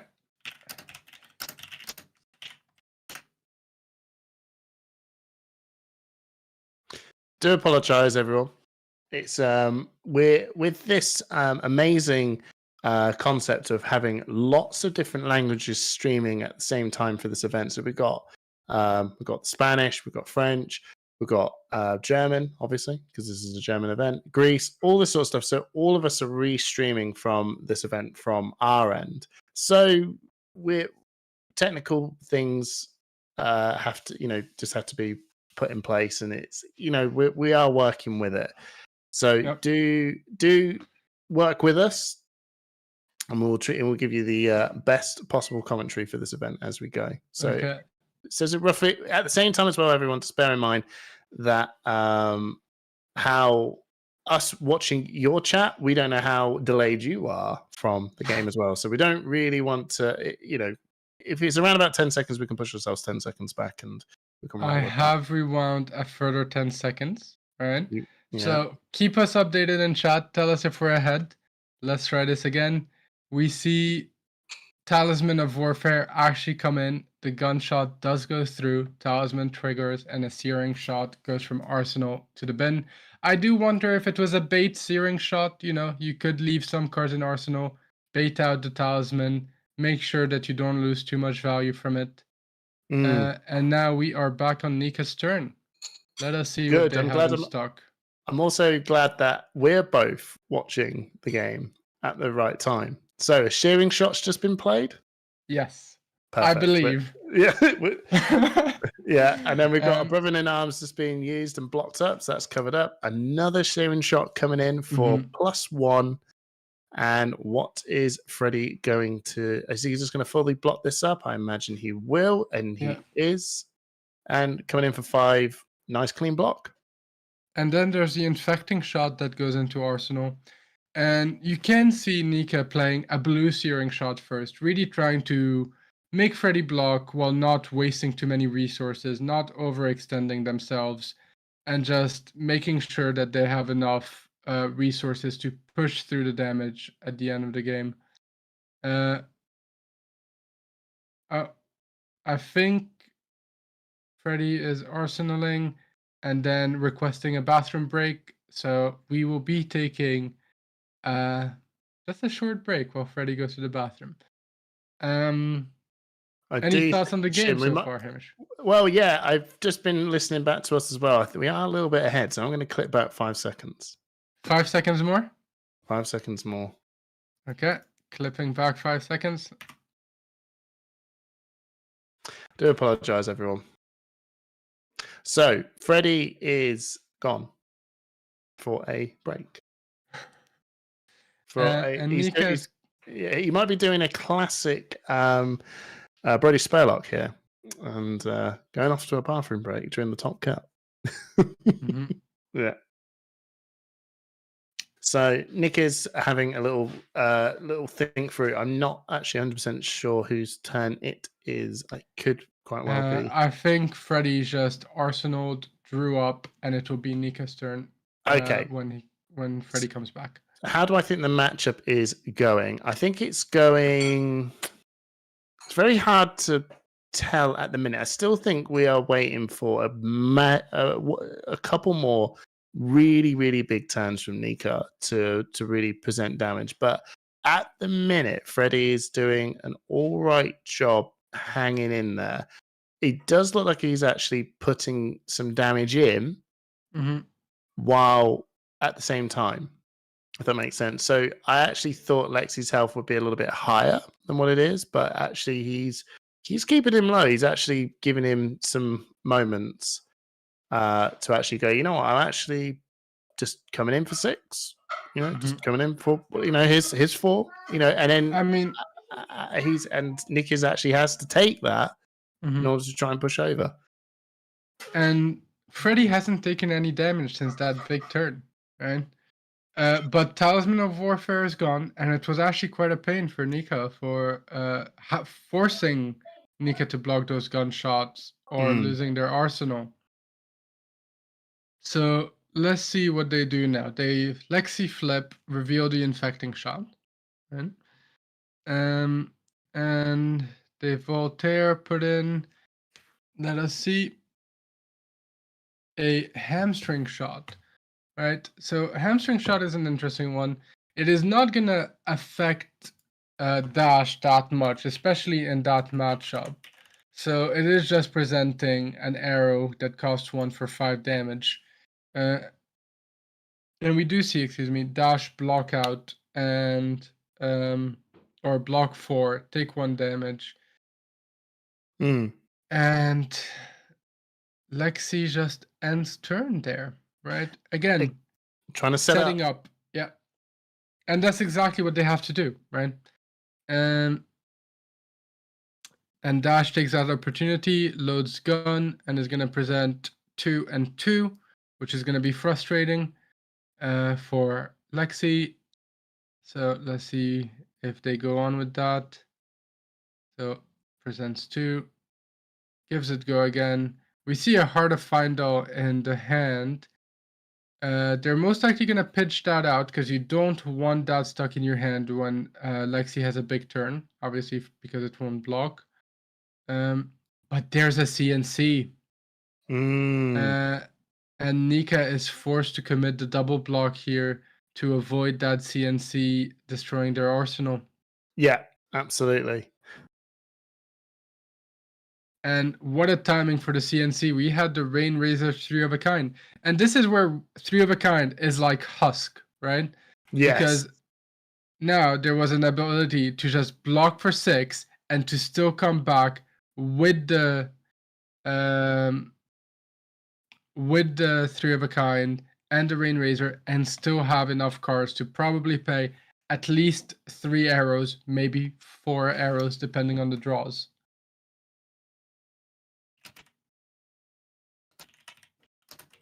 So let's see what Nika does here. The first arrow is 5 go again, which Dash just has to take because of the no on-hit triggers. So as we're going through all of this, we do realize we're still trying to roll through with the fact that we are a little bit ahead. So apologize, everyone. So going forward, we got the Rain Razor, 3 of a kind into Falcon Wing for 5. That's big. This is, like Shin was saying, really, really big moves. And then an Endless Arrow now coming in for 6 with a go again. And this is where we're going to be blocking up as much as possible. And Freddy having a little think now. Freddy thinking. Freddy think. So, yeah, he now he's just throwing in the 6 here. So, Nico, I've seen in his hand, he's got a lightning press, but that's cool. I think he's going to throw it in on this one. Coming in for 7 now. God, this is a huge move. This is the sort of stuff that I think Freddy was expecting is going to happen. Yeah, he has to accept that these he is going to take a heap of damage at some point. And that was definitely one of them. But at the same time, he's obviously counting this up. I think, is this the first Rain Razor 3 of a kind we've seen? It is the first Rain Razor 3 of a kind, but it is the second Rain Razor in general. And Nika has taken full advantage of their Rain Razor turns, right? Those are the turns they have pushed damage. Once 12 damage, once 11 damage, right? They only have one left, which will make the end part of the game be the very challenging part as Freddy goes through the last bit of their healing, is will Nika have enough? However, Freddy already has played 2 sigils and 1 Final's fighting spirit, or maybe 2. So their healing potential is now on the lower end. We'll see. Very tense game. Both players playing that matchup really well. Both very aware of what they need to do.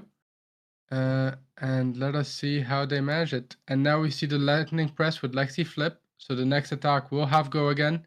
And we see a 3 of a kind. Oh, here we go. Now it's interesting because the next attack does have go again. You can now use a Voltaire to push it for a +1. You could also use those Bullseye's Bracer or your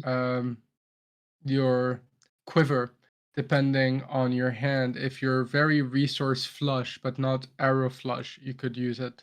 There's a lot of potential here, but we're going to go in for a Voltaire. I believe he's going to go for a +1 because there'd be no reason to go for a go again now. Okay, Heat Seekers for +1. So that is coming in for 6 or 5. Oh no, he's gone for a go again. Okay, he's going for a go again. I think he may have forgot that Lexi's card that he flipped would have gave the arrow go again anyway. I suppose it wouldn't really matter too much potentially because it was going to be 6 anyway. Well, Voltaire's coming in for a +1 this time around. Okay. And then he's just pushing over the lightning press for a 8. Okay, so is he going to let this land? Dash He is taking the 8. Wow. Okay, so that's 9 damage in total. That's a big That is swing. very interesting. Has Dash been caught again with an awkward hand that doesn't block? Let's see what they have in hand on their turn. Because that was a big turn, but they decided to take a lot of damage there. I'm intrigued what I'm intrigued what Nika had as well because he had 2 more cards and no Snapdraggers, no Bullseye Bracers. You know, this was a real a real opportunity to just like sort of push through to if that was what he had in his hand. Let's see what Freddy kept behind here. Okay, so they decided to keep. Okay. So. What? Okay, explain this card. Yeah. I need to remember what these cards do. Okay. Give me 5 seconds to get them on screen. Is this the one where? Is this the one where? If you were to take 1, you take none. So now he's yes, that's the one. So right. So now he can block 3 on 4 cost arrows. So basically, effectively, he's turning all of his arrows for 2 turns into power 3 cards, basically. Yes. Yeah. Okay, that's a cool move. Accurate. I can't remember what it's called, but we had seen it being played against OTK Viscerai for a little while. Oh yeah, I know this card because as a predominant Viscerai player, I hate this card. So it's a Zen State for Dash. But Freddy did take a lot of damage to set this card up. But I guess that because it's an item, it might be a no block card. It is a no block card. Yeah, and so Freddy didn't have a choice here. Okay, the only thing that's really interesting here is that it prevents up to 1, right? So if it doesn't just prevent 1. Sorry, Hamish, I'm going to interrupt because we have a big turn here. So Nika first went Premeditate, Heat Seeker coming in for 8, Freddy blocked for 8, and Nika just went Rain Razors on this turn, which is just huge. With the Endless Arrow and Arsenal. Nika is just going to present a lot of damage. And they are going to be, with the Snapdragon Scalers on, their Bracers on. Yeah. This is a huge turn, just This saying. is mega. This You could. gotta have it or you lose. Okay, this I think. Okay, so he's blocking 3, 4, 5. And then the block from and then the the shield or one. the item. Yeah. Okay, so I think Nika. Oh, okay. Whoa, that item saved his bacon, but it cost him all of his equipment and his whole hand for this. So the item was a good shout in this moment, but he did get baited out by that Ray Razor pretty hard. Yeah, but I think it's interesting, right? Because if Nika seemed not surprised by the item, but maybe didn't completely take into account for it, so it would be interesting to see if they were to redo that turn. It's a fine trade-off. It's a fine trade-off, I think. I think he turned around and went, "Give me your armor."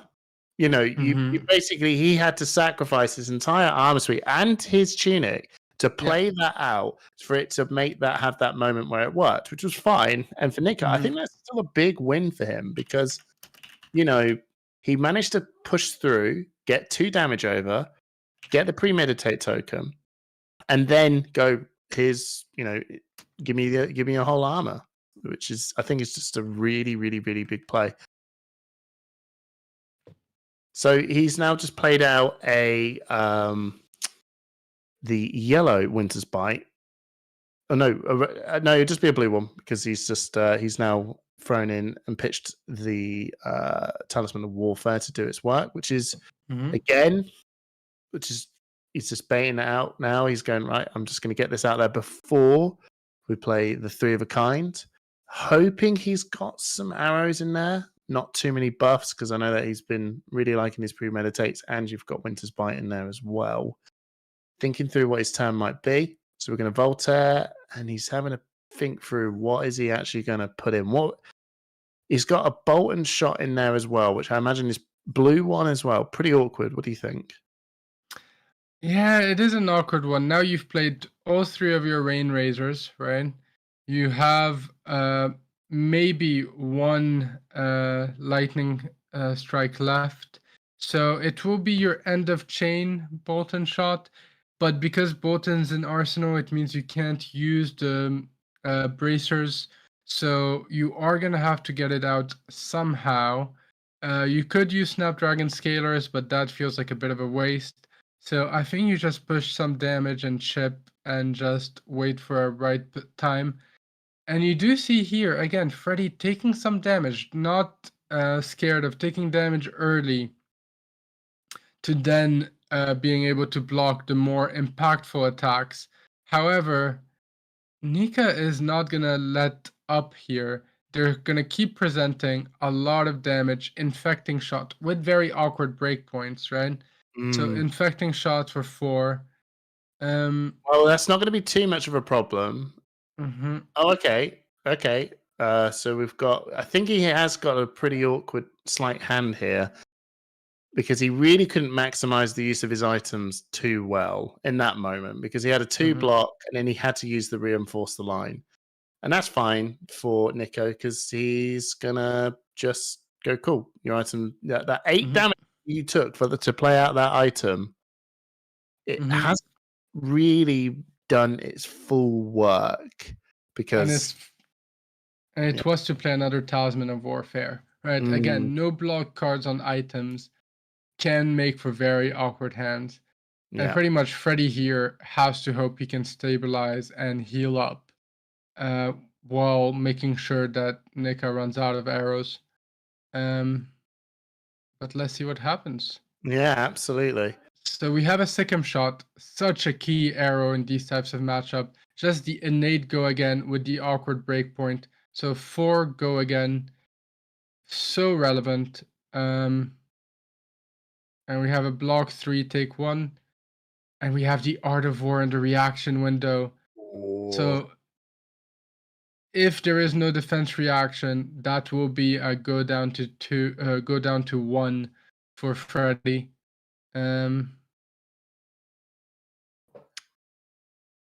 Nika is choosing to banish. They banish Death Touch. So they're gonna get to draw 2. And let's see.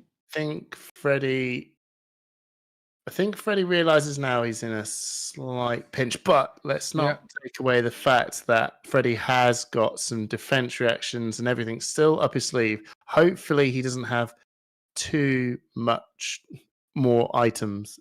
English. Hopefully, he doesn't have too many items of 0 block sitting about in his hand.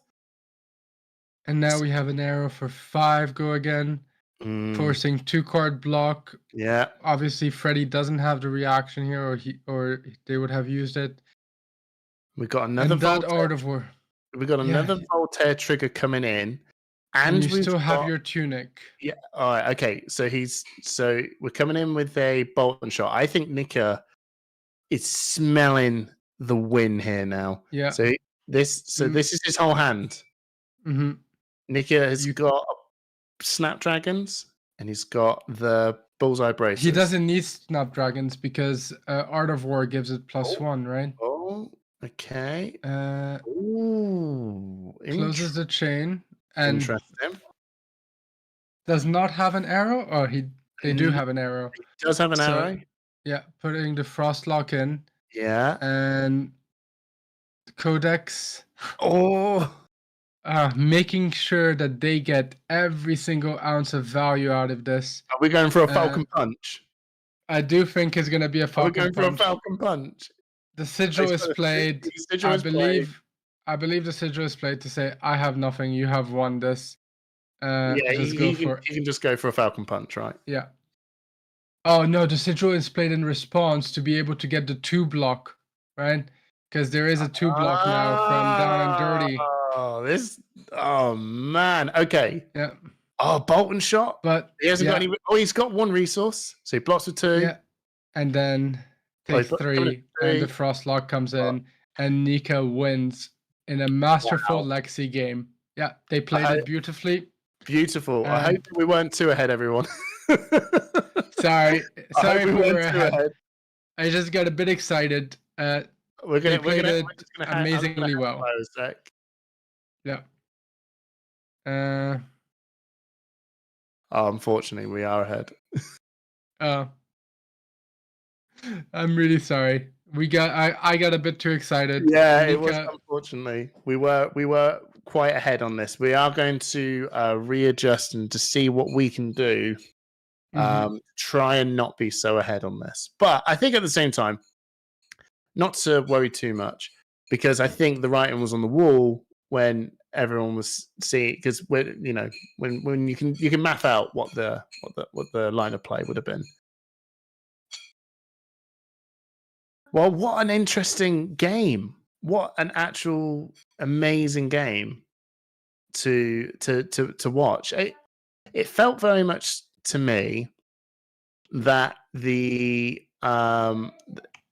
like I said at the very start, I feel that the Lexi player, as this super aggro hero, has quite a lot of really big tools to just really push over like most heroes, really, to be honest. I think now that Oldhim is gone, I don't really know who has got the actual, power or stopping power to really stop this, because we've just watched, not to say that more creative lines and more creative thinking isn't there, because it definitely could be.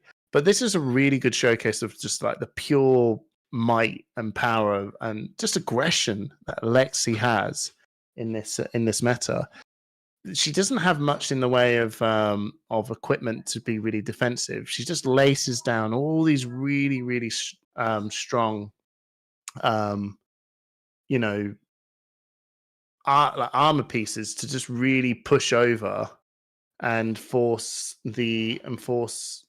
heroes to really have a hard time. When you've got a card that can just put a card down in Arsenal, Snapdragon's being able to give any arrow a go again. The New Horizons being able to put 2 cards into Arsenal. All of this stuff is just really, really, really strong. I am intrigued how we'll see this go forward in the meta in general. I'm going to go and we'll say that we will address us being ahead of everyone bit. I'm going to go and have a chat with chat now. So yeah, Max, I do apologize. Yeah, we are a little bit ahead. We are. Got to stop complaining about cards you don't like. It's so incredibly silly. 19 Lexis and 1 top 8. This isn't an Oldhim Icelander situation. Yes, I'm not going to lie. That I think that Nico took the first round. I think that Lexi's so yeah, we're just going to bring them in now. balancing mechanic here and here, and in terms of everything, it's down to the fact that all of her attacks can only be played from Arsenal. It's just her inherently as a ranger hero has there's some limiting factors, you know, in there that she can only play every card out of Arsenal, which is a limiting thing. It's just, I suppose, really it's that ability to be able to just have a lot of pushing power to get over, and a lot of really interesting break points. Hamish, I'm gonna interrupt you just because the interview is going and you're talking over it. I can win it. Okay. Like definitely. Sorry, everyone. I'm gonna bounce. We're gonna be silent now. I think we only saw one Command and Conquer. Attacking at least. Yep. Only played one, but 2 Talisman definitely did their work in our game. They really disrupted my setup. The first one. The first one, yeah. The second one, not so much, and the third one was just sitting there and while I was dying. I actually thought about bringing more ice cards because I run some in some more winter spites in the sideboard. I wasn't sure, but I would think it's a mistake. I'm usually happy if Lexi is bringing more ice cards. Like for once, every ice card doesn't deal damage to me. Yeah. I'm happy about that. And for example, like a yellow's winter spite, it's like really nice for me. I can pitch blue for it, have 1 resource floating, and can use it for an oasis with spite. Yeah. Like, normally I'm pretty happy about every ice card I see from Lexi. Okay. But if it's on top of all other cards, it's like I need to defend every arrow, and if you're playing more ice cards, you still have the same amount of arrows. So it's always a difficult matchup. I'm just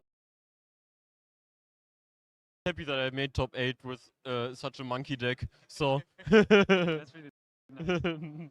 Yeah, I mean, I try to stay patient.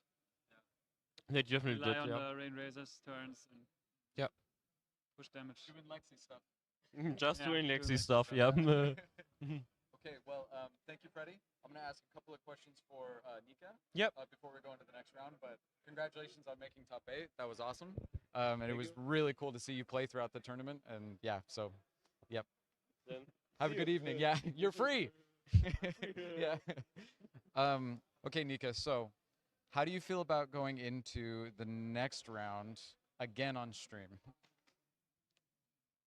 I mean, I'm nervous. But I would be anyway, so... You played very well on stream, so I completely believe in you to play just as well as you did in the first round. I couldn't believe the amount of damage that you were able to do with Lexi, just powering straight through all the blocks. But I did want to ask you one thing. At what point did you know that you had the tempo to win the game?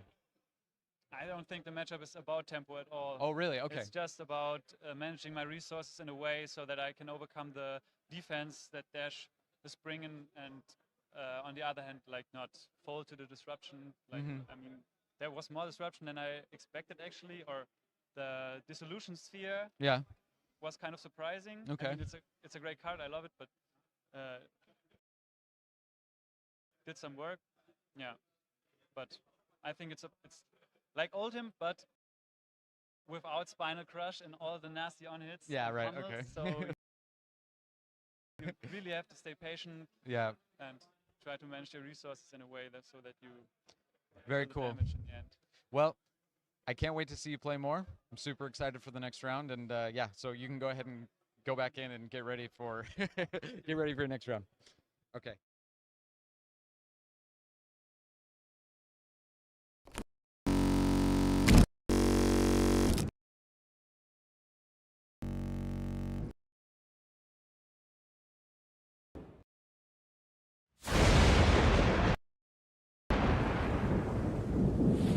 For years I have watched as you bravely carried on.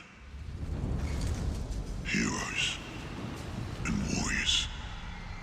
I say, enough.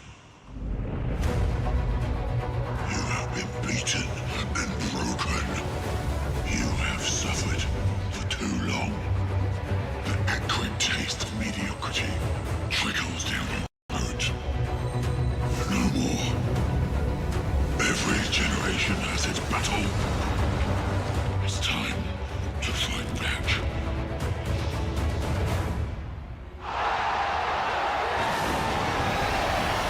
Marshmallow flavored cider, passion fruit rum.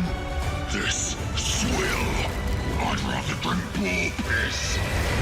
You deserve better. You demand more. You were searching for something new, but I am ancient. I am 7,000 years old. I ran in your ancestors' blood, and I run in yours still.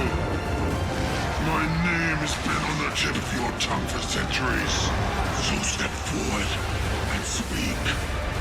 Now, you find yourselves at the gates of Stoneforge, with your brothers and sisters at your side, and we welcome you home.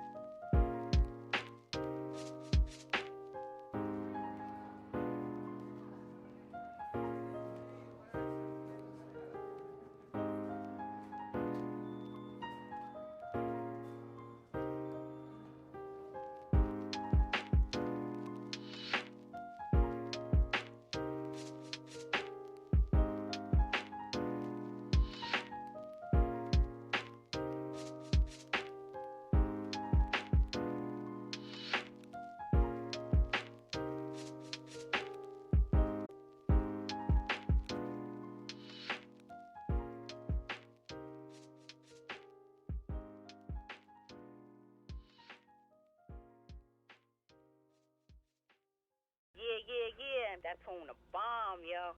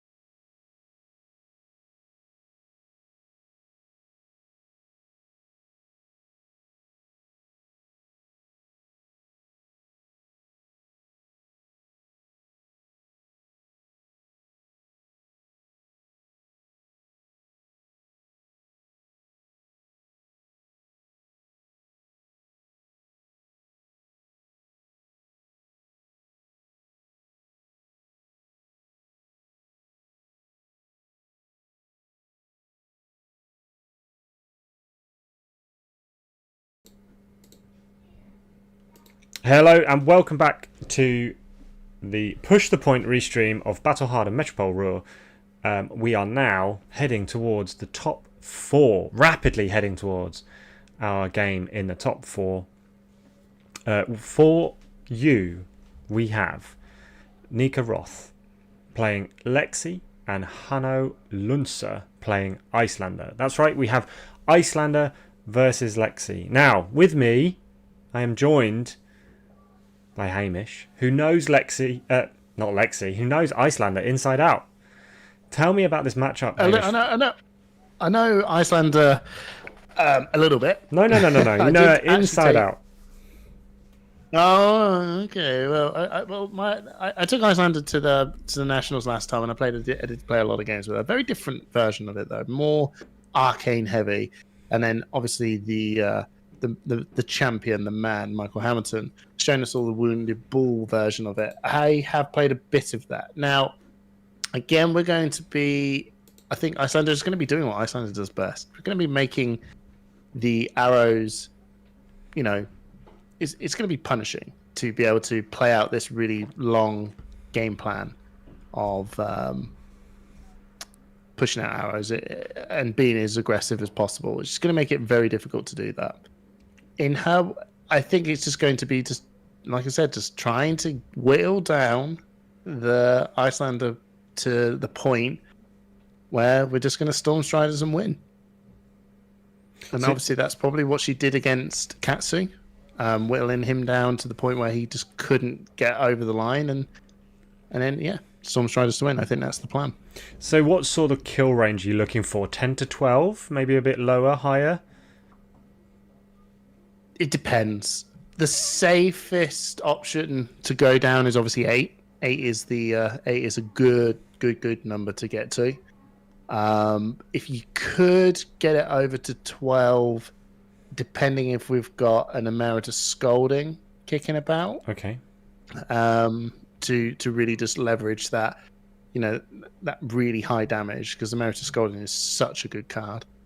Scott Mines is going to be very happy, by the way, because he really wanted to get this Icelander game. We did it for you, Scott. Yeah, we did it for you, and we're here. Hopefully, the delay of everything is kind of potentially worked out. Please, chat, do let us know. We're paying homage to the stream sponsors. So White Rabbit is sponsored by Premier Card Grading, apparently delivering world-class card grading services worldwide. And if you've been tempted by them with their New Zealand and US office, I know some of us got cards graded at Worlds in San Jose, but we haven't until now been able to get PCG grading cards sorted easily in Europe. They are opening a European office this summer, so looking forward to that. It looks like we are getting underway. Who is going first? It looks like the Icelander is seeded highest, so I would imagine they would want to go first. Lexi is running 1 Arcane Barrier on Bullseye Braces, and of course her standard, the standard setup of Bullseye Braces, New Horizon, Tunic, and Snapdragon Scalers, whereas Icelander is running, I think that's a Coronet Peak. Oh, I yeah, cannot quite see it. Yeah, Iron Rock Gauntlet, Tunic, and Storm Striders. Iron Rock Gauntlet is an interesting choice. I imagine it's just so you can get that nice, clean block 1 without having to lose any cards. A 4 block without having to worry about it.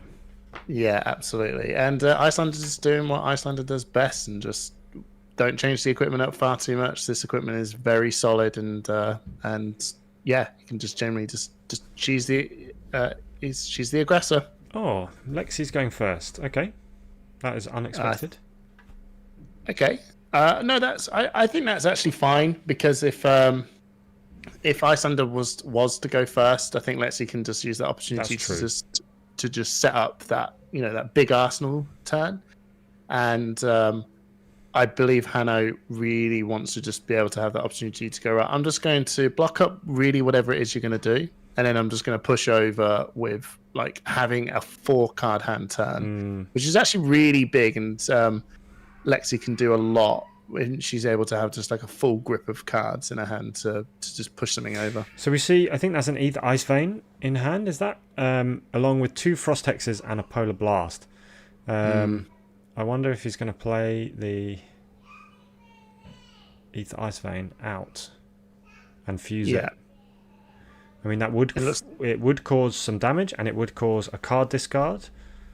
And Nick is opting to just set up and having that big turn. And Nick, I've been watching Nick do that from the last game as well. We're not just trying to play every card out just because you can, but just sort of like a bit of an ebb and flow of going, here's a big turn, and then I'm going to then just do a slightly, not so mega turn, and then set up a big turn for the next turn. So it's just this flow of big, little.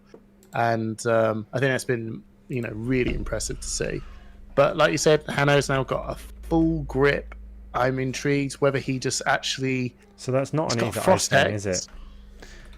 Oh, okay. No, it isn't Ether Ice Vein. Aether Hail. Aether Hail. It's a blue Aether Hail for 2, costing 1. So off the blue pitch, Kano has enough to pay for the Waning Moon as well. Hano is looking for some tokens, and that boy needs some MetalFAB tokens. He definitely needs some MetalFAB tokens. So he's obviously using this opportunity to just being able to probably push out as much damage as he can from this, because with this move he can obviously play out the Aether Hail, followed up by a Waning Moon, 5 Arcane. He can at least just get 3 damage through. And he's put the Polar Blast in Arsenal, which you'd expect. It allows you to get a card draw off on the opponent's turn. Yeah. Well, I just realised I'm just actually a little bit behind. I've been behind because of the stream being ahead, so I've been like about a minute behind. So I'm sitting there going, did he actually ask that card? Obviously. Please bear in mind, everyone, like we said in the last game, that we are doing a big stream, like a big European multi-stream sort of setup here. So technical difficulties are to be expected. So Lexi has flipped the card that was face down, which is a Winter's Bite, and then is playing out a Falcon Wing from Arsenal. So she's given the Icelander a Frostbite, and then gone in with the Falcon Wing, which is 3 Go Again. It's a nice card for Lexi to Arsenal. It allows them to get that out their arsenal, but with Go Again to keep this chain moving. And obviously, Hano hasn't responded to the Frostbite generation with any actions, and will be able to pay for that if they choose to. If they play the Polar Blast out of Arsenal. I was just going to mention and say that Nika is saying, I am the ice hero now. Yeah. I'm the captain now. I am the captain now. Because it's taking that 3 damage is fine. That's it's just damage, isn't it? It's just damage. Yeah, that's just fine. But I think it's this now. This is where I think that he's now using pretty much the crazy ice effects that Icelander really wants to push through. He's using all these same moves against him. So now he's actually sitting there thinking, okay, my hand is getting stripped here. He has got a full grip of hands. I think he is going to be getting damage through. But he has got some disruption into his arsenal to really try and make Nika have a really hard time being able to push through that amount of damage. But I think he is going to take some damage in the process of doing this. Okay, so it looks like it's a Winter's Bite yellow. It does look like a yellow. I don't think that's a bad. I don't think that's a bad thing. No. I think that Frostbite is actually going to make things a little bit awkward for Hano. It is now, considering he's had to pitch the 2. So we'll now have to pitch another card to play the Polar Blast, but he will get the card draw, and he will be able to then play the Waning Moon as well. Okay, so he was just wondering. I think it was baiting him, going, "Oh, am I going to play this card for your Voltaire?" No, okay, now I'll let you through. We got another Falcon Punch. I'm calling it Falcon Punch, Simon. I'm really sorry because I thought it was a Hawk Wing, and I got told it was a Falcon Wing. And now you're on Falcon Punch. Do a barrel roll. Do a barrel roll for anyone who remembers. Why didn't he play that a bit earlier? I don't know, and it's fine. I think he was just waiting because coming in for 3 and having a full grip, I think he could be able to just get past that and push it. And that's cool. That was his card. So he's like, I'll take the 3. And then, but then now he's let you've the got 4 less come on the board. cards. Yeah, but he's going to use that too. And there is a Frostbite as well. So I think he was just trying to. He's basically saying, "Have you got another blue?" Yeah. And if he does have another blue, he can block this up. So he's putting Nika in the thinking chair here. Okay, so he's reacting. So he's going to respond to the blizzard by loading an arrow. Yeah, so he's reacting to the blizzard by loading an arrow. He's actually reacting to the frostbite by loading the arrow, so he can actually get around that. Right. Yes, of course, because there is a frostbite generation, even though it's not played from Arsenal. Icelander is playing an ice card on her opponent's turn, and therefore generates a frostbite. Okay, so I don't think he's paid for the 2 either. So the Falcon Punch, obviously. No longer has Go Again. No longer has Go Again, so he's just taken the 1. I think for Hano, that is fine, because what he's just going to simply do is play, right, Coronet Peak. Oh, well, Tunic first, obviously. Coronet Peak, give me a card. Yeah, judging by Nick's facial reactions, I don't think he's very happy. He doesn't want to give away a card. No, no. Because which is understandable. These are his power cards, and like generally speaking, I know that you can get a good amount of blues, but at the same time, these are blues that he probably wants to keep as well to actually push through his turn. I still think Nika is in a fairly decent spot. He's got a double arsenal, and he's got 3 cards in hand, I think, and another Falcon Wing. Oh, Falcon punches all day long. Do a barrel roll. I can't stop saying that. I think Scott Mines gets it. Scott in the chat gets where that's from. But showing our age, come on, man. Come on. Surely everyone knows a Falcon Punch and a barrel roll, right? Come on. I'm not. Hang on, I'm not wrong. It's the children that are wrong. Oh, we've got another Blizzard in hand. I think he does. He's not. I don't think he's very happy to actually have this Blizzard now, but he's going to play it out anyway. I think so. He's just giving Nika have another Frostbite. Yeah, but I think it's definitely making Nika having a hard time to work out how to sort of jump through these hoops that Icelander is landing. But the Blizzard is a big gotcha card. And he's managed to see but he doesn't want 2 of them this early, does he, Hamish? No, it'd be much better if he had this big Blizzard gotcha card when he's just thrown out like this huge 3 of a kind, Rain Razors, here we go, and we go, Blizzard, whole turn shut down. That's really when the Blizzards are at its full effect. But just a simple Falcon Punch. How common is that, though, Hamish? I mean, really, Lexi is... He's probably playing on a big 3 of a kind turn, probably playing 2 or 3 attack actions, if possible. So if they are trying to do that, then they will have some resources to pitch early if you get them with your Blizzard, won't they? But then I guess they've got to pay and then the Frostbite on top. So it's probably 1 or 2 cards at a hand, reduces the number of attacks. Yeah, don't get me wrong. I think the having Blizzard and Lexi seeing this, it isn't fun, but at the same time, it's early enough in the game. It's early enough in the game to go, you know what, this is fine. I'm willing to take one of your big gotcha moves to actually just, make it very difficult for you to...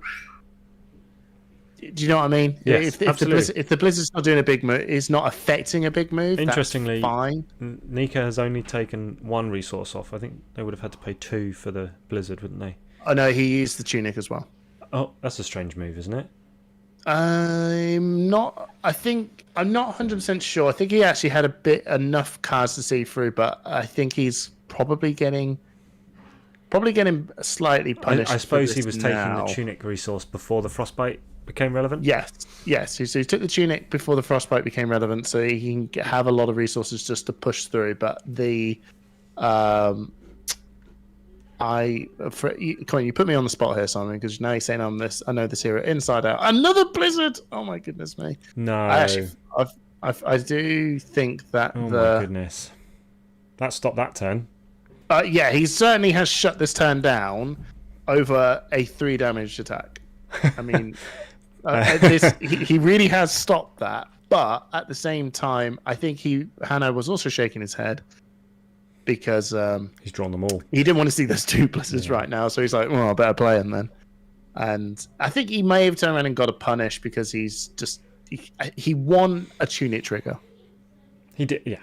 I mean, and he's got a card in hand. Nika's still got a card in hand. Sorry, not Hano. And he's able to come at them for 3. Yes, and if it hits, now this is the interesting bit. Fusing with a Channel 8 Frigid. Freezes the arsenal. What's that card called, Hamish? That card is called something. Thanks, mate. I haven't played Icelander in a long time. I tell you what I'm going to do. I'm going to make this screen a lot bigger so I can probably see it. Damn, that feels like kind of a lot. Cheers, DT. We're getting there. I mean, look, I've been put on the spot here by Simon. Right? You have. He's saying, I know this hero inside out. And I'm like, oh, I guess I've got to flex my knowledge. He was... there's a couple of cards in my head that I'm just cannot for the life of me. I'm not a man of knowing. You're not there. I know what the card ability does, like straight away, but just knowing the name of the card sometimes very tricky. So don't put me on the spot like Simon. I'll cry. Anyway, so he did do a big turn of freezing everything down in the arsenal. Ah, indeed. Icebind. Tell you what, Scott. There, Spine. There we go. Icebind is actually a really, really good tech card for this. Just be able to go, right, guess you're freezing this Arsenal up. I think you can only freeze one of the cards in Arsenal. I like that. So he's that token is next Frozen. level. Frozen! Frozen! So, coming out with Frost Lock on the Lexi side. But again, if that's not fused, then actually it's just 3 damage. Yeah. And he's probably just looking for his what is his turn. Probably a good opportunity to actually play that card out of Arsenal. I mean, against Icelander, it does have the added ability. It doesn't need to be fused, but it does cost 1 more to activate abilities on this turn. So, if Icelander wants to play anything out of Arsenal, then she'll have to pay 1 more than his. So she'll have to pay 3 for that Channel Lake Frigid in Arsenal. Is it chain link or turn? Turn. Okay, so this card is very awkward for Icelander. Man, ice is awkward. That's gonna be the motto throughout this entire game. Ice card. Damn, this is awkward. As you can see, this is probably why Hano is having such a bit of a tricky time at the minute. So, okay, so he's playing out the Channel Lake Frigid. And, okay. Interestingly, he's used his Tunic, which would... I think he's doing it in response to the Frostlock coming onto the field, so... Wrong order. The ability is not... Yeah. Okay. I think he I think Nika was kindly probably let him through that one, because he obviously just pitched up the card and then went, I'm going to use the tunic, and he should have used the tunic first. But either way, good sport if that is the case. Right. So it is now Hano's turn. I think that was his turn over, and he did the 3 arcane, got some through. And he's just going to do a simple Coronet Peak just to get that Channel 8 Frigid on the board for another turn. Yeah. This is going to be really difficult for Nika to. It's not a card that Lexi wants to see, is it? I mean, no. So Channel Lake is most definitely the best channel card. Yes. Slightly closely followed by Channel Mount Heroic, but Channel Lake Frigid is a brutal card, and it means that cards and activated abilities cost the opposing hero an additional 1 resource. Everything costs an additional 1. So having to pitch for a 0 cost or having to pitch extra for other cards, so would have to pay for this Rain Razors, is pretty annoying. Yeah, and that's costing him 1 to even do that. Yeah, this is just crippling, isn't it? Yeah. Especially against Lexi. It's so crippling. So firing out that Rain Razor now, he has a response window. If you do apologise if you hear children in the background. Oh, as well. I had to apologise for that earlier as well. It's Fab Dads for the win. Yeah, Fab Dads. Okay, so it's quite simply just no reactions. He's just coming in for a sink below, and I think he's trying to think. He's all right. So he's thinking what card he wants to sink. I love that he has an infectious host. 0 for 4 in hand, which is an interesting card to see in this matchup. Yeah, I have to say, Kano's deck has been really cool. This is clearly not the ice, the Ballander deck that we all know and love from. It's pretty pure Hamilton. ice so far, isn't it? Yeah, but the Infectious Host is again nice touch. A very interesting choice. Yeah, it's clear that he's obviously put these cards in specifically to tech up against Lexi, which is really good choice, to be honest. It all depends on whether this card pays off if a Codex of Frailty does come down. But then again, at the same time, the Lexi players can put in the Inertia. Yes. And that could be they're both fighting to have some cards in Arsenal. Lexi's got some ways to clear Arsenal, and I think Hanno's obviously just went, right, well, you can have that back. I'll take you can have that. Don't want it anymore. Yeah, you can have that. And we're coming in now for a hamstring swap for 7. Now there's Hanno's a card just that you don't really see much. I know the Lexi has been running it a little bit more lately, but it's basically like a mini Channel Lake or a mini Frostbite on the next attack next turn. Although not as relevant necessarily for Icelander if they're not going to attack. No, that's true, because to be honest, it doesn't affect the Coronet Peak, so he'll probably just sit there, block 6, take the 1 and go, it's cool, I'll just do what I was going to do anyway, and that's play the Coronet Peak out. Oh, I think he's actually deciding, he's having a little think here.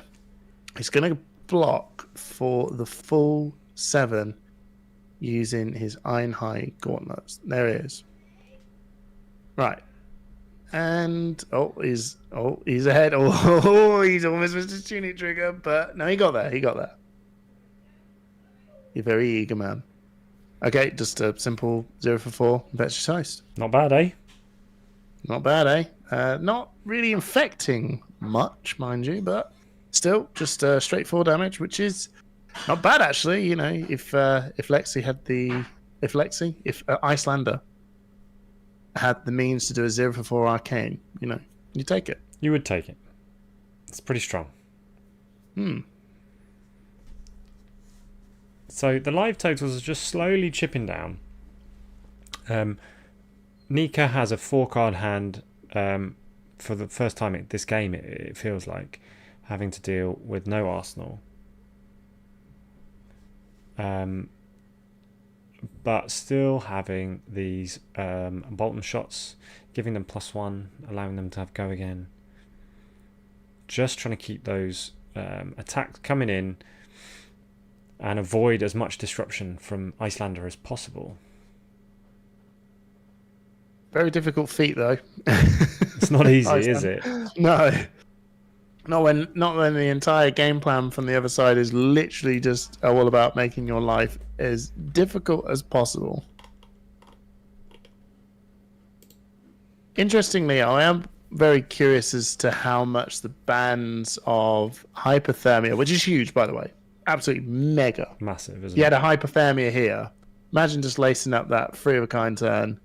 And Yeah. then going, right, here we go. And then you go, right, first attack, use hypothermia. You're like, oh, that's like them.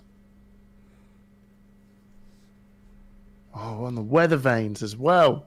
Scott's seeing these weather vanes. This is, it feels like the Icelander decks of what we used to play. Pure arcane almost. Yeah. Hello, Scott. Scott Mines is in the chat. He's a fellow Fab content creator. Great to have you in the chat and watching along on the stream today. It means a lot that we've got all of you here watching along. So thank you very much. Coming to watch as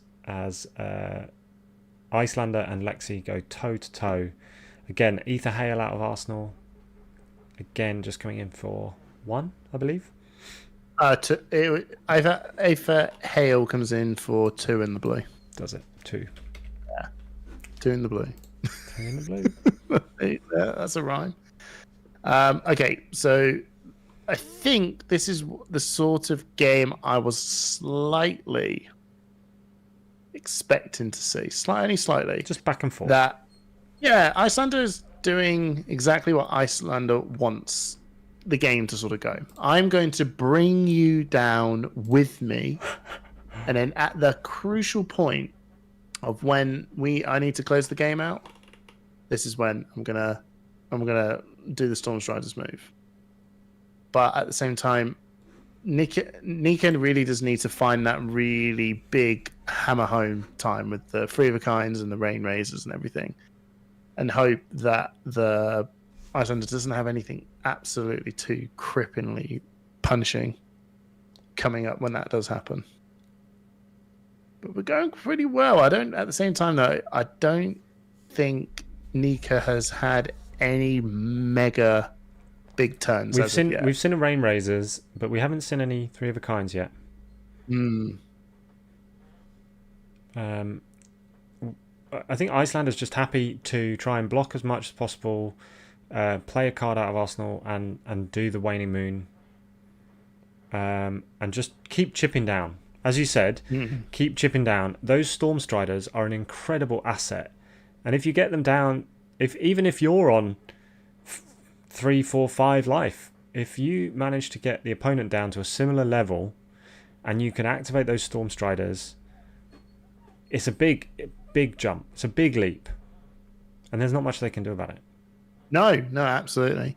And even now, we're coming out with a Aether Ice Fade 3. It's not much you can do about this. I think the most he's going to do is he could just pitch up a blue, block 1, and then pay for the 2, unless he's got an all red hand. I think I don't know whether. Yeah, I think he might have just taken the whole free arcane here. I'm not sure if it's worth. I mean, to be fair, if you've got a blue in hand, you can pitch the blue, pay for 1, but and then pay for the 2, saves you discarding. But it may be that he just wants to discard. Yeah, maybe because he's going to need that blue to. He's going to need that blue to actually just play out his whole turn. Right, so he's fired that off during the Lexi flip. Okay. Right. So now Nico's using the Tunic to use Voltaire. There's nothing in Arsenal, so he's kind of free game here. And we know that the Blizzards... Well, there's no more Blizzards. So there's no more real trickery There's going nothing on to play here. around as such. Okay, so we're just going to be playing the blocking game, and Hanno's... got to try and keep a card to be able to keep it into Arsenal, just to keep that tempo running. And this is where he is going to take some damage to make that possible. And Nika's obviously done a very good job of getting a card into Arsenal, not pushing it too much, and then okay, I didn't know he had that in his hand. This is big. Okay, this is Arctic Incarceration, giving him 3 frostbites. How does it feel, Lexi? How does it feel? I mean, I can tell you how it feels as a Katsu player. Yeah, it's a time war. It's just like, guess what turns up? If you've got the wrong hand, it can be absolutely devastating. And he hasn't got the Tunic up, so you can't pitch to pay the 0 cost of taking your Tunic resource. You've got to play through it, and if you've got 3 or 4 reds in hand, you are stuck because you're going to have to pay for Lexi flip, basically. Yeah. Oh man, this is. Yeah.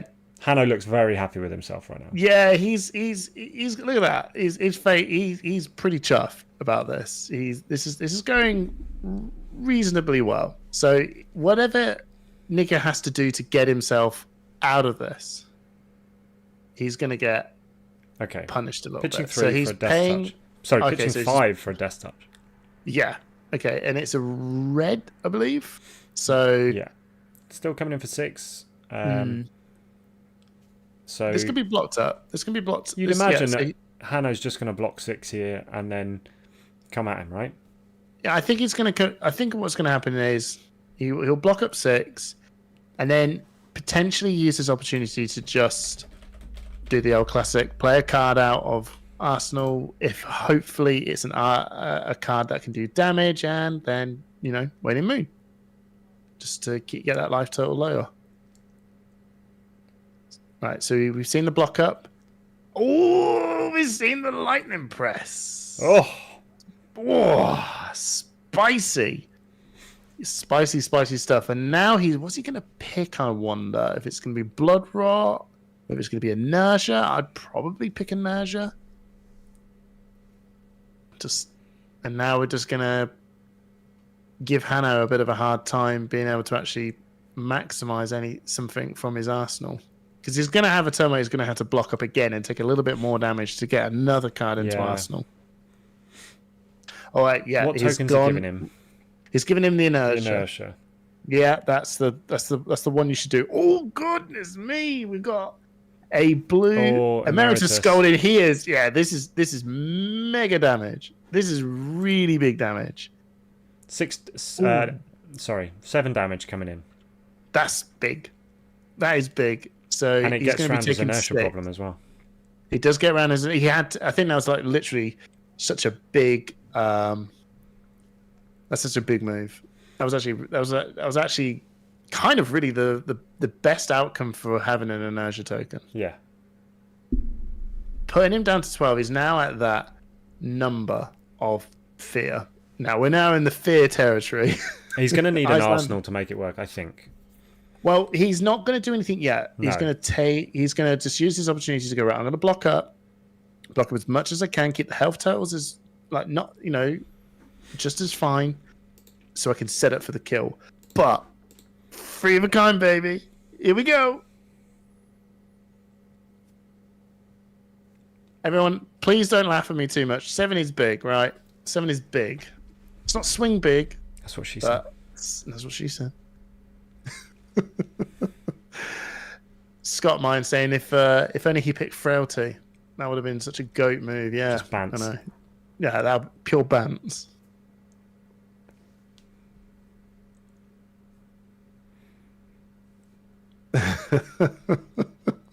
Give him a Frailty token, and he can play Infectious Host. Got your back.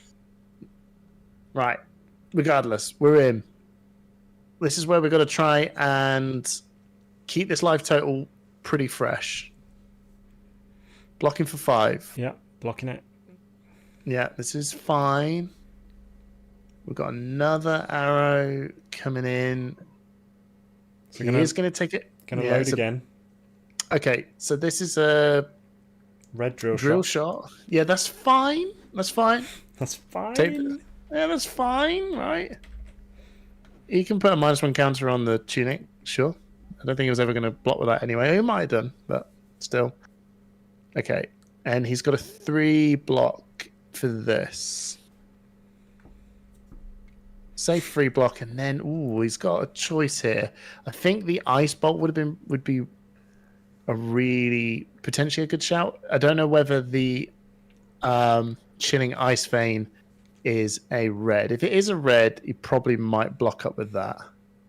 If it's a blue, might as well keep that one and put that one in Arsenal. I wonder whether he just blocks up, because Heatseeker's going to give you or is that a mobilizing shot? Sorry. Oh, okay. We're going to a full. Yeah, full block. Going for a full block. Right, he's playing an even more patient game. There's going to be some people in the chat, by the way, who play a lot of Icelander. They're going to be telling me, of course that's what you do, Hamish. Well, the problem is, Heatseeker will give you another Arsenal, basically. Yeah. So probably, you don't want that. Probably the damage. Yeah, the damage total of what Heatseeker will actually present later on is actually more problematic. Yeah. No, that's a good shout. That's a good shout. So, Hanno drawing back up and passing it back over. And actually, that wasn't a terrible 3 of a kind turn to take, was it? No, not really. It could be worse. It could be definitely a lot worse. But he did have to take some damage for that. All right. Okay. Oh, man. An endless arrow. Just a free one? Just nothing going on? I wonder what could be happening here. I don't believe it. Lexi's got to go hard now. I think... Simon, do you smell that? Is it Snapdragons? No, it's my chili dinner. Oh. Not really. It is a rain razor. I can smell a rain razor from here. Right, come on. It's got the Nick is so baiting. Yeah, he can so. But yeah, I can smell this rain razor from here, and I think Hano can too. Or my chili dinner. Either way, it's a long way away though. He's just thinking, shall I block? He's got to block the 6, right? He's got to block a full 6, surely. And then he'll come in with snaps anyway. Yeah. So this is the problem with Endless Arrow. If it is a rain razor, oh goodness me! It's a lightning press. Oh, it's oppressive. Goes over by 1. It's lightning oppressive. Goes over by 1. Lightning to ice. Take 1. Back in his hand. Full card grip. Let's go. And he's I think he has got a pretty naff block in hand. He's got 2/2 blocks. Yeah, he's got Winter's Bite and Weather Vane. Okay, is he gonna full block? He's just gonna get punished again. This is the thing. I think we're getting to this point now where if Nika can continuously... Has he got another one? Has he got another lightning press? Yeah, if he has, we're in trouble. Oh, he's just taking the 4. If Nika can constantly make sure that he's chipping through damage and making sure Icelander is taking damage and removing all the cards from his hand, we're in a spot where this is exactly what the Lexi players want to be in, and this is probably where Icelander really does struggle. If Icelander is able to just continuously making sure that she can get that card into Arsenal, which Hano's done a really good job with making sure he can bring that health down with him. Yeah. He's so close to that finish line. He's so close to that finish line. He just needs to get that card in Arsenal. What? Now he plays a 3 of a kind. He plays another 3 of a kind now. What? Well, okay. Well, I don't know, dude. He's got another Voltaire shot. Well, he obviously couldn't play it. And he's got the braces. He obviously couldn't play it before he played the lightning press, but no. This is nutty. This is nuts. Okay, I think he's sensing that he has that. Hano has not got a great block in hand. I think he's reading this like a Katso player's got to do. You can just sort of sense. I think you've got an attack reaction like a lunging press or ancestral empowerment. You know when you can just sense someone's got it. And I think Nika is reading Hano and going, I think your hand sucks at blocking now, so I'm gonna now push this. And judging by how long Hano's been looking at it, I think Nick is doing a good job reading this pretty well. I don't think there's much of a way out here. Oh, he's taking that forward because I think Hano knows he's got to take some damage here. All right, okay, he's popping and okay. He is taking damage for the sake of taking damage. If he knows he's got to block this out because if he's just going to get another one in there. Oh. Okay, he was trying to see if he can push over with the quiver. Oh, quiver, man. Okay, Scott Mines with the jokes. This is endless. I think this is Lexi's to lose now. We're looking at. Yeah, it's going to be hard. We've got 2 defense reactions. 2 defense reactions. But it's going to be hard for Hano to get set up for this kill turn from 12. I don't know, dude. Honestly, no. I don't think we should. The game. I'm not writing it off. It's not over. No, we're not. It's not because he's used his snapdragons. He's used his bullseye bracers. We've seen 2 3 of a kinds. Yeah. We're just looking out for these cheeky. There we go. Rain razors. Here we go. 3 of a kind. Oh no! Just when I thought it was no big turns left, we've got the biggest turn left and an endless arrow. Oh my days. Okay. Hanno is. This could be tricky. Yeah, you can. Yeah, he's got the face. His face is like all of our faces when we see people play both the Rainrazor and Free of a Kind in succession with an endless arrow. That is a face. So, yeah, interesting to see if he actually brought any. How many arrows he flipped up on this one? We'll see. But this isn't a turn that Hanno's going to be doing anything again either. But he's got a full defense reaction. If he can load grip, another arrow, he's done, isn't he? I mean, he's going to be. Yeah. Okay. So he's going to come in for 7. Yeah. No. This is. Yeah. This is game. And then Hanno knows. Arrow. So. Oh, is that Ray? If Ray is again having a, he can stay alive on 1 because he can block this for 3. No, he blocks that for 8 and then endless arrow for 4. No, but if you block that for 4 and then block the endless arrow for 4, and then he'll take 1 damage and then he'll take 3 damage. He'll go down to 1. He would have stayed alive, but yeah, I think that was game.